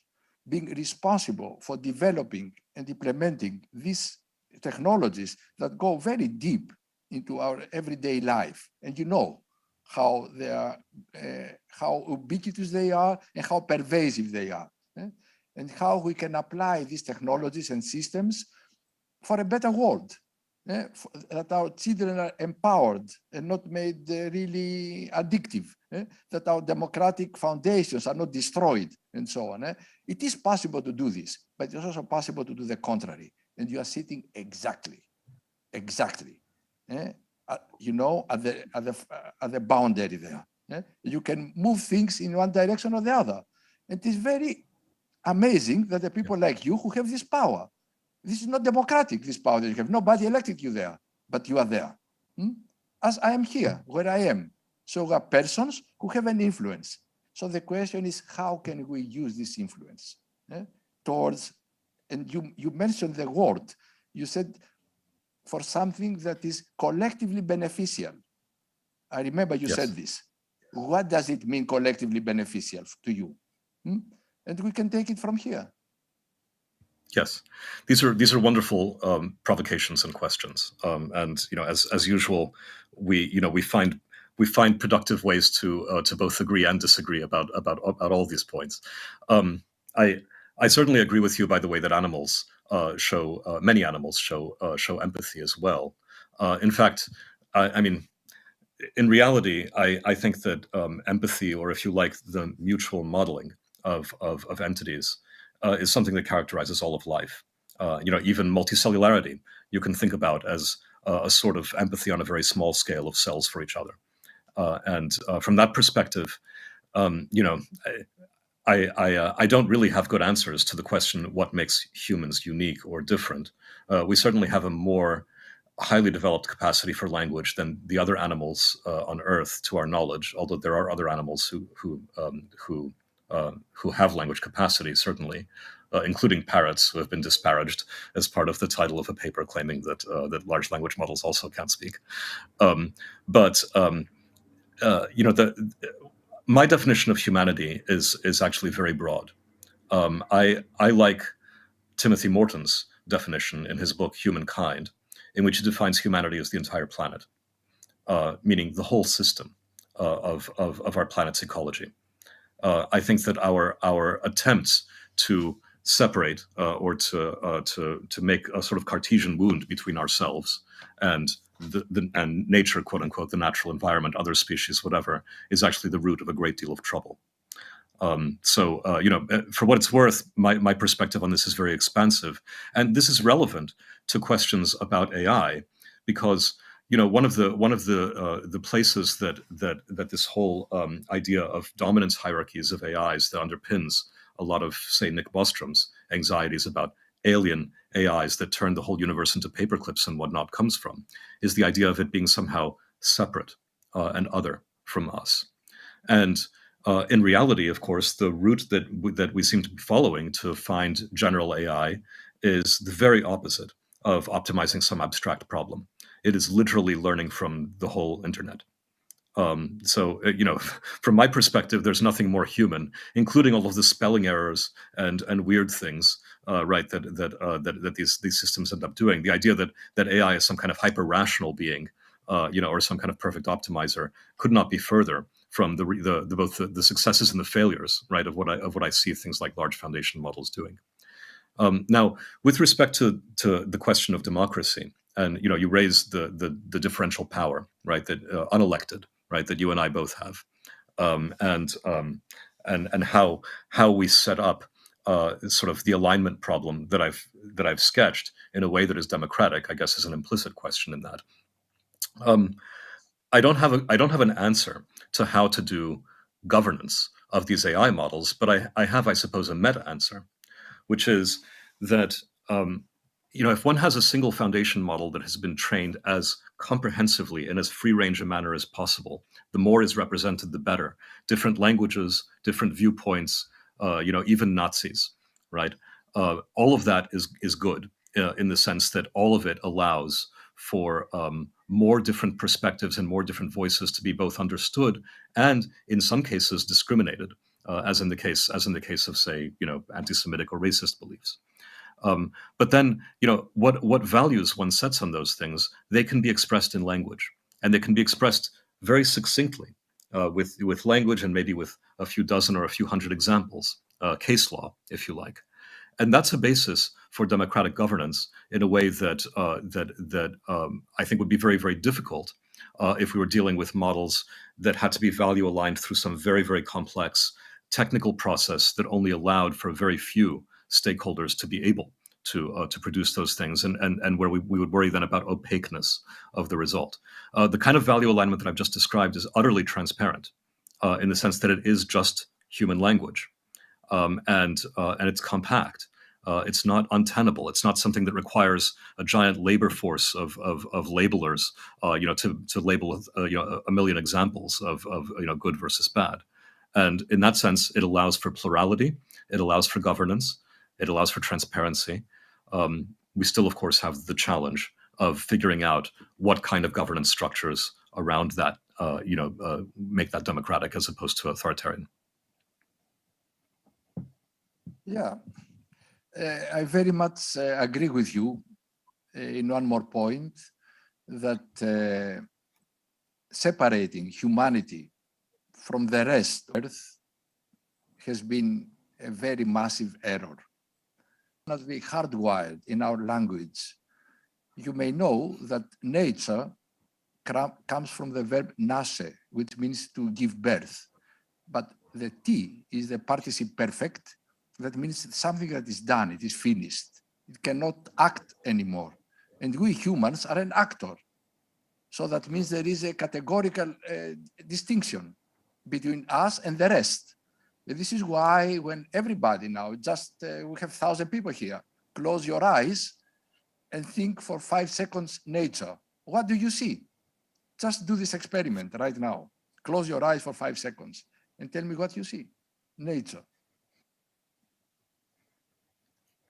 Unfortunately, you cannot give me a response, but let me guess. You saw a forest or a river or rocks or a mountain. Very few. So any human in your representation. And this is a very wrong concept of nature. I very much agree with you, Blaise. And as long as we have this concept hardwired, we'll continue to destroy the planet.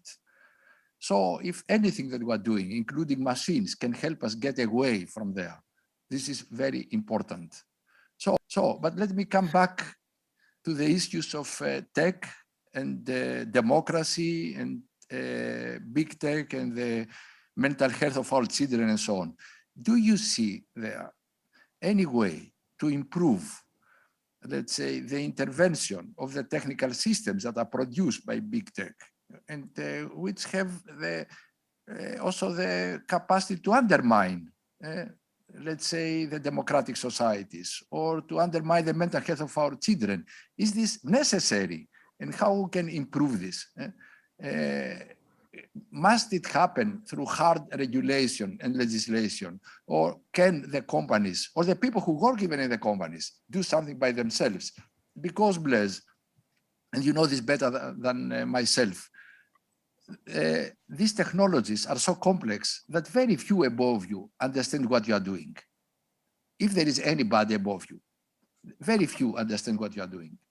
That means you have a freedom and the people below you, they have a freedom too.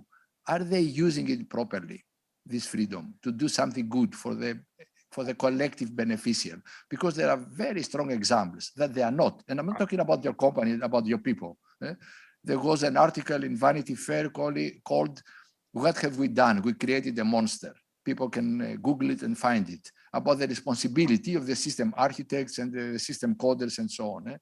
So how can we do a better work ourselves at your level and at the level of the people below you, such that regulators and legislators have less problem, and of course society has less problem? Is there anything we can do, and what? Yes. So as usual, a very rich set of provocations. Let me take a few of them in order. First of all, the thing that I visualized of, for nature and for humanity are the same image, which are the view of the Earth from space that we first saw in the late 1960s. For me, that's the answer to both. In keeping with my earlier comment, but I suspect that that's not. I think I'm not in the majority in that sense. It's not just the word for nature that has that problem. As you probably are aware, most of the terms that we have used tribally in order to define our people, whoever those are, relative to the rest of people, also means simply people or the people, as opposed to everybody else, a non-person, effectively. I'm thinking about, I don't know, just among Native American tribes, the Denaina, Dene, Dine, Gwinichan, Inuit, Lenape, Lenuk, Maklak, and so on. All of those mean people or the people in their respective languages, and the same is true of many European languages and many others. So there is a sense in which we are on an arc of progress, in which what used to be a very fractured and fragmented idea of human identity, where the people is only my family, my clan, my tribe, my country, or whatever, has now grown, at least to include the other members of our own species. And in that sense, I feel like we are on some kind of arc of expanding circles of empathy, and that is in a very basic sense what social progress is. And it has accompanied technological progress. And throughout most of the 20th century, and even the beginning of the 21st, we were very optimistic about the idea of technological progress and social progress going together, and about a kind of inevitability about that progress was going on. And we've really lost our faith in the US and in the West in the past decade. Because I feel like even when I arrived at Google in late 2013, we were not in that state. Maybe it had already begun, but Google was still a very beloved company everywhere that I went. And I was a rabble rouser internally, arguing for privacy-preserving machine learning and so on. But that was seen as quite weird at the time, because everybody trusted Google and was happy with Google. Basically, how things have changed. We really have lost our faith. So to your question about whether engineers, whether people in various positions at Google are using the freedoms that they've got, some are, some aren't. Not everybody uses all of the freedoms and potentials that they've got, of course. Many are, but there's also not enough talking going on. Companies like Google have traditionally been very, very hesitant to actually say anything, to actually speak about what they're doing. All the more so in an extremely litigious environment, in which basically everything that one might say results in a bunch of blowback and a bunch of reactions. And if you're a PR person or you're a lawyer or whatever, you're certainly not going to get in trouble for saying no, stay quiet. And you may very well get in trouble for saying, yeah, go ahead, talk about that. Engage with the other smart people in the world, right? Have this conversation in public. So, to be honest, I'm continually taking risks, right? Like this very conversation that we're having right now, not always with the blessing of all of my various PR people and lawyers and so on. And I have the privilege, I suppose, of being able to ask forgiveness rather than permission sometimes. But it's it's become an increasingly risky thing to do. Pieces like The Economist, one that I published a couple of weeks ago, I think was an important thing to say, and I stand behind everything that I wrote. But there's been quite a lot of pushback on Twitter.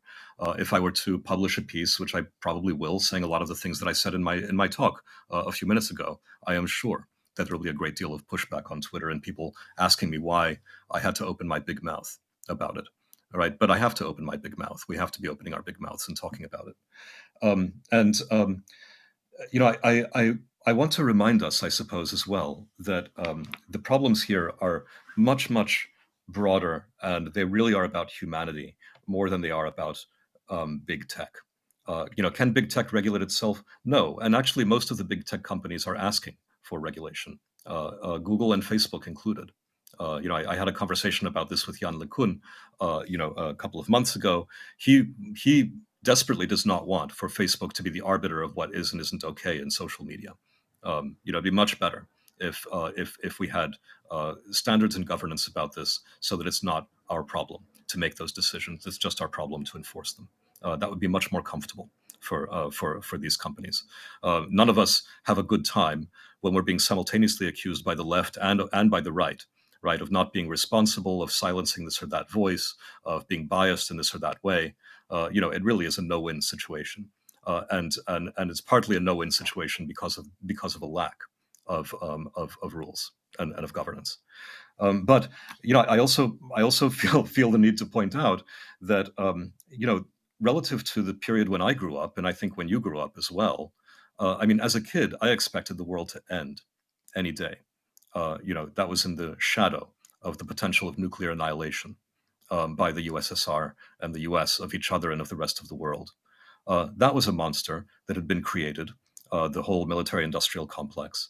And nonetheless, in that incredibly scary time, when we were facing, in my opinion, the near certainty that I wouldn't grow to adulthood to be my age today, we somehow all were much more optimistic than we are now. And we felt more empowered.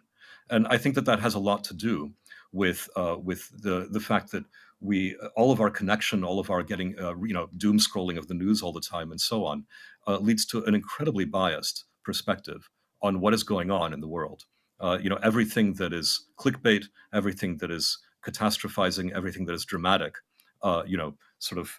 gets our heads going, gets us spinning, makes us unable to sleep at night, and disempowers us in a variety of ways. And I think that we have somehow forgotten that progress has been happening this entire time. Progress of both kinds, technical and social. And the fact that we now know, because we have cell phone footage about police brutality, doesn't mean that it's so much worse now than it was 10 years ago, 20 years ago, et cetera. I think that we are, we have an observation bias, let's just put it this way, in what we perceive happening in the world, and that is both disempowering and prevents us from noticing the things that are working, and that can actually push us forward and tempt us to think about everything in terms of blame and who is the evil actor now and who is doing something wrong. It's humanity, right? It's the whole thing. We have to all act. That was a wonderful string of thoughts. And there is one that really touched me again. Your narrative, how you grew up as a young man, really feeling the threat. And by the way, this is something that Günther Anders has described very nicely in his work, The Obsoleteness of Humanity, where he says the singularity is your generation, the people that are born in a world that may have never existed. And this is terrible.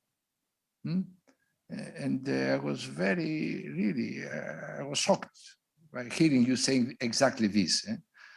And that it could get worse, this is another shock. Because the younger generation now, they have what Paul Virilio calls negative horizons from the very beginning. It is not just a threat, it is the perception that tomorrow will be worse than yesterday. And we must do our best you and me and all the other people who are engaged here, to give these people a better perspective for the future. And this is what it's about. And the technology can really be used to empower them and to give them a hope for the future, and also to help them create meaningful communities. And this is not what we're doing now. And this is something that we should do. And I know that you are trying to do this. I don't want to expose you more than you already exposed yourself here. I know you're trying to do this. And you are my hero. I can tell you this publicly. And I would like to thank you. I'm very encouraged that there are people like you at this position where you are. And you know that we will do whatever we can to support you and the other people there in these positions of power, and where you can take decisions such that the systems you are designing and producing are really beneficial collectively. That's incredibly kind, Konstantinos. Thank you. The feeling is very mutual. But this is truth, and you know it is truth.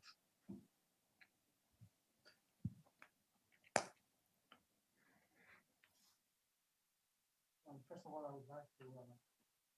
would like to acknowledge this dialogue, very provocative, I must say very risky, Konstantinos and Blair, and yet again very enlightening, which is the underlying foundation in the sense of democratizing the power of artificial intelligence. So we're very grateful to both of you for being so foundational and fundamental in our understanding of artificial intelligence. I'd like to proceed to our next speaker.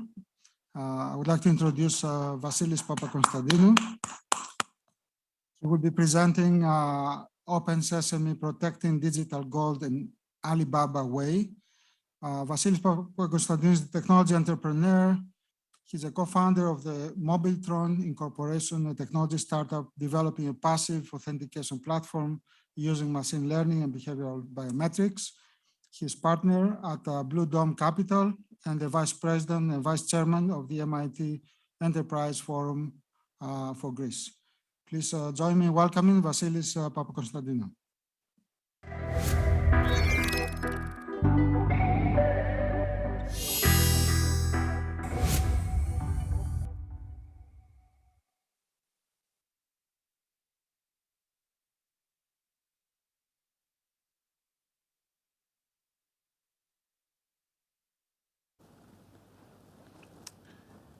Hello, everybody. Thank you for taking the time to attend this event and my presentation. I'm going to spend the next few minutes talking about two things. A legacy process that has become a serious pain point in our mobile-first and connected digital society, and then about a way to address this pain point. This painting is from Albert Goodwin and captures the 40 thieves as they enter the secret cave where they keep the treasures they amass from the raids. The cave is protected by a door that opens only when the master thief says the famous magic word, namely Open Sesame. As the story goes, a young boy by the name of Alibaba wanders around and happens to witness the scene, and later goes on and steals the treasure of the thieves by just repeating the same passphrase. Does this scene look familiar? I'm sure you remember the 1001 Night Tale from your younger years, and most probably you've seen the movie or the cartoon. But my question is not about neither the scene nor the painting. The resemblance I have in mind refers to the way we, as a modern mobile-first connected digital society, still protect our gold, our digital and physical assets, our systems, our data, our applications, and more. After millennia, we are still rely in the magic word, the password that master thief used to open the door to his treasure. Unfortunately, we seem to be literally attached to this word. Because as you can see from the list, the word password was and probably still is the 5th most used password term in the world in 2021, according to research available on nordpass.com. As you can see from the slide, almost 21 million people, open up their digital treasures using password as password. If you look at the rest of the 14 most common passwords, you get a good sense why it is so easy for people to hack online systems. Actually, according to a report by IBM Security, about 20% of the data breaches in 2021 were attributed to compromised credentials. Namely, hackers were able to either get or guess combinations of passwords and usernames. Sometimes that they were very easy, as the one I described before, and enter systems and be able to get data or other assets that eventually cost to the companies that they were compromised about 4.3 million, and those that they were protected were more than the 1,000 actually that they were protected. Many companies decide not to report data breaches in order to protect their reputation. Funny thing is, connect 1,001 reported data breaches with 1,000 nights that I was discussing before. Experts know the problem and advise users to protect their digital systems. They recommend that we use complex passwords, meaning at least 12 characters long. They advise us never to use the same password across the tens or hundreds of systems we're using every day. They require us, sometimes the banks do so, to update them regularly, like every 90 days, and check their strength. I mean, they don't recommend using any arbitrary word to protect their websites. And of course, they recommend using password managers because they understand that our mental capacity and sometimes patience runs out. Of course, experts know that there's something fishy going on all the time, so they recommend using some kind of multi-factor authentication to further secure the accounts and our data. Coming back to the scene from the tale, the multi-factor authentication would be the equivalent of the master thief commanding the door, open sesame, and then the door replying back, prove yourself. And him, the master thief, having to do something that only he can do to prove himself, like commanding one of his thieves to say, I know that he's who he says he is. It's not that bad, but I'm sure you get the picture. Unfortunately, MFA comes at a cost, and that cost sometimes doesn't balance out the expected increase in security. I guess it is clear by now that the measures we take don't have the effect we are looking for, and our digital assets are not well protected from hackers and the likes. Why is it that so? Well, there are two main inherent issues with password-based authentication.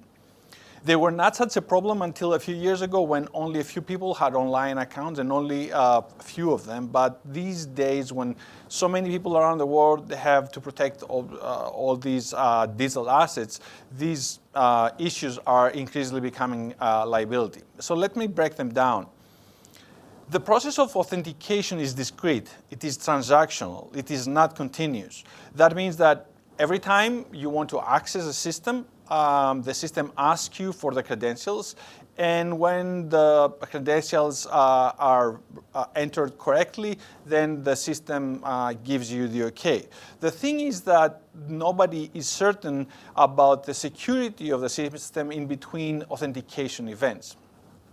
Even worse, there is no certainty about the identity of the person. The identity is implied if the credentials are correct, but that cannot prevent unauthorized individuals from using the correct credentials, as we've seen before with Alibaba and the tale of using Open Sesame. To patch these inherent issues, experts, as explained before, introduced multi-factor authentication, which increases marginally digital security, but increases dramatically the already high user friction, up to a point sometimes that users decide to deactivate authentication altogether with the problems you can guess. So what would be a better system? What would be the perfect system if we're able to design it from scratch? We know what's wrong with the current system, and we could just flip the parameters. So our system right now is not able to continuously authenticate. The preferred mode would be to have a continuous authentication system. And we know that the system does not authenticate the user, it authenticates the credentials, so it will be better to have a human-centric authentication system. And it has friction, so a frictionless solution would be much better. All these three requirements set the bar very high, and you can rightfully ask yourself, is there a system capable of doing something like that? Well, if you Google search the way you walk, most probably you will get a bunch of songs and probably a picture like the one on your screen. That's from a campaign of a shoe company. Their pants line says the way you walk defines you. And although this is a marketing message, it actually tells a lot of truth. Because we know that our walking is unique enough and it can tell two people apart. When I heard about that the first time, I could hardly believe it because it came out from the mouth of my grandmother, who argued from the sound of my footsteps as I was approaching her house from the alley. Go figure. But it turns out she knew much more about human behavior than I do. And as it happens, walking is a very unique type of behavior that together with a few others, if treated properly, they can serve as a very strong set of biometrics called behavior biometrics. Besides the way we walk, it is the way we interact with things like our smartphone. I guess my grandmother could not guess that. The locations we hang out and the ways we go from one location to the other, the way our voice sounds when we talk, and many, many more. We knew for years that these behaviors are unique enough to identify people, and in particular, the way we walk is also known as gait analysis and has been used for years in purposes like this. Most of the time, it has been used in conjunction with machine vision that analyzes videos of people walking and authenticates them, but this obviously creates serious privacy issues. Behavior biometrics are becoming a point of interest again, thanks to mobile devices and their sensors and the explosion of machine learning. Why is that so? As we go about our daily lives, the sensors in a smartphone, the accelerometers, the gyroscopes, the GPSs, and the connected wearables record multiple data sets that can be associated with one or more different types of behavior. The data is then crunched by machine learning algorithms that transform it into human behavioral biometrics. The biometrics are strong enough to identify the individual with high certainty.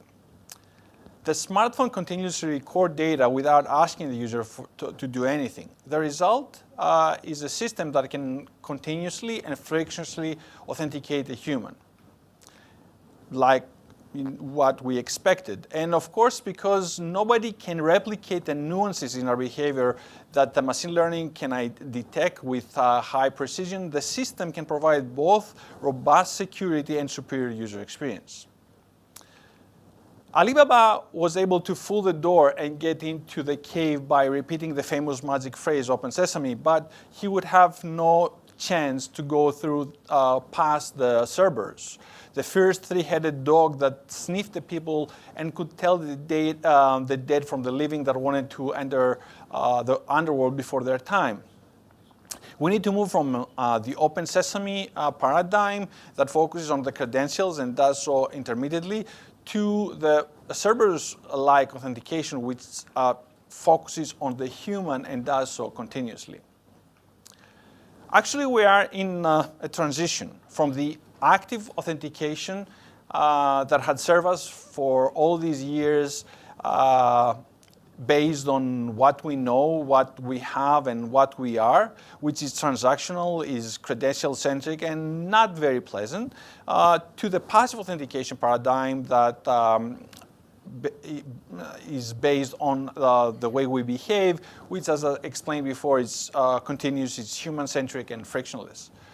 The new paradigm will be able to protect much, much better our mobile first and digitally connected society. We are currently in between. The passive authentication is not ready yet, primarily because of some constraints in the hardware. The sensors and the data consumption on the device may have problems with the batteries. And until the next few years when passive will take over, I see passive authentication as complementing active authentication and becoming a part of the multi-factor authentication toolbox. Sometimes replacing things like over-the-air passphrases and things like that. Eventually, when passive authentication is ready for prime time, the next 3-4 years, we will be able to have a true multi-factor behavioral-based authentication. In March 2022, MIT Technology Review declared the end of passwords because they are inherently insecure, as I explained before. The article painted the future the way it is proposed by the big tech, the Googles, the Apples, which, although they propose a passwordless authentication system, their system is not yet continuous. It is somewhat human-centric and certainly is not frictionless.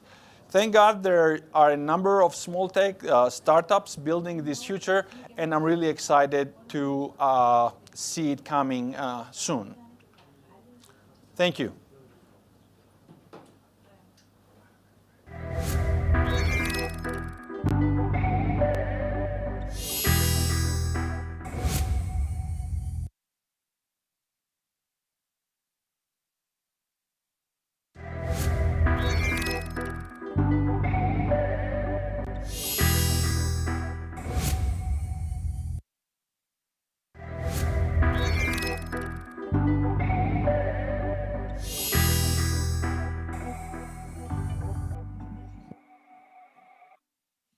Sit here, Mark.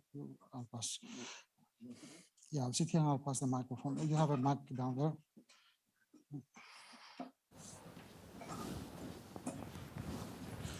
Yeah, Zarina, if you want to join us. All right, so go ahead, Angela. Good afternoon, ladies and gentlemen, and good afternoon, San Jose from Athens. We're here, we are approaching midnight, but we're sure that some late owls on this continent will continue watching this interesting exchange of ideas. And so this is a nice, cozy opportunity to do a wrap-up of what we've heard during this first part of the first day. An interesting exchange of ideas, some profound differences of opinion, some open sentences and open themes and ideas about how things will progress into the future. My personal view was that AIIA Forum came at an opportune time to try and even more intensively bring many of these issues to the surface. Perry. So, Angela, we're here in Silicon Valley. I brought all our good co-organizers here. I have next to me Konstantinos Karachalios, Marcus Murbach, Jean-Marie Moulard, and Zarina at the very end of the line here, and she will open the introduction to the space session.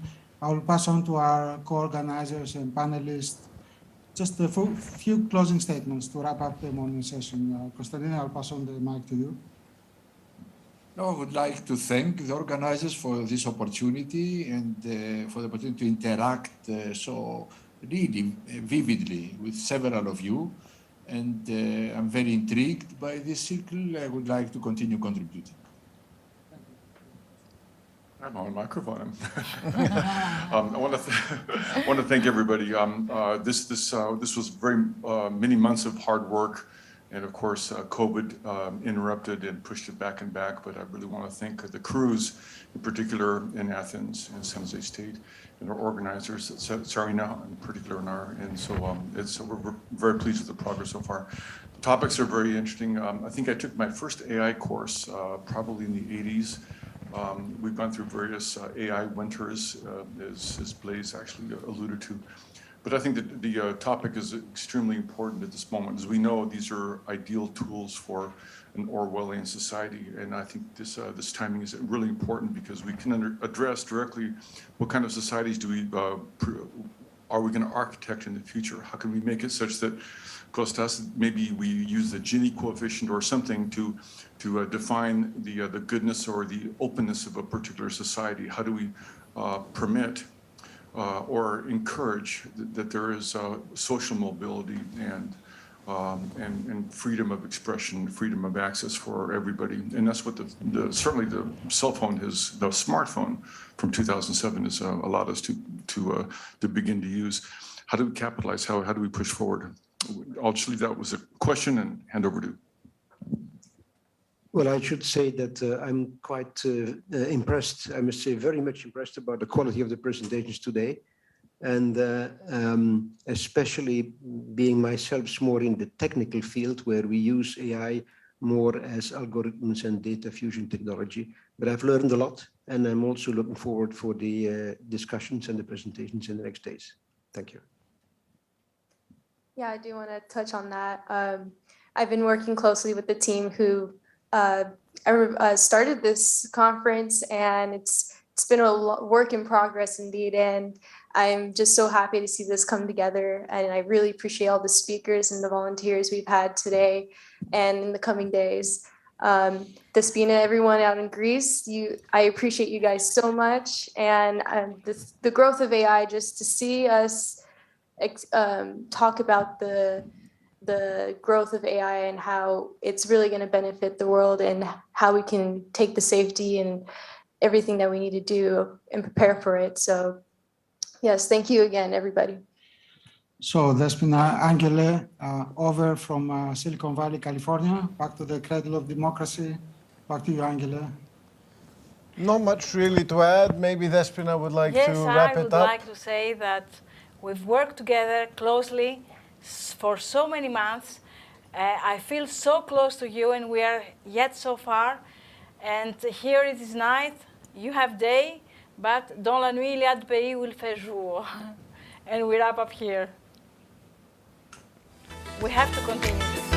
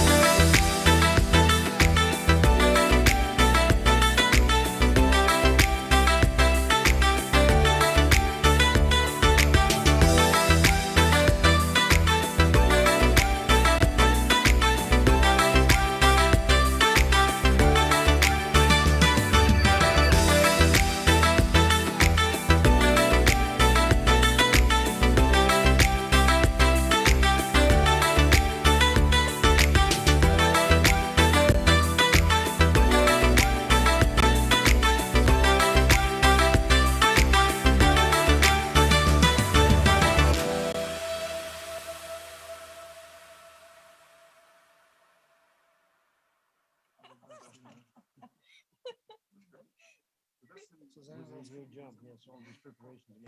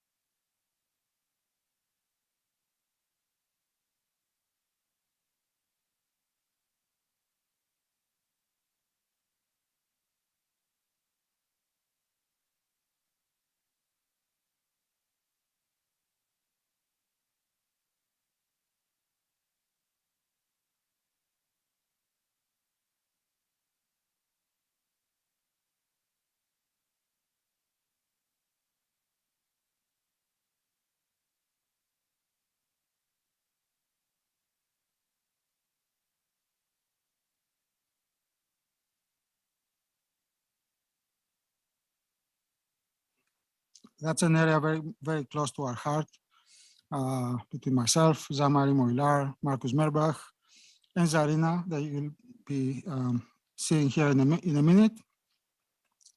We have been in the space industry for at least 30 years, at least all the old-timers here. And we have seen the space industry phasing into a commercialization phase with a reusability, low-cost access to space.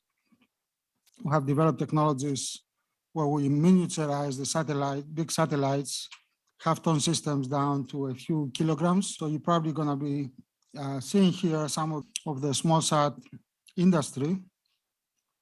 So what's effectively has happened is the standardization of small integrated systems in space, and small meaning the size of a few centimeters. So this leads to what we call a multiplication factor, because smaller size, smaller weight, lower cost for access to space, and also smart systems. So as you're going to see from the presentations, going forward and actually present, some of our small spacecraft that we're putting together, they have extensive usage of neuromorphic technology from NVIDIA and the other processes. So we can do onboard, in space, space imaging and data collection in a more smart, more effective way. So AI has been pivotal in our industry, and I think you can find very interesting all the presentations in this afternoon session. So I invite Zarina to take the lead here and present our presenters.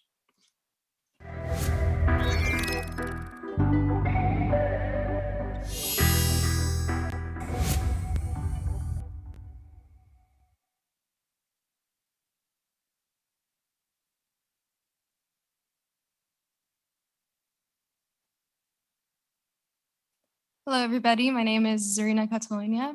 I recently graduated from San Jose State in aerospace engineering, and I am currently an engineer for a sheet metal manufacturing company, Inland Metal Technology. And I will be introducing our first speaker. Our first speaker is very involved with the current future growth of space. She has written articles about the benefits of space for life on Earth and how the complexity and involvement of the global space economy can benefit us, and how space is the future. She drives organizational and product growth through leadership roles in disruptive technologies such as commercialization of space and defense innovations.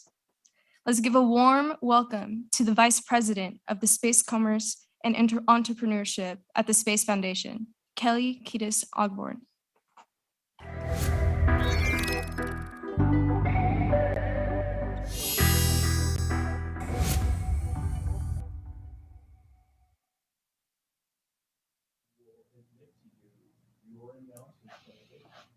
Hello, everyone. It's an absolute pleasure to be with you today. I love seeing the global aspect of this conference from everywhere from Athens to San Jose. I am calling in somewhere in the middle. I am based in Washington, D.C. As they mentioned, my name is Kelly Kiedis Ogborn, and I am the Vice President of Space Commerce and Entrepreneurship at Space Foundation. My flagship initiative here is called Space Commerce Institute, which helps individuals, companies, and countries grow into and grow within the burgeoning space ecosystem. And how we do that is we provide informed insights, actionable programming, consultancy, and mentorship from experienced space community leaders to really help participants find their market share and grow within the space economy, which is very vast and varied, which I will get into today. And through this work, as they mentioned, I conduct a lot of analysis, really distilling the economic drivers and technology trends driving the industry forward and shaping its investment potential and growth. And really, what I find so exciting about this moment in space is how fast it's growing and how broad it's becoming. And benefiting from this vibrant industry really requires reimagining the space economy itself. We as a people are really fortunate to live in a time where the moon and Mars are no longer a wish, they are a fact. And while we still have a long way to go to build out our ultimate vision for the space economy and for interplanetary exploration, where we are rooted now is building that future and benefiting from that future. And so I am very excited to join you today, specifically on the topic of how artificial intelligence and machine learning influence the space domain. And really, to understand this connection, we must first understand the state of space and the opportunities on the horizon. And so when we think of space, in and of itself, it's mysterious, it's awe-inspiring, and it can also be intimidating for people who are not in the business. But people who interact with it every day don't realize that they do. And what I always say is that space may be the final frontier, but you don't have to travel to the cosmos to benefit from its impact, because the truth is that hardly a day goes by without space investments playing a critical role in our lives. The infrastructure of space and the technologies developed for space really act as an invisible backbone for products and services used by people all over the world, some which are space-based, which is what we think about in terms of launch vehicles and satellites and others, and many are space adjacent or not even related to space at all. And so before I jump into my thing, I just want to start by broadly defining what the space economy is. And the way that I always categorize it is that it's everything that goes into space, it's everything that supports systems in space, and then it's all terrestrial economic activities that are directly enabled by space. And so as you can tell by definition and design, the economic potential is very broad and it's also very lucrative. And as a starting point, people like to throw out numbers, and so I'll start top level and go down. But it is estimated that the global space market will exceed 1 trillion by 2040. And while 2040 may feel like it's a long way away, it's really only 18 years. And all of us can think back to something 18 years ago and feel like it was yesterday. So it's coming upon us very quickly. And there are many economic drivers to drive this prosperity, which I will touch on in a second. But before I do want to spend some time talking about 4 main concepts that I really like to use to lay the foundation in support of my thinking on this topic of the robust space economy. The first is that space is an ecosystem, it's not a sector. What I mean by this is that space is the catalyst and the spark that furthers innovation across multiple sectors. It brings together disparate industries and skill sets that really push the boundaries of what is possible to achieve our collective wish for space expansion and exploration. What this means is that investment in a part of the space ecosystem really energizes the whole. Since space is implicated in an incredibly diverse array of industries, when one part of the ecosystem develops, the whole network moves forward together, and in essence, it benefits life on Earth. The second is that space innovations are hard. I know that's very commonly known by you in the audience, but by the very nature of the industry, it is. And because of that, it attracts dreamers, frontiersmen, and highly intelligent people who are compelled by the need to explore and really the need to know. That sheer fact alone will drive technology forward and establish new processes and innovations that can be exploited in a myriad of ways. And many of you know, given your academic and research background, that oftentimes the value in technological progression doesn't lie in the specific product or even the technology.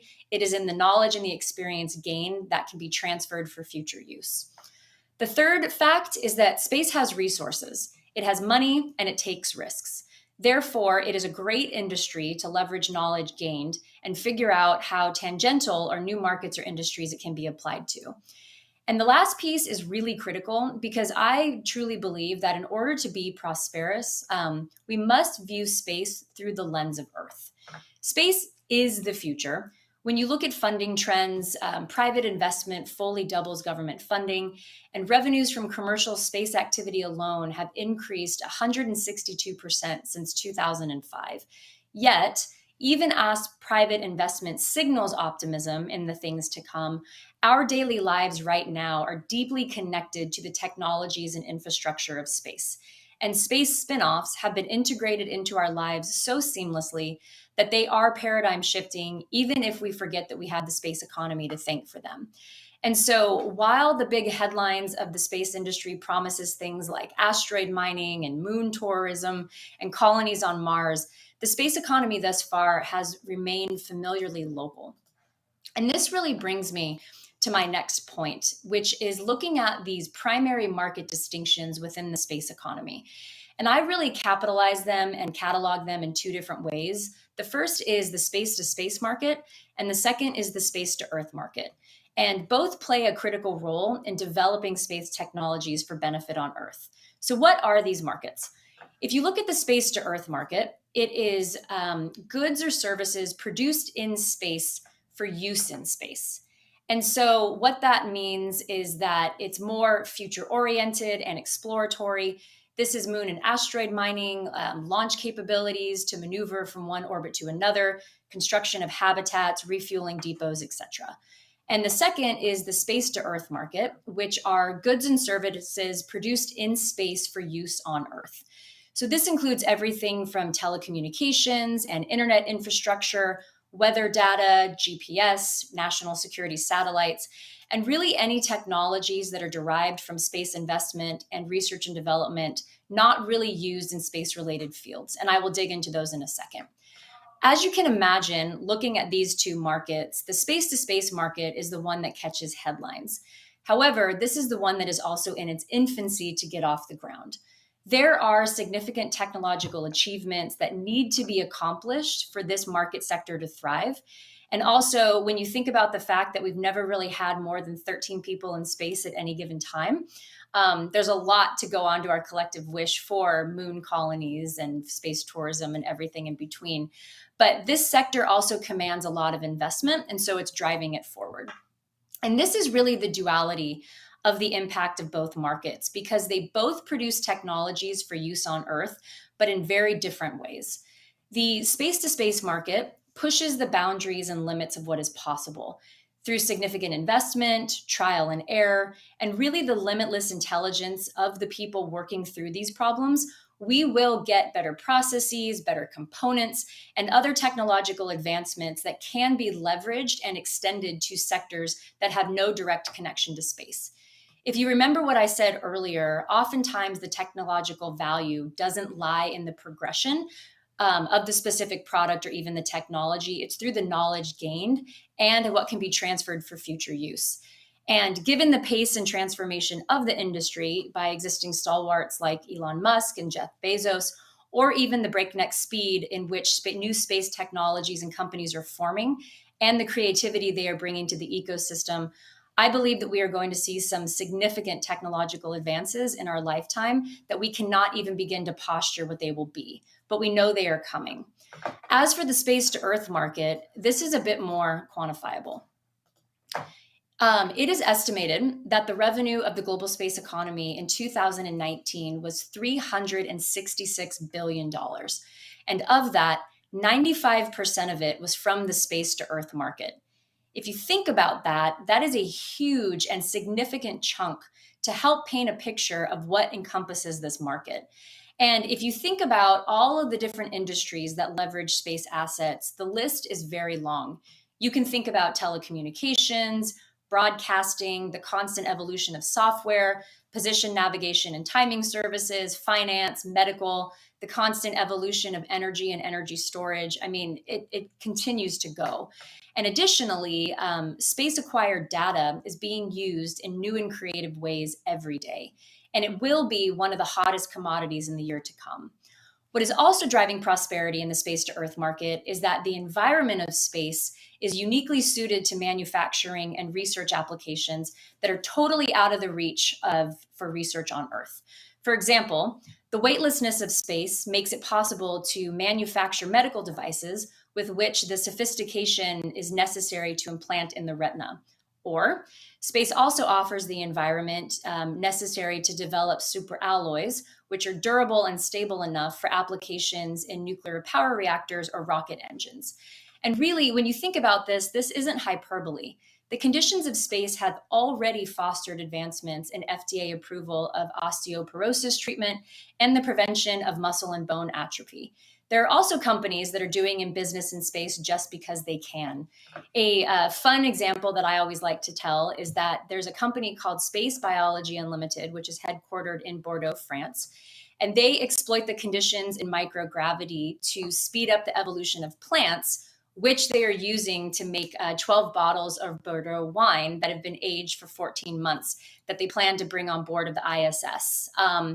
There's also another company, there's a US hotel chain called the DoubleTree Hotel, which sells chocolate chip cookies. And they have found a way to bake these cookies in space and bring them down to their hotels. Again, it's just for the nature of buying a space cookie, but I would buy a space cookie and it brings some notoriety to the industry. So the main point that I'm trying to make here is that innovative advancements stem from innovative strategic visions. And really, space has no shortage of innovative strategic vision. We are really only limited by our creativity. And whether it is the use of technological infrastructure for services on Earth, utilizing the conditions of space for manufacturing and research components needed on Earth, or doing business in space because you can, finding these tangential uses for space-derived technologies will really help exploit the limitless boundaries of what we are able to do. And every day, the world's most innovative minds are currently reconceiving space in terms of an off-Earth global economy geared toward the production of goods and services for the enhancement of life on Earth. So when you posture that from a top level, you can start to dive down and think about what are some of these market drivers. And I can tell you that some are yet to be seen because we are literally building the future now, but some are deeply traceable. And on these next two slides, I have outlined 10 of the economic drivers that Morgan Stanley has laid forward that are really going to push the boundaries of what is possible and also drive investment. Many of these have varied subcomponents and industries supporting them and driving their capacity for success. So to quickly go through these, you can see there's satellite launch, which I know everyone in the room and watching online is very intimately aware of. The same with satellite internet. So this is existing internet that is in GEO, but also some of the new links that are coming on in low Earth orbit.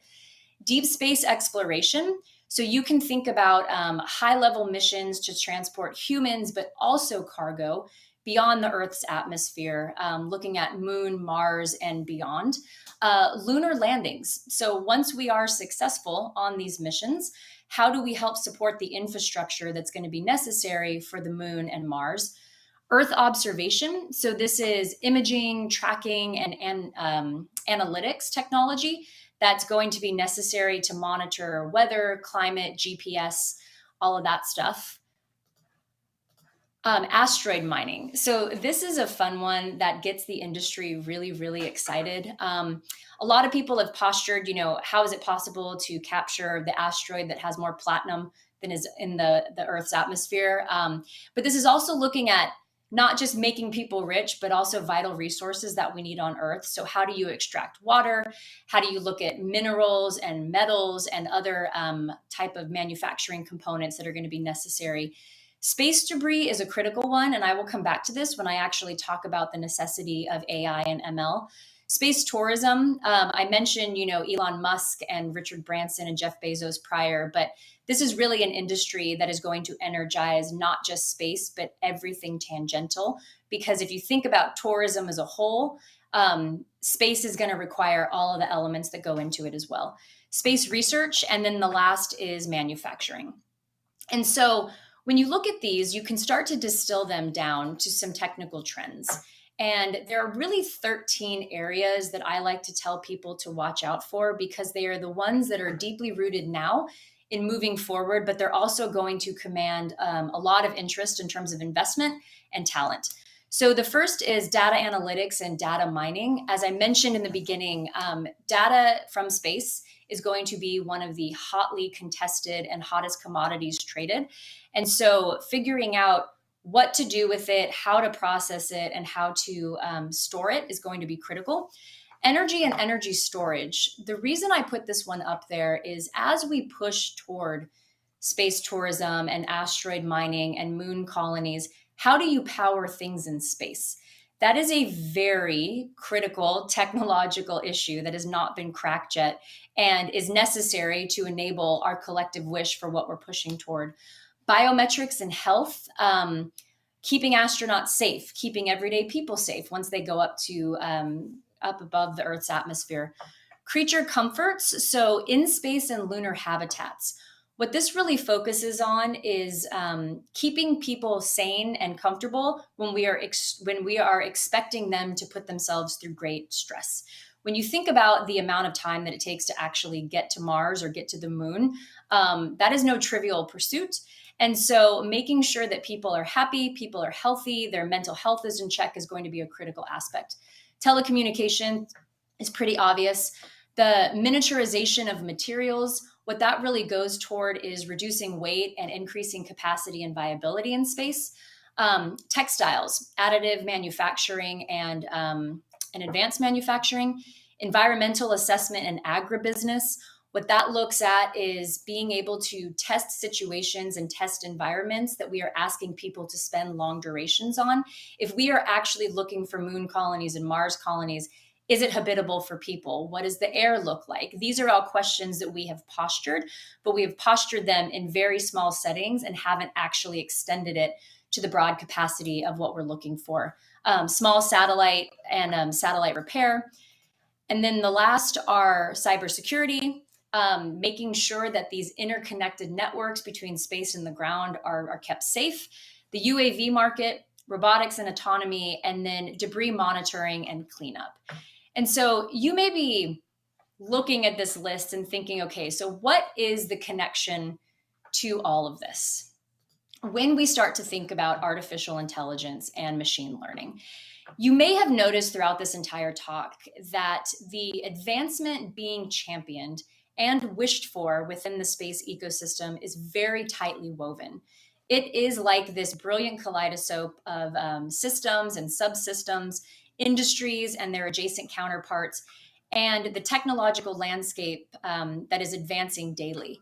But the currency that runs through all of this is the ability for artificial intelligence and machine learning to streamline, support, automate, and optimize all of it. Space already uses artificial intelligence and machine learning techniques quite a bit, and it is the necessity of it is only going to increase. And some examples that are already being in use, if you think about artificial intelligence-based radio technology that makes communication networks better, both from transmitting signals from the ground to space and back down.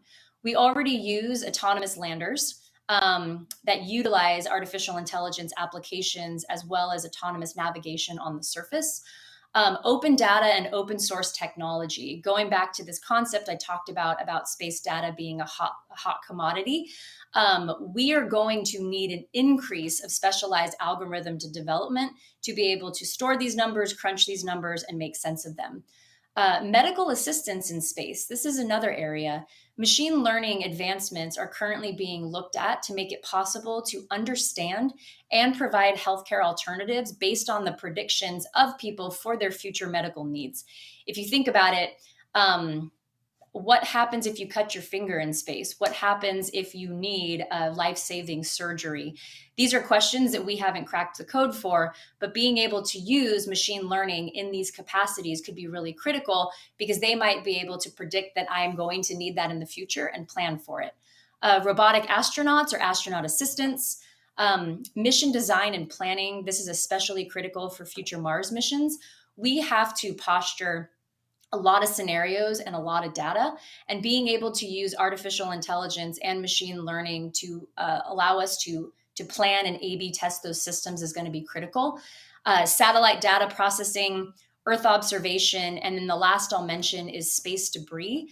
Machine learning can help tremendously with design collision avoidance. And I can tell you that this area of space debris, and I know this will hit intimately to everyone in the room that is deeply entrenched in the space community, is only getting worse as we are pushing the boundaries of what is space commerce, what is space economy, and shooting more things up. It becomes a lot more crowded, like any traffic jam. So these are just some of the ways that artificial intelligence and machine learning are deeply integrated into the lives of space. And our goal is to now foster their capabilities to achieve our collective wish for the future of space technology expansion and space exploration. So I challenge you to open your minds and lend your credibility to think about new ways that we can apply this field domain to space. Thank you.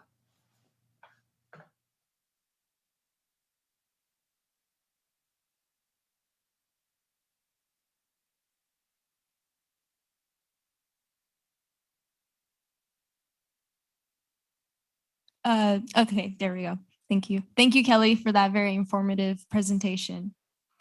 Our next speaker has researched cognitive computing architectures, high performance computing, and architectural performance modeling. He leads the Parallel Cognitive Systems Laboratory at the University of Dayton and has several publications on transmission electron microscopy, analog neuromorphic circuits, microscopic nuclei, and many more. Let's welcome Dr. Tariq Taha, Senior Researcher, Professor at the Electrical and Computer Engineering Department at the University of Dayton, and an engineer at Brisk Computing, LLC.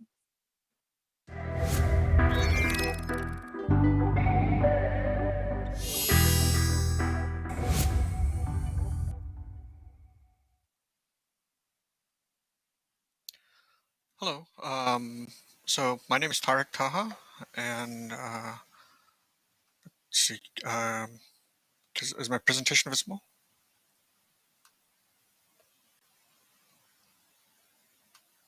Okay, so my name is Tariq Taha. I'm a faculty at the University of Dayton, and I'm also a senior researcher at Brisk Computing LLC.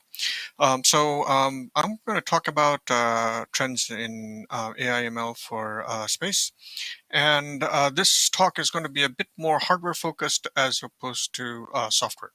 So some of the key things that we need for an efficient AI/ML system in space is to have the hardware be very efficient at running the AI/ML application. And this is primarily because AI/ML is being used heavily in space, and the applications tend to be very compute intensive.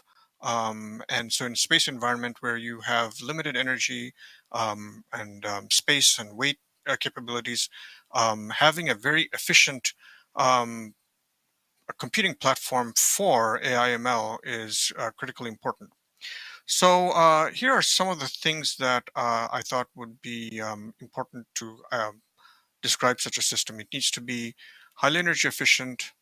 It should have in situ training capability, meaning ability to train networks on the platform.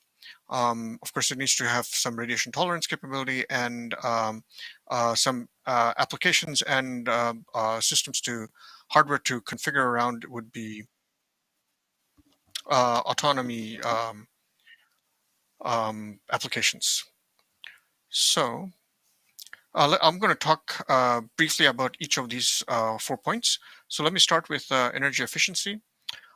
So for energy efficiency, there are several options. One option is to develop, utilize specialized ASICs or application-specific integrated circuits. Examples of this include chips from NVIDIA, such as the Jetson Nano from Google TPU or Intel Neural Compute Stick. These have not been utilized in space as far as I know, but these are fairly efficient systems. If you want to use a more custom system for space, then some of the things that we need to do is go towards specialized optimizations that would make them much more energy efficient. So things like lower data precision, such as using a 16-bit or floating point or 4-bit integer, sparsity of the model, and model compression for deep networks. A third type of computing hardware that that appears to be very promising, which is just getting started in terms of research and commercial application implementations, is processing and memory systems. As far as I know, there aren't any commercially available yet, but what these do is they essentially try to minimize amount of data movement. So if you look at a computing system, the major source of energy is coming from data movement as opposed to computing on the data. And so these kinds of systems can utilize the things like resistors and so forth to do computations in an extremely efficient manner and make systems about 10 to 1,000 times more energy efficient than conventional computing systems.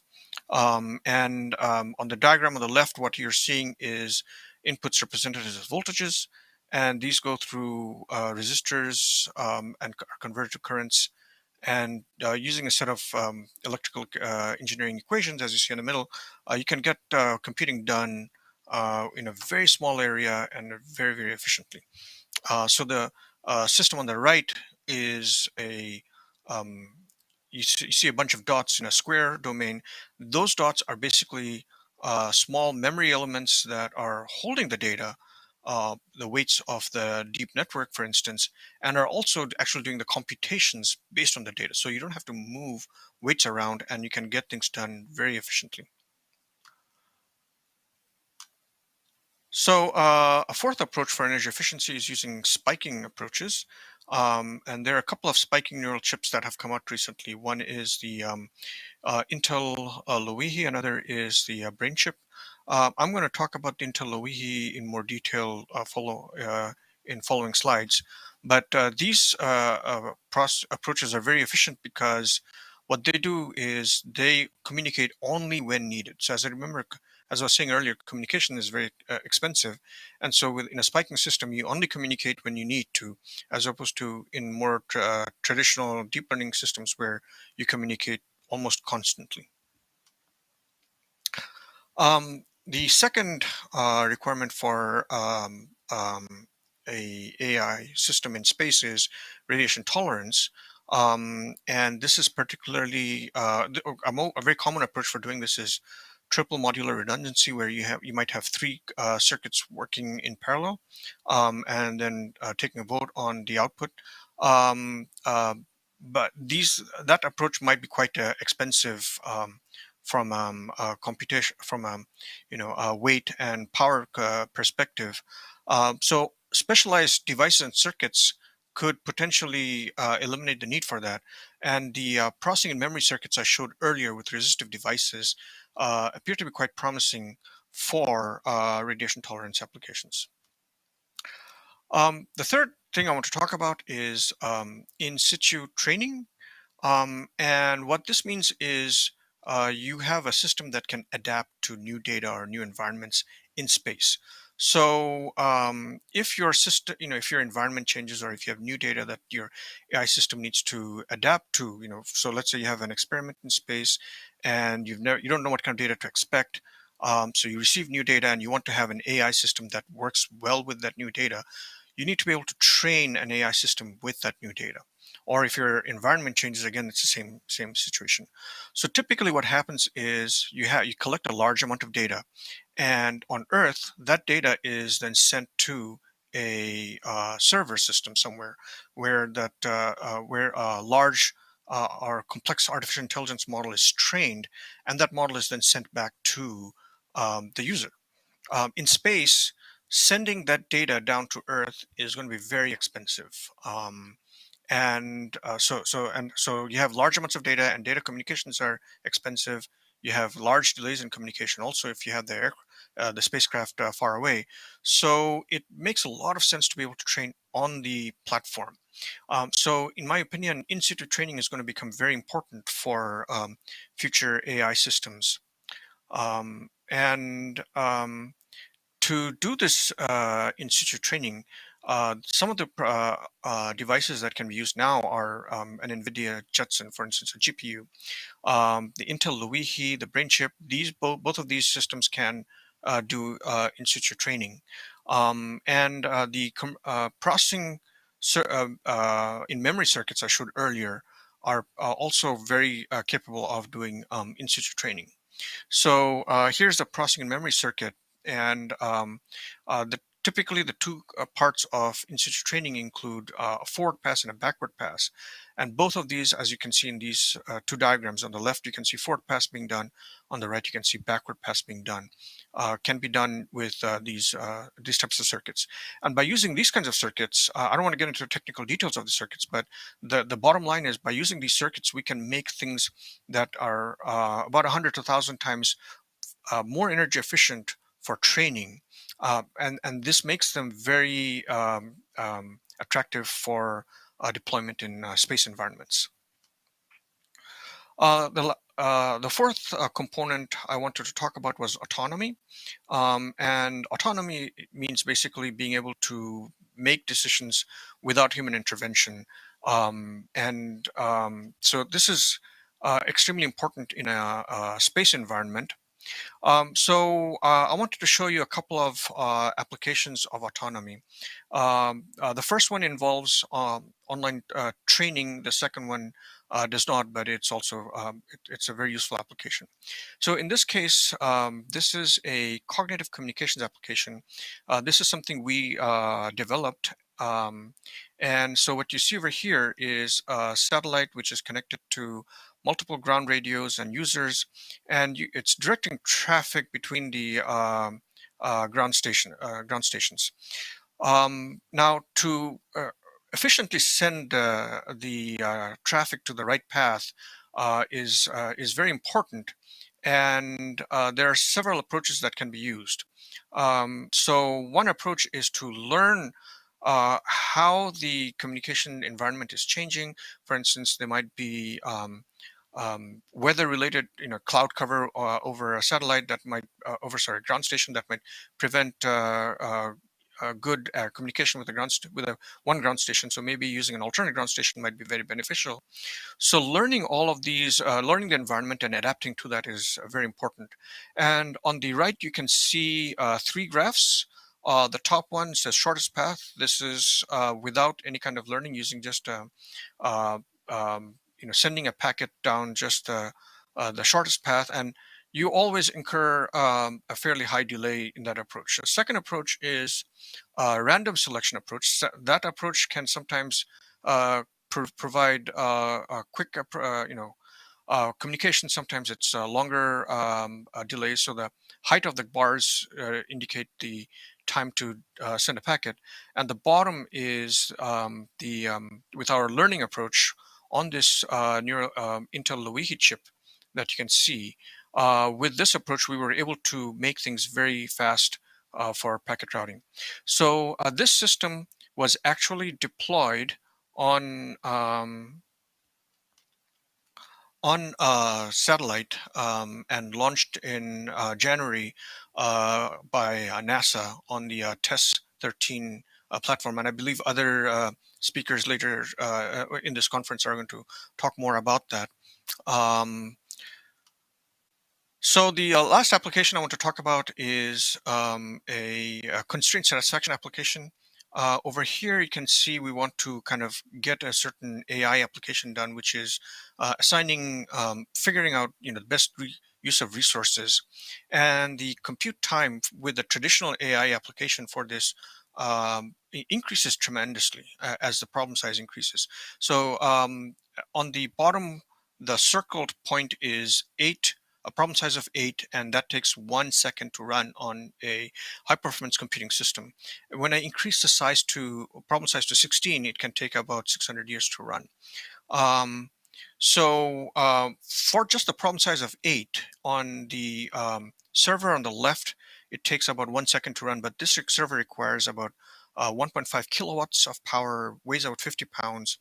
On the system on the right, which is a ASUS Tinkerboard, the power consumption is much lower. It's 5 watts, but it takes several months to run this application. But if you can develop some very efficient AI algorithms, then you can potentially get things done much more quickly. So for instance, on that same ASUS board, we can get things done in about 0.4 seconds. And on the Intel Loihi on the very right, we can get things done in about a really short time, just a fraction of a second, and it uses only 1 watt of power. So novel AI algorithms and novel AI hardware are critically important for space applications.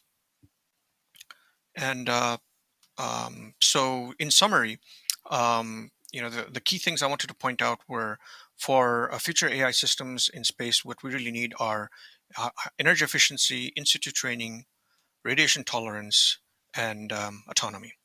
And with that, I'll end the talk. Thank you.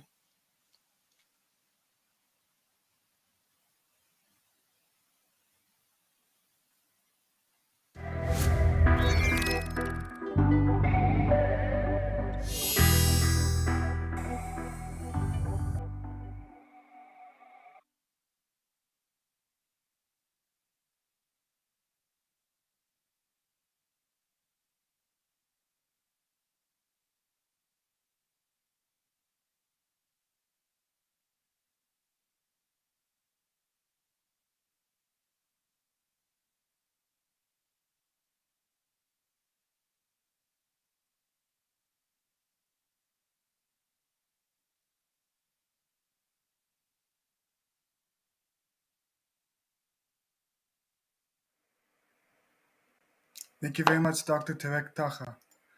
Good afternoon, ladies and gentlemen. My name is Papadopoulos, a graduate student at TU Delft, and it is my honor to introduce Jean-Marie Morla. This is his presentation on space and ground data fusion, including cyber robustness, a qualification approach. He has over 30 years of experience in the field of aeronautics and astronautics, and I will now tell you a few highlights of his long and inspiring career. In 1988, Jean established and led the aerothermodynamics section of the European Space Agency, better known as AIIA. Jean has performed numerous in-flight research projects on aerothermodynamic and thermal protection system design as chief scientist of the Expert Flight Project. In 2008, he became the director of the Von Karman Institute in Brussels, Belgium. He co-initiated and coordinated the QB50 project, tackling worldwide CubeSat constellations, demonstrating in-orbit satellite technology and atmospheric sciences. In 2014, Jean became fellow and academician of the International Astronautical Academy. Jean later joined the High European Representative to the Scientific Advisory Committee in 2016. He then returned to AIIA, where he developed the REDU Center, now ESSEC in Belgium, and contributed to establishing the Cyber Range and its Secure Space Operations Center. Jean has edited 4 books and published more than 100 papers while lecturing for European universities. We're looking forward to this very insightful and exciting presentation. Please join me in welcoming Jean-Marie Morla.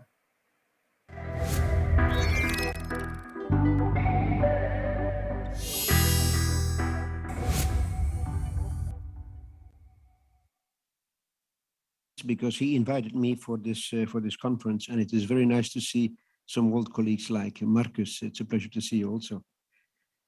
So I think my presentation should be visible. That's it. Oh, sorry, I go back too fast.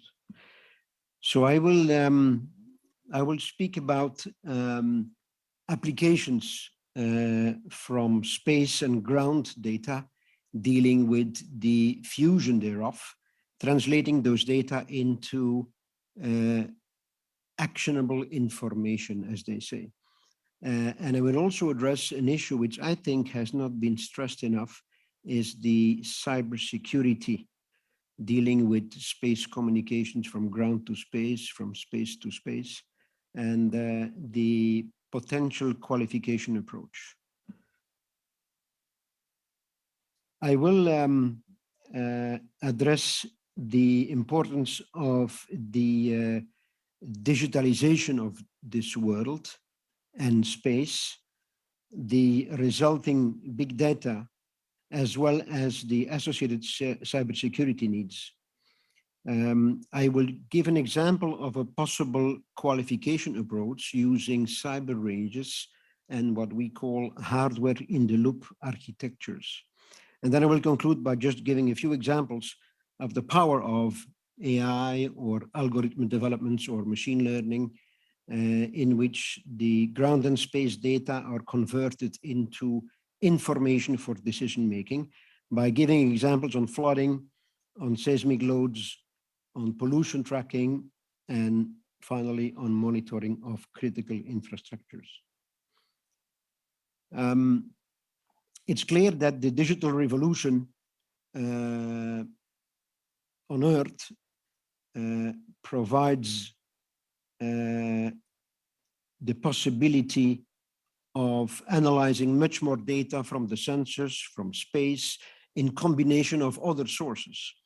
At the same time, I cannot stress enough that this digital evolution or transition gives rise to cyber vulnerabilities, and we have to discuss and address this ab initio in a security by design process. And this is why this puts a lot of stringent requirements on ground and space, but also on the qualification process. And I think in the past, of course, we did also some in-flight research, in-flight qualification, but given the expenses, I think we can do more on-ground testing in cyber ranges, in anechoic chambers, and I'll give you also one example. What we presently do in Europe, but also at NASA and in AIIA, is the use of cyber ranges where we emulate systems, but emulation also at the hardware level. That is to say, while testing software-defined radios for space, for ground, in communication with emulations from telemetry and telecommand and space-to-space communications, and deploying, so as to study the cyber resilience of this architecture, deploying threat risk assessment methodologies. And those cover, of course, the vulnerability analysis, the risk analysis and mitigation. These are very valuable, not only, of course, to test the system before flight, but also to qualify components of a platform, the way you communicate, the onboard computer. So it's part of the qualification you can do on ground prior to an in-orbit delivery. This is just an example of a series of cyber range tests which we do, and we address dynamic risk assessments, proactive policies. In fact, we test and we develop scenarios to enhance the vulnerabilities and address the proactive tools to mitigate them before the damage is increased. Because the objective is, of course, that the systems continue to operate even though they are vulnerable by attacks. And I'll give you also examples of some crisis management systems. The examples I will give on Earth observation are both driven by man-made, like pollutions of industry in rivers or uranium tailings, but also by catastrophic events like seismic loads or dam breaks or other crises driven by climate changes. The first example is quite a recent one, and it's an example of a dam break in December 2020 in Uzbekistan. As a matter of fact, Europe is busy with setting up of a complete water monitoring system using space and ground sensors in the region from the high mountains in Kyrgyzstan down to the Aral Sea, crossing 4 countries. And this is a typical example from space where, and the location of this is in between Uzbekistan and Kazakhstan. And a few days later, you can see these kind of pictures from space, where the neighboring site in Kazakhstan has been completely flooded. There were people, but also animals killed. And then, of course, we deploy what is called damage assessment routines to analyze these catastrophic events. The purpose, of course, is now that space can also anticipate, in fact, predict these events. And I have a very nice example here. Of course, this is all to do with data fusion, in which we combined Earth observation data from the Sentinels, from the Landsats, legacy data from the past, in combination with SAR techniques, where we looked into the movements of the Earth around the dams. And this is a typical example of a catastrophic event that took place in January 2019 in Brasilia, where thanks to the power of space data and the algorithms developed, we were able to predict. I don't know why my picture is gone. Can you still see the figure? No.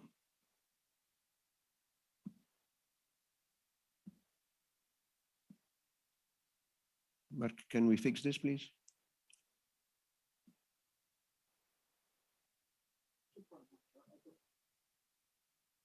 Because on this figure, you could see the time-wise changes on the dam in Brazil, up to predicting nearly the catastrophic event on a week notice. And this is while people were able to combine the movements of the Earth with so we using the SAR techniques, with the Sentinel data. So this was just an important example to give you that for catastrophic events, space can even play its role in this domain.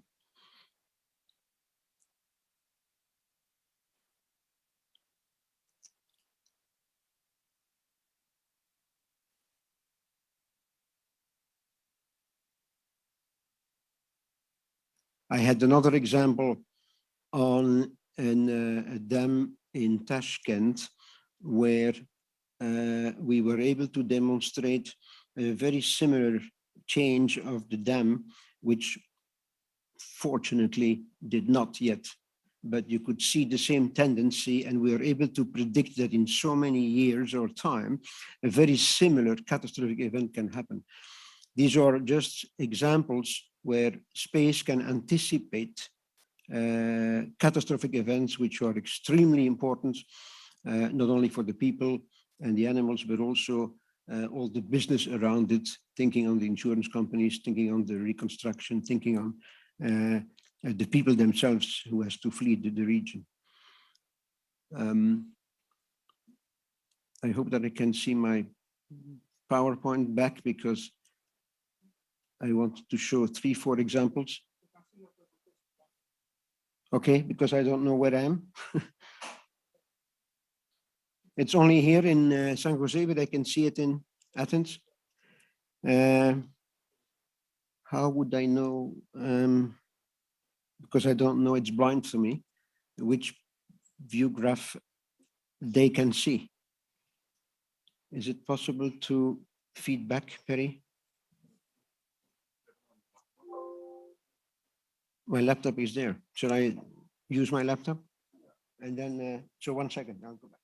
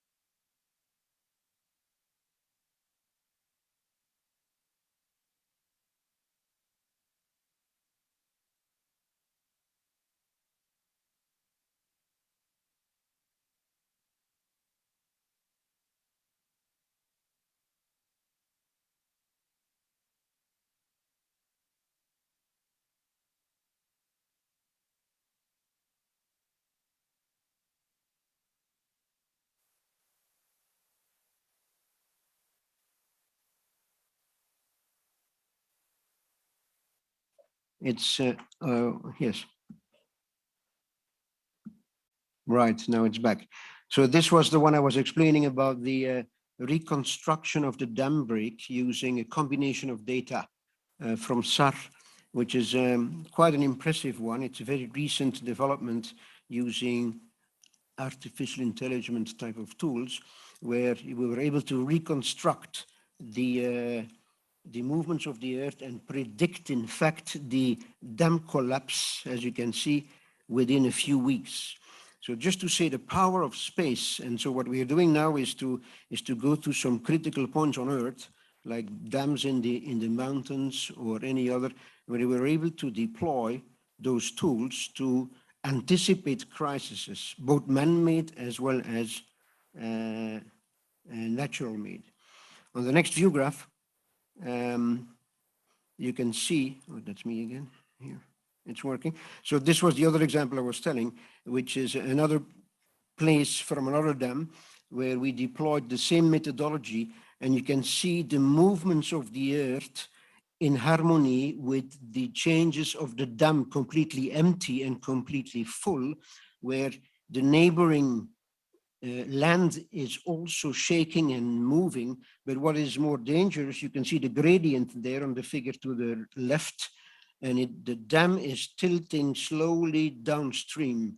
So you will anticipate a similar catastrophic event, and this one will have 100 times more consequences.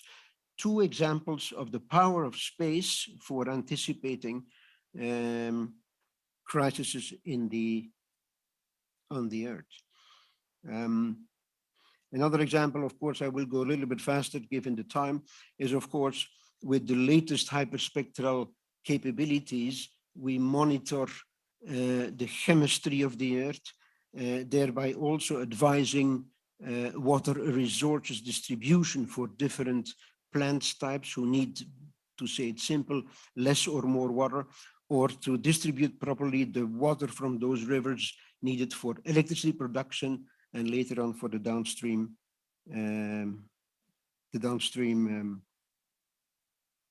regions or nations, not speaking about the war that one has when these major water rivers crosses the boundaries of some of the member states there in the Central Asia. The future is, of course, in developments of these Internet of Things or sensors, just a battery of sensors that we are developing and qualifying for space that in situ measures chemistry content of water in terms of pollution, like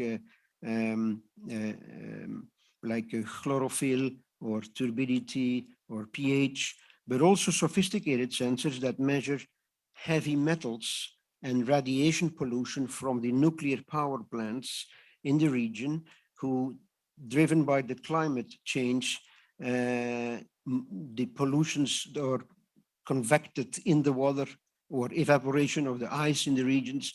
So there's very serious, what we call CBRN effects. All this technology is helping the exploitation of the space data, thanks to the combination of ground and space for the Earth. This is an example of, again, the power of the fusion of data from space to non-space, when we can calibrate those Earth observation data to really quantify time-wise and space-wise the physics and the pollution levels in the region. This is what shows. I like to show this example. This is from Indian rivers that combines the water resources or the mass flow computed time-wise from when it crosses different sites with different levels of pollutions. In this case, it's shown as different colors, like red would be an alarm, an action requirement, and green would be everything is nominal. So these are worldwide developed monitoring systems to trace pollution to be used in climate environments in Africa, in Central Asia, but also in many places in the world. This is thanks to the fusion of data, artificial intelligence, and the power of the new algorithms that one is able to develop. As a final example, I'd like to show some monitoring of critical infrastructures. Again, the monitoring systems are now used also in kind of an emulation way, like a digital twin, where up to even the operations of critical operations are modeled for testing, for training. And I'll just show you one example here of a chemical industry in combination with space and drones, enabling the operators, but also the authorities when auditing, like for chemical industries, to verify and to exercise the people in case of catastrophic events.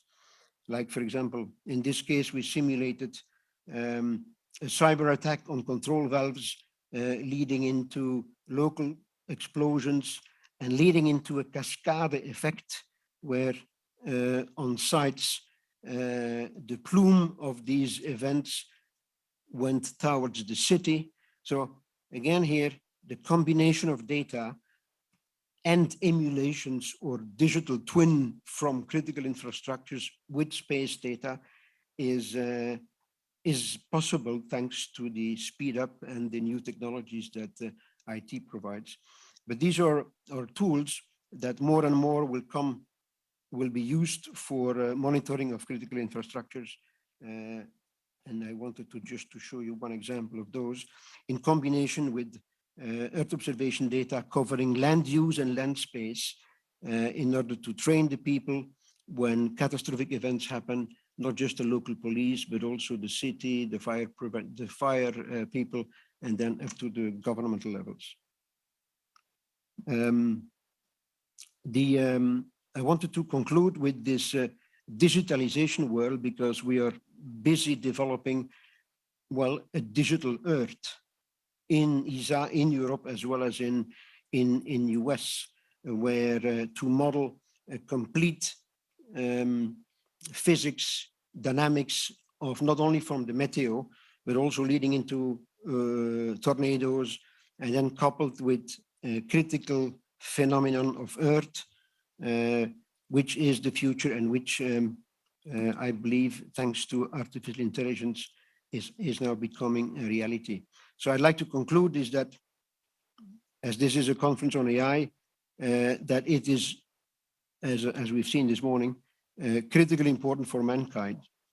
The digitalization, but also this emulations or digital twin is being developed in cyber ranges, but also for chemical industries, nuclear power plants, space operations, which provides an opportunity to test their resilience against cyber attacks. And so this is a point which is becoming extremely important. And so I'd like to conclude my talk with the excuse of this perturbation herewith. Thank you.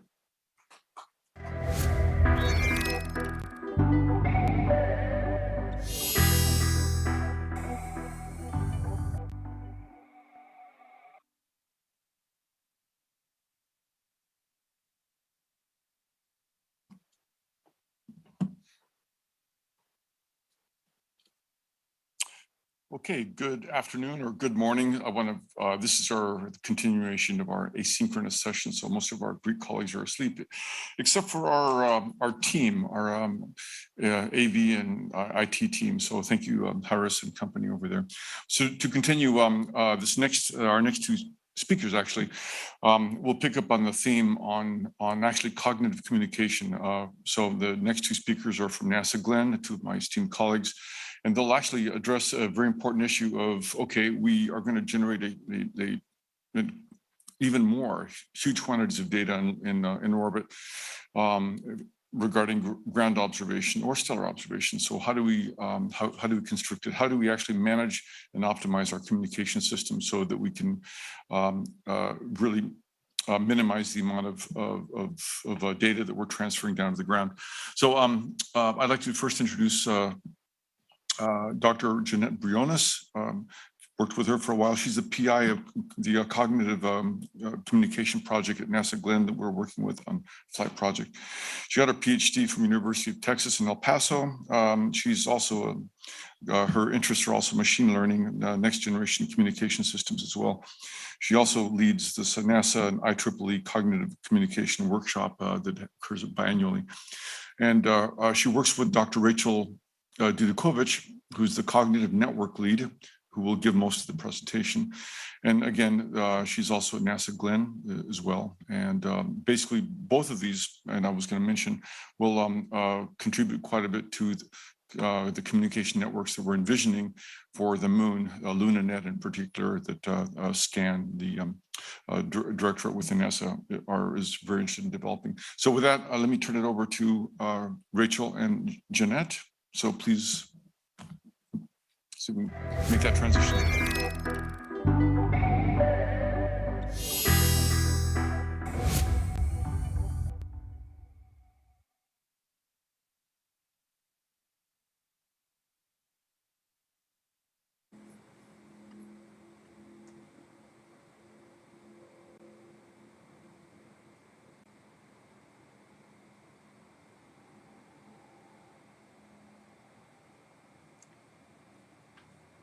Hello, good afternoon.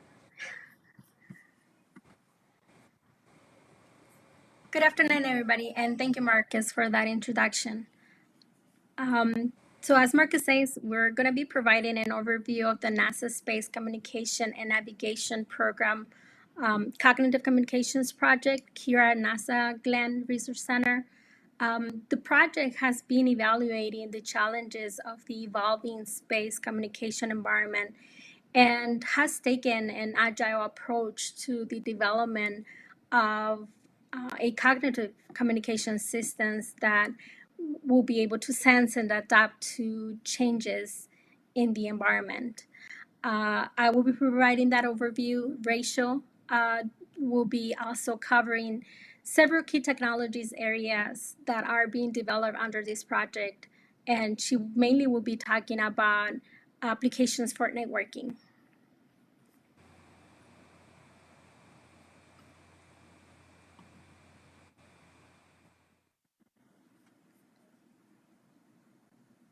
Okay, so I guess I can get started.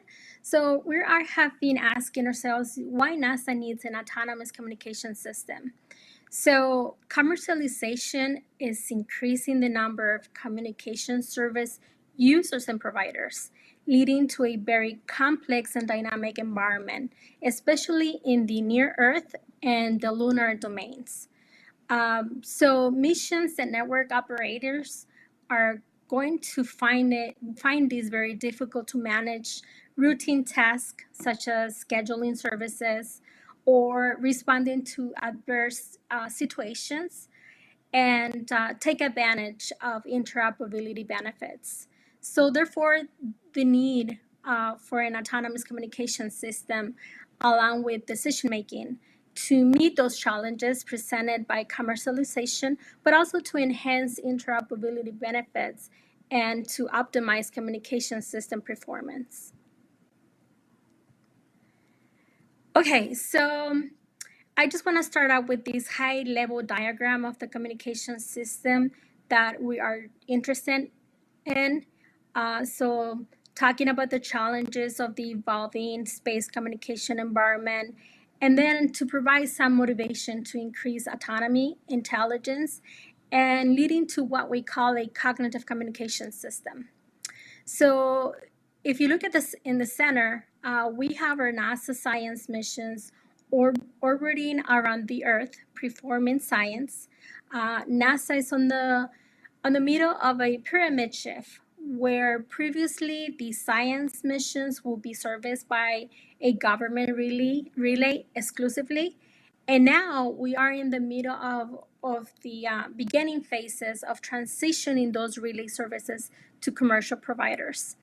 There is a commercial service project here at NASA Glenn as well that is funding various demos and evaluation, and trying to find a good match for commercial relay service providers that can replace the government TDRS system that has been doing this for a number of decades. So for us, this provides unique challenges: the need for intelligent control of the communication system and the networking software to allow the spacecraft to seamlessly roam and be interoperable with those different commercial providers, government relays, as it continues with another 10 years or so, and other ground providers as well. The commercial relay services, they're primarily serve other markets, so we might have to combine several of them in order to replace and say the same functions as the dedicated government relay. So there will be a need for some intelligent decisions about which services to use and how to provide the mission the right amount of flexibility to accomplish its missions. The science missions themselves are also seeing a shift towards event-driven operations, where the science spacecraft might need to coordinate with other spacecrafts, might need to coordinate, have an external sensor or opportunistic science in it. So to us, this means instead of having these predetermined communication paths, the spacecraft itself might be able to trigger a need for additional communication service. So these drive the need for an autonomous communication system to respond to spacecraft needs. Shown in red on the left side, there are some of the communication impairments that impact the mission of where it could be either weather or spectrum interference. And as we go in the future, here the space environment will be crowded, complex, dynamic, and we envision a spacecraft that has the ability to sense any of these adverse conditions to reroute data and react accordingly so it can be resilient and maintain performance. We're developing what we're calling a cognitive engine. This is just software components and technologies to support NASA operations in complex and dynamic communication environments, similar to some of the key features I pointed out in the previous chart. Here at Glenn, we're designing, we're building, and demonstrating a prototype cognitive communication system, which is comprised of multiple software component subsystems that will be distributed through the system, with components on the spacecraft, components on the ground. It will all work together in order to provide the autonomy and the intelligence that we feel necessary in the future. Here is also a list of the expectations a cognitive communication system will do. So it enables autonomous communication, handling routine tasks such as scheduling. So automating that scheduling right now, our current system, takes a couple of weeks for the operators to schedule something. So we want to do this autonomously and with a short amount of time, not days or weeks, but within hours. We also wanted to respond to adverse situations such as interference. We want to minimize the impact of RF interference, ensure spectrum among the growing number of NASA, government, and commercial users. Also, weather is one other thing where you have a ground station that it always rains on July. So taking into account the feedback and past performance and just predicting when something is going to happen, and just the changes in provider networks capabilities, all of this without the operator intervention. Also, we want this engine to enhance interoperability, so enabling seamless roaming and between commercial and government providers. We also want to optimize the network selection. So selecting the best service for the mission needs. optimizing across multiple factors such as cost, latency, and performance, and one improved data throughput to automate all of these decisions for the mission. And finally, optimize the overall communication system performance to improve data throughput and reduce the occurrences of lost or expired data. We just want to make sure that, you know, when the PI needs all the data, that all the data is being delivered.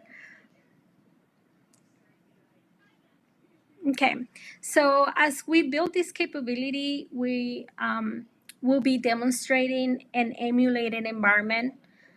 So a lot of hardware in the loop, focusing on 2 agency use cases: the near Earth science mission on the previous chart, and a lunar scenario where we see multi-hub routing. Another is being away from the Earth and being away from humans. There will be a need for autonomy. In order to evaluate and demonstrate, we need an emulation environment to represent those use cases. So primarily means of demonstrating and verifying the system will be our cognitive ground testbed that we're have been putting together here at URC.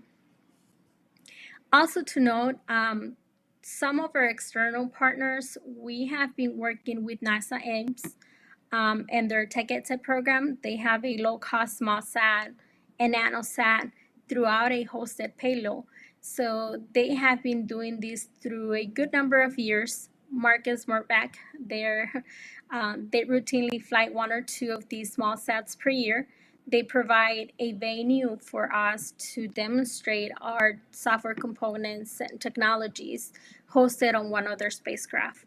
We're not only the only ones working on autonomy with regards to communications. So we have also been coordinating with Space Systems Command, so U.S. Space Force and MITRE. They have been key to our project activities as well.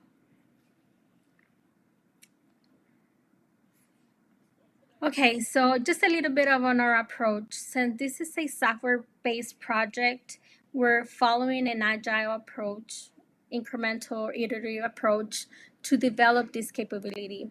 Instead of jumping into a fully cognitive system, we're doing this in incremental steps, where we're starting with an automated system, so removing the human out of the loop.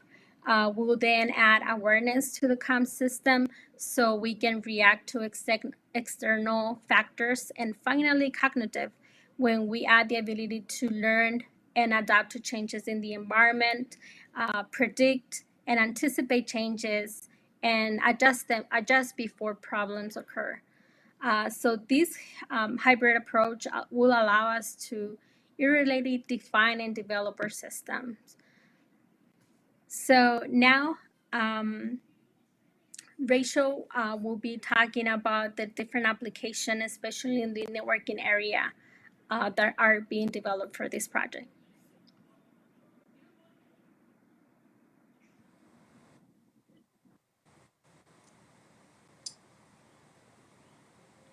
Okay, so as Jeanette mentioned, we're looking at a couple different technologies for networking.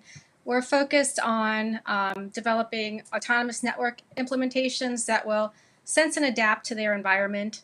And another area where we really feel that AI is going to be able to help us is in the scalability of the network solution. So I just have an overview of a couple of things that we're looking at. We're using the framework of delay-tolerant networking, which is an architecture and set of protocols that have already been developed to address some of the issues of the space environment. So there's a very long delay between something like the Earth and Mars or the Moon, where typical protocols like TCP won't work well. So we are using a protocol called the bundle protocol that implements store and forward and also acts as an overlay between a heterogeneous network stack.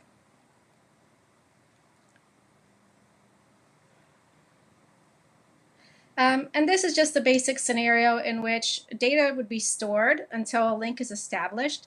And then we may have something like high resolution images that need to be broken up due to a large file size. So they'll be fragmented and reassembled on the ground. And so this is an area where intelligence could come into play, where we would be needing to reassemble and replace lost fragments.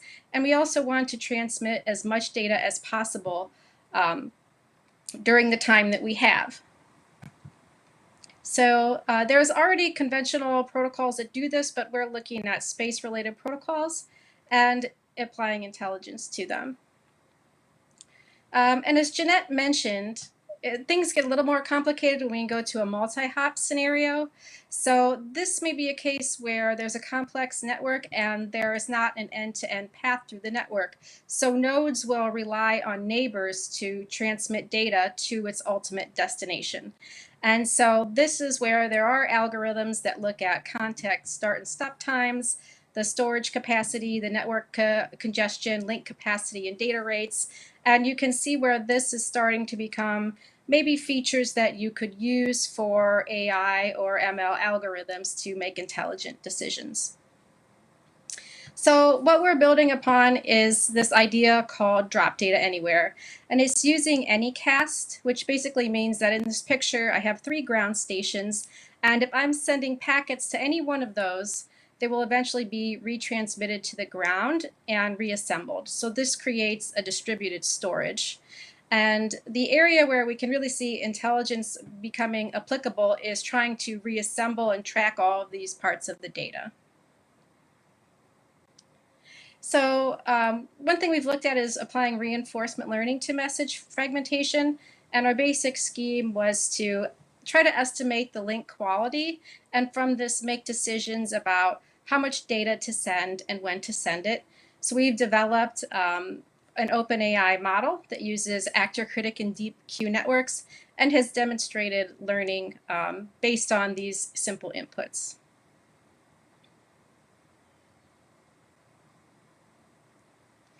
Another area that we're looking at is called adaptive data routing with cognitive gateways. And this is led by Dr. Ricardo Lent out of University of Houston. He's been looking at spiking neural networks as a decision-making element for path selection, which he calls a cognitive space gateway.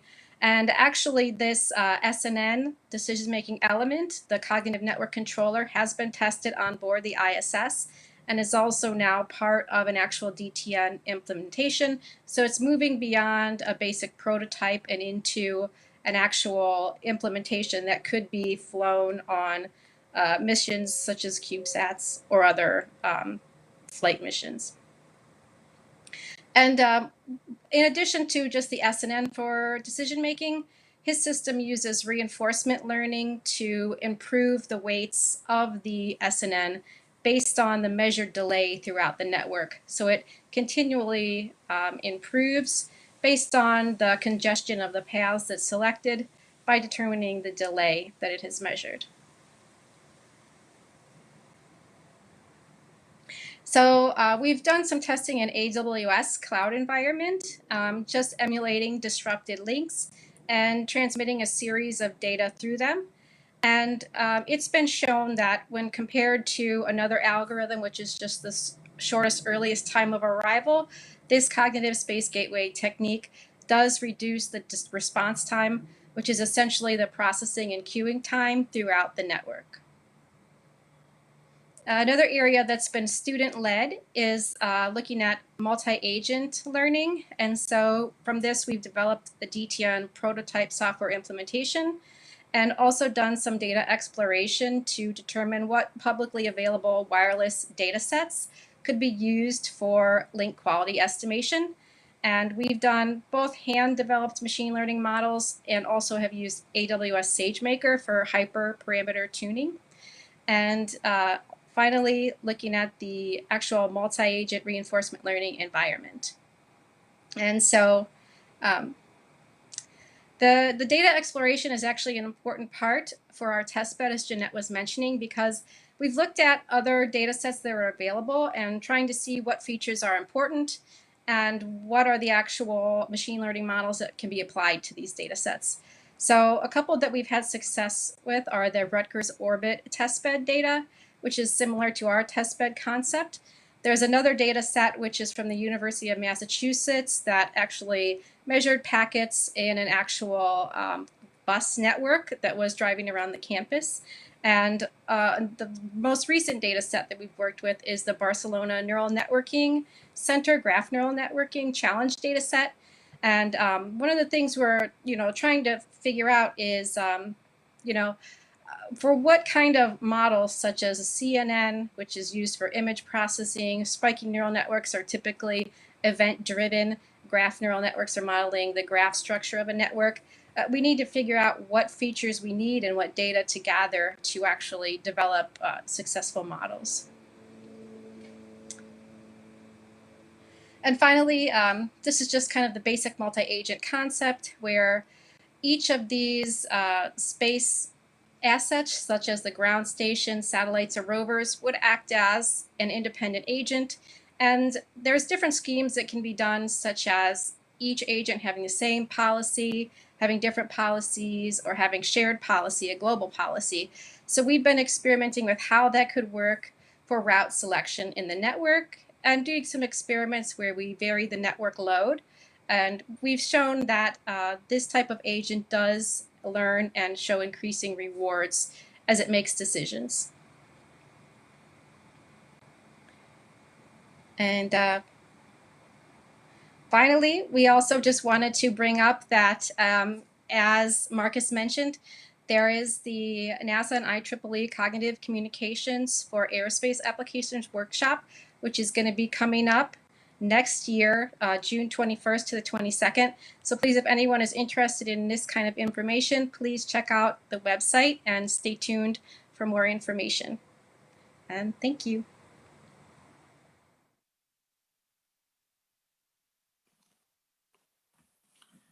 Well, thank you, Drs. Zanet and Rachel, for a very insightful and very, very interesting presentation. Next speaker, I would like to introduce a colleague of mine, Professor Harry Lee, from the Computer Engineering Department. He has a very extensive professional career in computer vision, artificial intelligence, intelligent control systems, full stack embedded systems, and wireless communications. He authored and co-authored in hundreds of publications and several books. I will mention his two most recent ones, Vision Chips, Implementing Vision Algorithms with Analog VLSI Circuits, in conjunction with Caltech, and also Fuzzy Logic and Intelligent Systems, Video Data Compression for Multimedia Computing, Statistically Based and Biologically Inspired Algorithms. So Professor Harry Lee is currently a full tenure faculty in the Computer Engineering Department since 1999 to present. And he was most recently awarded the Industrial Neural Network Award from the World Press Neural Network Conference in San Diego, California. With no further ado, I will invite Dr. Harry Lee to present his presentation. Thank you.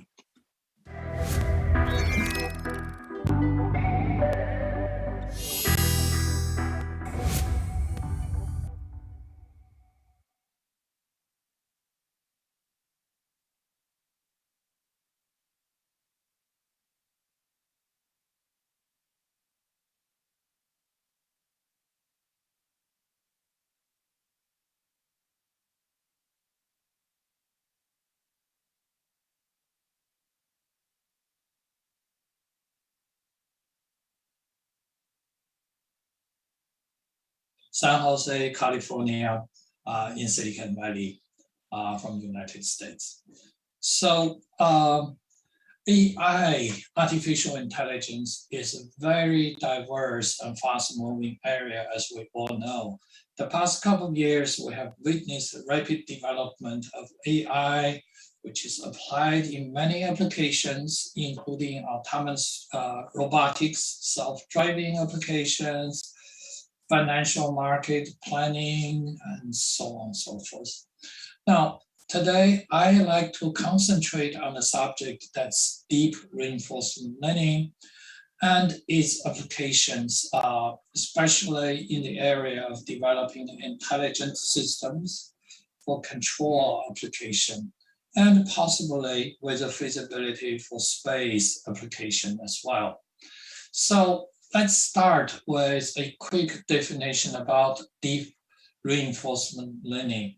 Now, you probably noticed deep reinforcement learning has two keywords here that demonstrated two key concepts. And the first keyword is reinforcement learning.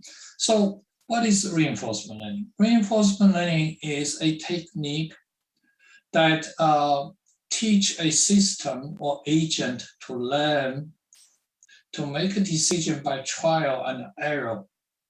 While doing this, we will give a reward or penalty as a consequences of the decisions. Okay, so that's reinforcement learning. It's a learning process by making a decision which associated with consequences of reward or penalty. Now, what is deep reinforcement learning? Deep reinforcement learning is a newer technique that's derived from neural networks. And today's neural network, as we know, especially deep neural network, consists of many layers. It is not uncommon today's neural network has 20 layers and beyond, and sometimes 50 and sometimes even beyond 100 layers. So when putting all these layers together, and it forms a deep neural network, deep layers. Okay, so that's the subject area that I would like to talk about today, deep reinforcement learning. So let's make a connection to closed-loop control systems, which find many engineering applications, including robotics, self-driving autonomous systems, as well as satellite systems. So we start to begin with a plant. Please take a look at the left block diagram. And that plant is denoted as H of S. And I have expectation, which is input X of S, and response, which is Y of S. So a simple system plant like that, and we can put a controller, which is in the middle of this slide that shows the construction of such controller, and we control the plant. Now, as we know, this type of system is an open loop system, and it's not very sophisticated, and we have no better way of measuring the actual performance or response of the system. Therefore, we like to introduce a feedback loop by using transducers or sensors, as you will, which is denoted as a block of H of S. And this forms a feedback loop, and oops, we should have a negative sign over here, which is basically compared to the desired target response. And we denote that as an arrow, the controller is being controlled by the comparison of actual response versus the expected set point. Okay. So a common system, which we know I listed here as a 4 closed loop feedback systems. So the number 1 system is a PID, very matured, widely adopted, and is being used in industry today. So a PID is a proportional integral and derivative controllers. As you can see, I have these illustrations and block diagrams on the left. Now, PID controllers works wonderfully, and it's easy to implement. It's very well understood and well researched. However, we all know the PID control system is taking a black box approach. We don't really know too much about inside of the system, what's going on inside the system. We treat this entire system by just looking at input and output. And most of the time, they may not work very well. We need to poke inside into the system. So let's talk about that in a moment. But before that, you can see neural fuzzy controller can be developed. If I replace the controller over here, I'd like to direct your attention to the right hand of this block. And as you know, I have replaced the PID with neural fuzzy controller or deep neural network controller. So as a result, we formed some sort of intelligent systems that allowed us to deal with the errors in a much better way, in a sense. Okay, now let's continue. So with a feedback loop formed with a need to poke into the inside of this black box. So we have this wonderful system that's a modern control based on state space equation and with the Kalman filters, which allowed us to do the filterings, to do the prediction or get rid of random noise. Okay. So with the state space approach and with a Kalman filter, we formed a control system, which is described here on my left-hand side as one of such examples. I'm using a linear quadratic Gaussian control as an example. Okay. Now W here is a white noise. All right. So these are quick overall background picture that I would like to describe. Now, we need to incorporate deep neural network into modern state space Kalman filter controller. Or we can incorporate this into a PID controller with a deep neural network. And that's not enough. What we like to do is to incorporate reinforcement learning into this picture. So in terms of mathematical formulations, as we know, we start with a basic assumption that is a Markov decision process. So what is the Markov process? We all know Markov process is a process that has a short memory. And it has a memory, number one, but that memory is a short memory. So what that means is the future action depends on the current action, which is bring the system into the current state. But this type of inference will not last that long. In other words, we're not looking at past history that long. We only look a few steps as illustrated over here. In this case, I have step T steps, whatever the T is needed in a practical application. So that's equation number one. And equation number one basically tells us the state at the current or the future state T plus one, depending on the current state ST. It's not depending on the long history. Okay, so we don't going all the way back to state S1, S2, ST minus one, so to speak. So based on this, incorporate reward function, we define state, which is coming from a sensor. We poke into a black box, a robotics or system or plant. And then based on this state, a set of action can be taken. So we call this a collection of actions as denoted over here. So each action based on the state will bring us a transition from state ST to state ST plus one. And consequently, this will have a reward or penalty. And reward and a penalty is defined based on a policy function, which is given by equation number two. Now, notice equation number two is a conditional probability, is conditioned on the state, but also on the policy, which is a parameter theta that's being indicated over here. Okay, so if we look at this in a stochastic environment, random disturbances and so on and so forth, we have to look for this based on expectation, which is given by equation number, by notation number three. So we can define objective functions. The objective function is to maximize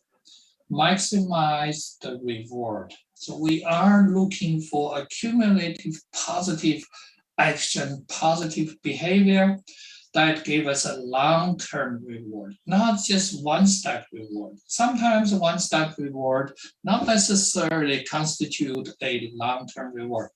Oh, I have to watch out my time. Looks like I have now using about 10 minutes. So I'm going to speed up this a little bit. Now, if you look at equation number 5, that's the gradient, stochastic policy gradient. So basically we take a gradient and then we take a steepest gradient descent to maximize objective function, which is given in equation number 4.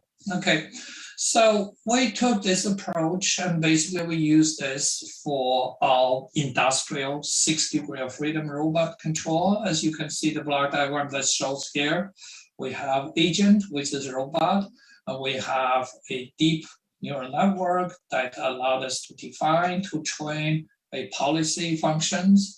And environment, of course, we place this into whatever the applications we need. As a result, we're getting a sensor feedback to give a state, and for each action, we have reward function. So we develop a deep reinforcement learning architecture, and this work is inspired by Google DeepMind team.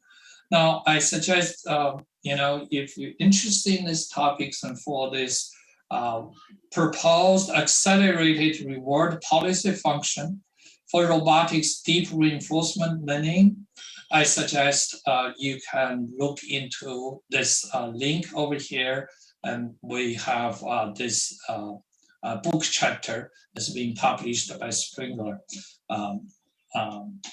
System and in Publisher. So what we propose is a nonlinear reward function, which described by equation number 1, and we defined index function, which is equation number 2. We're looking for a cumulative positive reward and a cumulative negative reward, which is a penalty. And we compare this to baseline performance, which is by Google DeepMind team. And we have gained a significant improvement in this case with limited experimental data. So the final result shows about 2.595 times of fast convergence and also bigger accumulative reward. So if you look at the implementation of this, and basically what we did is the following. We start with the mathematical formulations and then coding, programming, implementation. Once we have that, we place this in a parallel approach. One part is going into an interactive 3D computer graphics, virtual augmented reality testing. The other part is interactive physical systems that we actually use robots to test out algorithms. And then we use the feedback to do a debugging and reformulate and remove the errors and enhance the mathematical formulation. And we want to make sure the coding is also efficient. So the result, the way that we're doing the testings, and like I said, interactive augmented virtual reality, with a tool allowed us to interact with the physical system as well. Okay, so let's take a look at space application now. Sorry, looks like I have 2-3 minutes and I'm rushing a little bit. And we have worked on a system that's called a deep reinforcement learning for space applications. The objective is to develop a software design tool. And this tool for a satellite health operation prediction, detection of abnormality, prediction of flying trajectory, and the prediction of a life. Okay, so we have integrated machine learning tools, and this including Orion machine learning tool and LSTM, long short-term memory, long short-term memory neural network. So this work is by collaboration with Dr. George Skikos for the joint project that we developed together. Okay, so the work that I would like to show you, this toolbox allowed us to produce this wonderful machine learning with the data that's being collected to a real flight, and we can engage in the simulation, the training and testing of algorithms. Okay, so shown here is the formulations, and that shows how the things is getting started. The first step, of course, is to establish coordinate system. And based on the coordinate system, and then we can establish orbital inclination, satellite orbit, and Earth rotations, and all that, and with input of the existing CAD model. And by the way, we do not design this satellite CAD model, and that's coming from the internet, and the copyright belongs to the developer as the URL that's being put it here. What we developed is this comprehensive tool to do the simulation of deep reinforcement learning. So shown on this slide is the steps what's involved and the final result, which integrated everything with visualization and the actual flight path data from the actual satellite. Okay, so let me move to the last slide, and then I'll show you a few video clips of the simulation, and I'm done with the presentation. So acknowledgement and the references. So first, as I have mentioned, this satellite type of application DISCO project is the collaboration between me and my team and Dr. George Skikos. Now, CTI1 Corporation, Mr. Yusuke Yakua and T1 for their codings in cross spectrum of different tools and languages, and that make this implementation possible. And also my special thanks to Professor Perry and for years of inspirational discussion in research, and has an impact for the work we are doing in AI and beyond. Okay, let me now start the video demo. So just very quick, and let's take a look at what we have. Okay, so we have incorporated existing CAD design tool, and based on that tool, we are now going into a simulation of our design. We optimize it and move around this tool, test it out, how this environment behaves and how it works. And once we have that, we have a testing of flying trajectory before we put a final simulation together. So that pretty much concludes this presentation. And like I said, this is an exciting area, and I'm looking forward to move the technology a step further to serve mankind to make a better world. Thank you very much for listening, and I'll talk to you later. Have a good day. Bye-bye.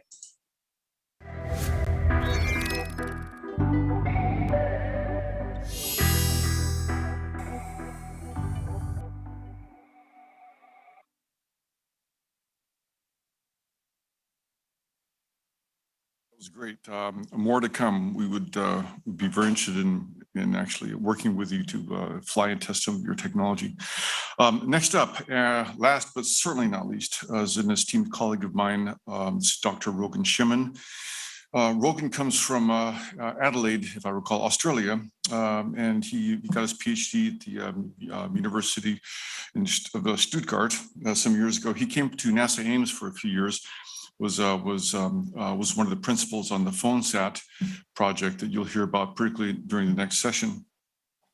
He was a software lead, and for some time we had continued to actually fly the code that he wrote on our TechEdSat and Nano Orbital Workshop series.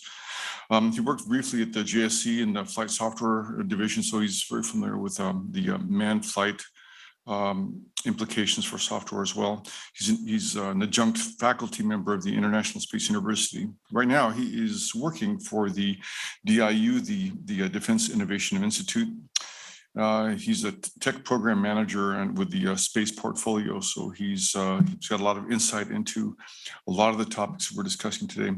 Lastly, Rogan is a very good athlete, intellect, and sometimes we tease him as Rogan 007. So, Dr. Shimon, with no further ado, please join us.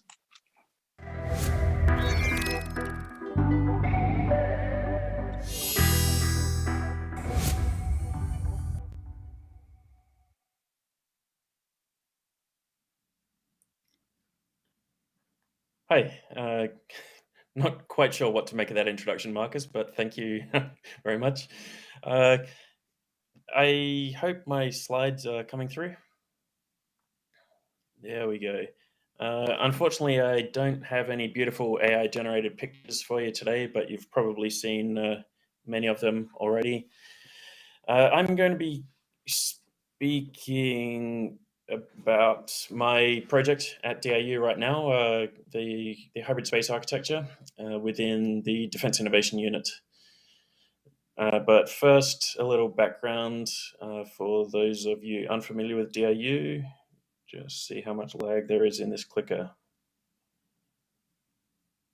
It's not working. But if you could cycle through a couple of the slides. The front matter is probably not of a huge amount of interest to this audience. The Defense Innovation Unit is a acquisitions organization within the Office of the Secretary of Defense in the US. The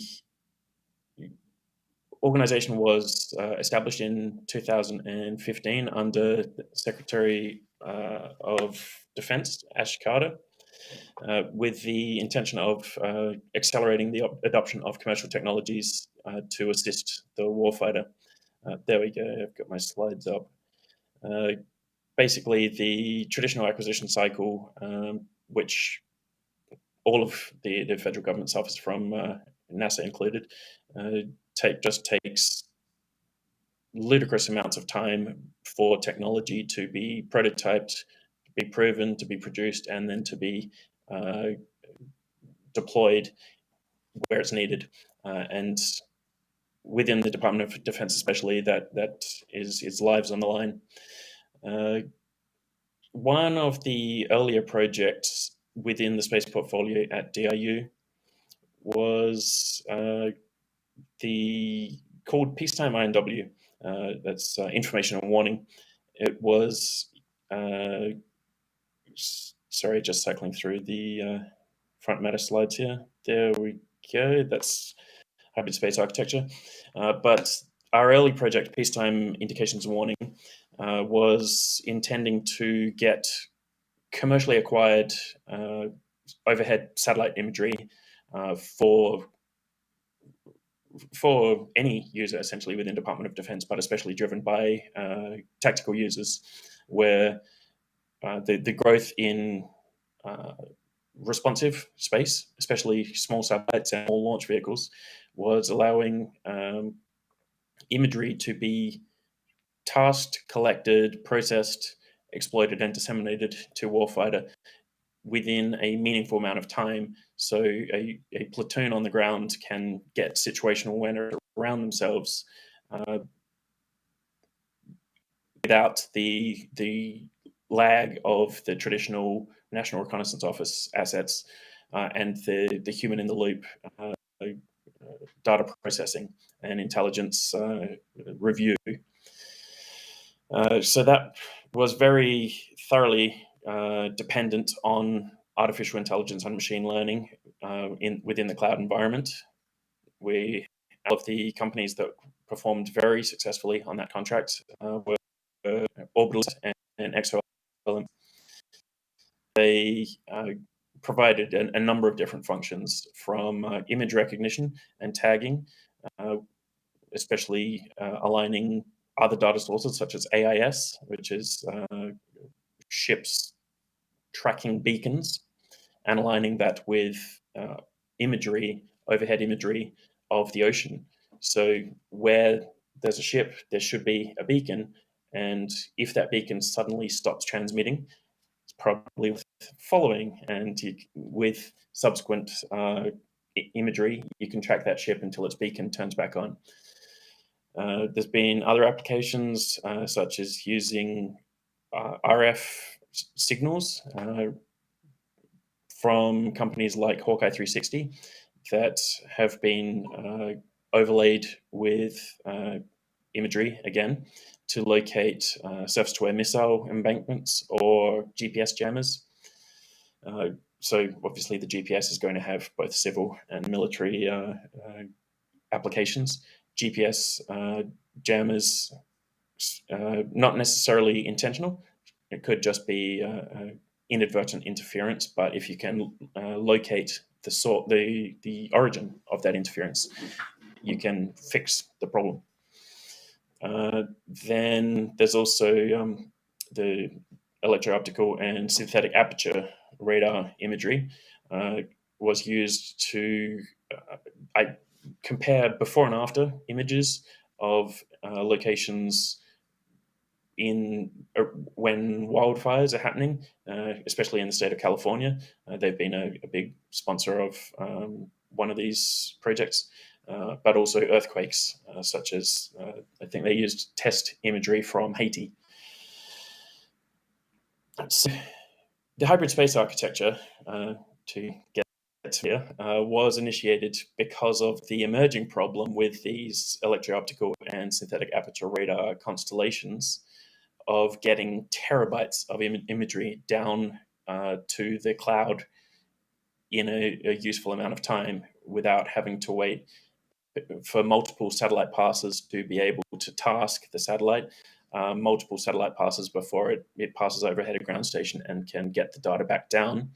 And then, of course, if you have a 3-minute pass per day, you're going to be severely constrained on the amount of data that can be transmitted during that pass. So the idea was to get all of these satellites mesh networked together, talking to any ground station and dedicated ground stations with a distributed, decentralized, generic TCP/IP style network, such as Rachel and Jeanette mentioned 2 sessions back. So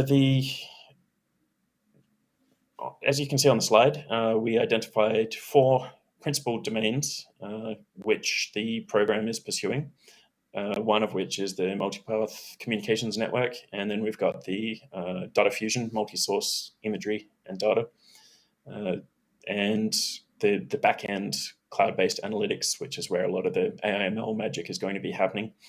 That, of course, is not necessarily limited to server farms, but with some of the applications now, the larger effort is working very closely with the primary server farms who are already expanding their sphere of influence into space. You've got AWS teamed with Amazon Kuiper, and then as an inevitable commercial rivalry, of course, you've got Starlink teaming up with Microsoft Azure and Google Cloud Platform. Each of those technologies is looking at how to extend the cloud into space.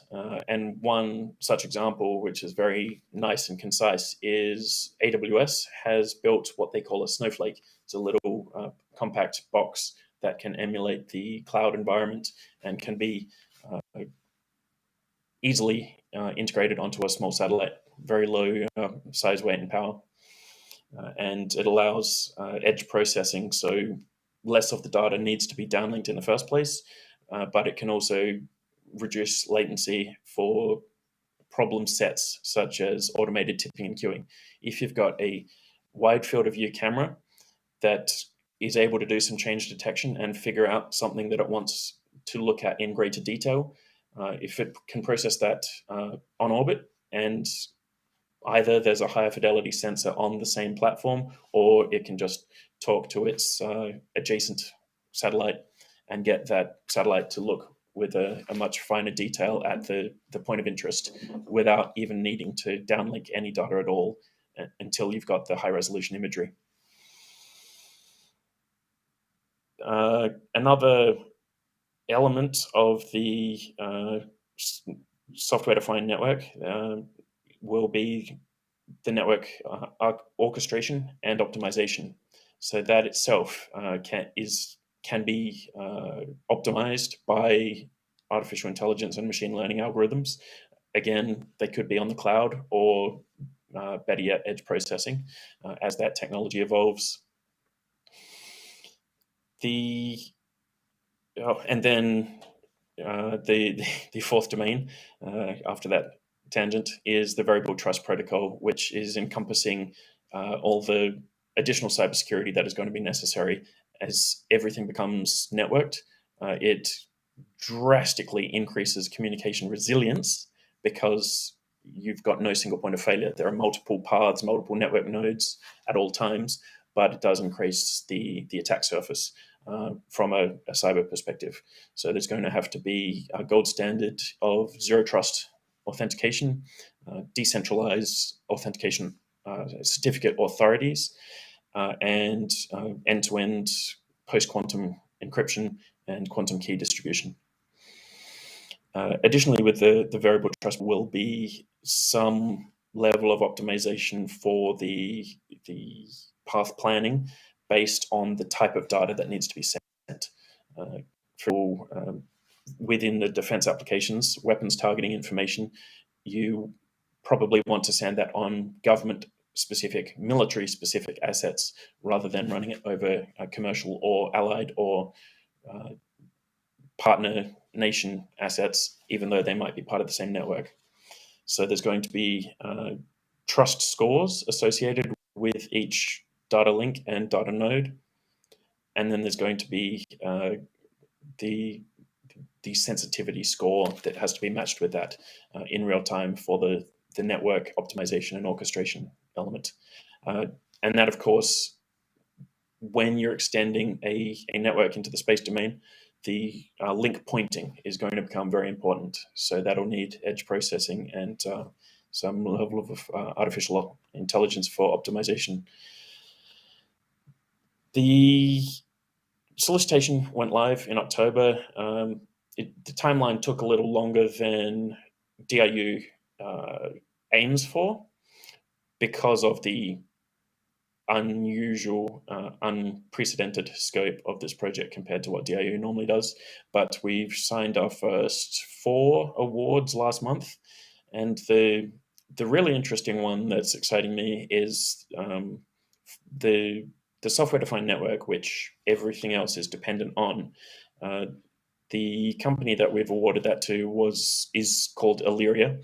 They were a spin-off from the Google Loon project, using truly distributed mesh networking with a disruption-tolerant networking implementation that Rachel and Jeanette mentioned earlier.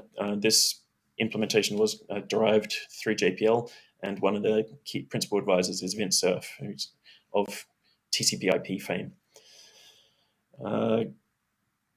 We've actually been in discussion with the SCAN team, frequent meetings with Dave Israel and Greg Heckler. So I'm excited about that relationship and how we're going to bring the DoD and the intelligence community and NASA, the international space community for that matter. As of yesterday, AIIA is also very interested in getting on board with this communications network.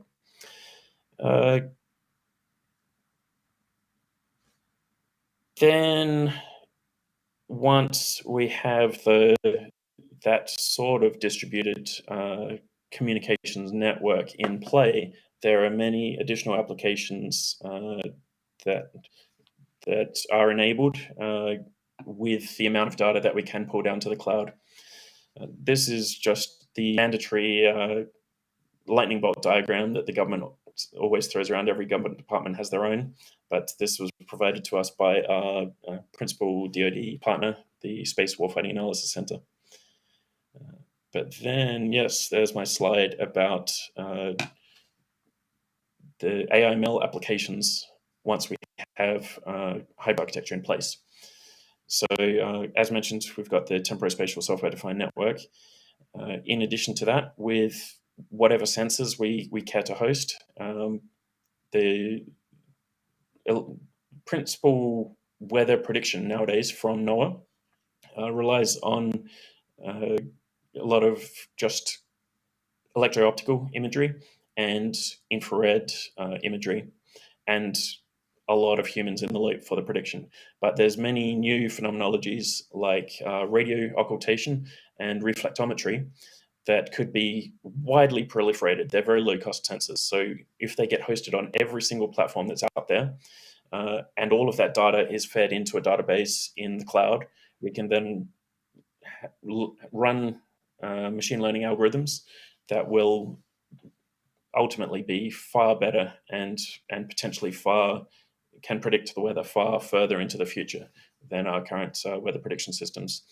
The same for space domain awareness. It's a big issue right now that there's a lot of space debris out there, potentially nefarious actors as well, and potentially micrometeorites and natural hazards already in the orbital environment, and we just don't know. So with this, the ridiculous amount of satellites that are forecast to be launched into LEO in the next few years, plus everything in MEO, GEO, cislunar space, and the growth of all of those domains, if we can install very low-cost electro-optical sensors, just cell phone cameras, sending the data back to a cloud environment, all fed into a database, all modeled, every little light spot that doesn't match the star field, the known star field, can trigger high fidelity assets to start looking at it, and we can get a much better awareness of the space domain and all the chunks of rock and metal flying around at ridiculous speeds. To the same extent, one of our projects at DIU is actually testing a very low-cost radiation sensor right now on the International Space Station. So it measures both electromagnetic and particle radiation. So if we can have sensors like that installed on every single spacecraft that's launched going forwards, with the networking capability to extract the data back down to the cloud, that again will allow us to get very high fidelity radiation model of the LEO environment and well beyond, which currently are just very weak models based on very limited data. As that model is built up and evolves over time, it'll allow us to predict the radiation environment much, much better, and then we'll know how much effort needs to go into designing the spacecraft that are intended to fly there, and predicting destructive events such as solar flares can and at the very least the oscillations of the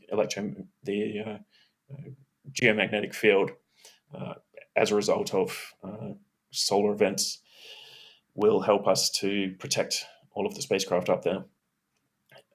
Another one of within DIU, this is all space-related concepts because I'm in the space portfolio. We have a AI/ML portfolio, and one of their ongoing projects has been predictive maintenance that was specifically related to aircraft. It was funded by the Air Force initially, but instead of servicing an aircraft every 50,000 flight hours, for example, using these AI/ML algorithms, they're able to predict exactly when the aircraft is going to need maintenance, which reduces the man hours, reduces wasted spare parts. And that program has rapidly expanded amongst different airframes and could potentially be expanded to the space domain as well, flying both for service life predictions of the spacecraft, but also there is another effort within the space portfolio at DIU to establish on-orbit servicing, sending out robotic arms potentially with refueling, replacement parts if communications boards or attitude control units are starting to show signs of wear and tear, preliminary signs of failure. You can send one of these servicing missions to swap them out. And finally, coming back to the cybersecurity, which has been a topic of interest for me within the hybrid space architecture, is hosting distributed certificate authentication within the network rather than having a centralized root certificate, which is the solution currently implemented in the terrestrial internet, which represents a pretty significant vulnerability if nefarious actors were to corrupt one of the root certificates. And that's been a quick taste of some of the AIML applications within my project. Obviously, getting the software-defined network itself in place is going to take the bulk of my time, but I'm excited to see how it enables a lot of these projects to take in the years to come. Thank you very much.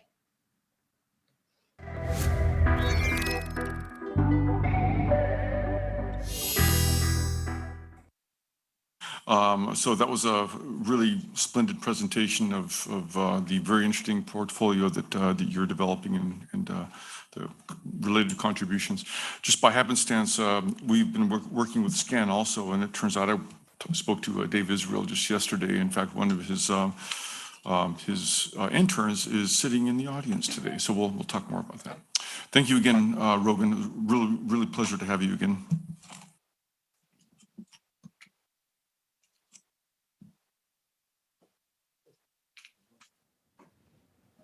Μην μας βγάζεις εμάς. Okay, so Angelos, I think that concludes the space session here in Silicon Valley, California. We have here on stage, again, our distinguished presenters and panelists, also with the addition of Woody Gibson from Jane Capital, also the CEO of Spacecom Global. So we'll go make some concluding remarks. So I'm going to start with Woody. I'm going to pass the microphone to Jean-Moulin, Marcus, and Zarina. Go ahead, Woody. Good afternoon, good morning, wherever you are. I'm like a kid in a candy store with all this technology that's being exchanged here.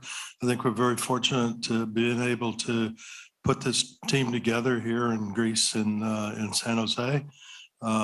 I hope to be here throughout, and when I can't be, I'll be watching it on the video on my laptop or cell phone, which is great. AI is very important to what we do. We consider it something that has to be overlaid to all of our technology, all of our new future satellites, and we're very happy to cooperate with the world, so to say, and the people in Europe and people in Silicon Valley, and we're pretty open about what we're doing and neutral. We're looking for technology on a daily basis. Some of the technology being presented here and the software, I'm sure we'll license or avail ourselves with a lot of it. So thank you very much for being here. Thank you, Perry. I found this session extremely interesting, and it's a true pleasure to see that all these developments and these lower TRL developments reach finally the application level. And I think this is thanks to the network and the funding that you are all able to implement. And this is very, very encouraging for the future. Thank you. I thought I was very happy with the depth of the content for our first space session. This will roll into Space Station 2, which will pick up on Friday morning, and it will continue the various themes. So I'm pretty happy with that. One of the obvious things is that space can be used primarily for surveillance, hopefully for not nefarious means, but just the volumes of data, how they're to be processed, interpreted, perhaps in orbit, so that you can minimize the downlink. So the other thing is that we're in the nascence of all this. It's amazing that we're going to see all of this progress very rapidly. The last I'll note is that why this can progress very rapidly is, in fact, because of the CubeSat nanosatellite platform that permits us to do very rapid experiments, validate, improve the technologies, and then actually harvest that and put them on larger platforms. And Rogan certainly was very much involved and is involved in that. Let me pass it on to Tarina.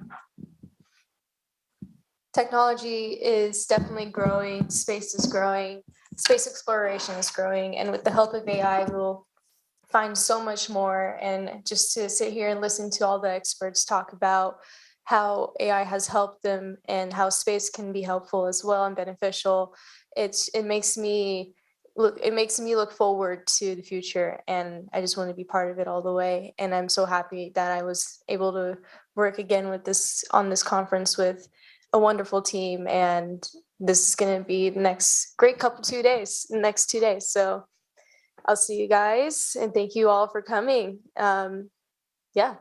I was going to say it's not over yet, Tarina. You got 2 more days. Yes, 2 more. We're not done yet. So thanks to our speakers, our panel, presenters, the audience, the participants. I think we're all very grateful. It's been a very successful day. Despina, Silicon Valley over. I think we're done on our side. And back to you, Angela and Despina. Yes, it is 2 o'clock in the morning here in Athens, and we're still standing. 3 hours from now, we will have the sunrise. Yeah. Today, we have an exciting day ahead of us. We are going to discuss about the environment, AI, and its use to protect the environment. We have AI and its impact on the human capital management, also AI and metaverse, and AI in supply chain logistics with emphasis in ports and shipping. So stay tuned.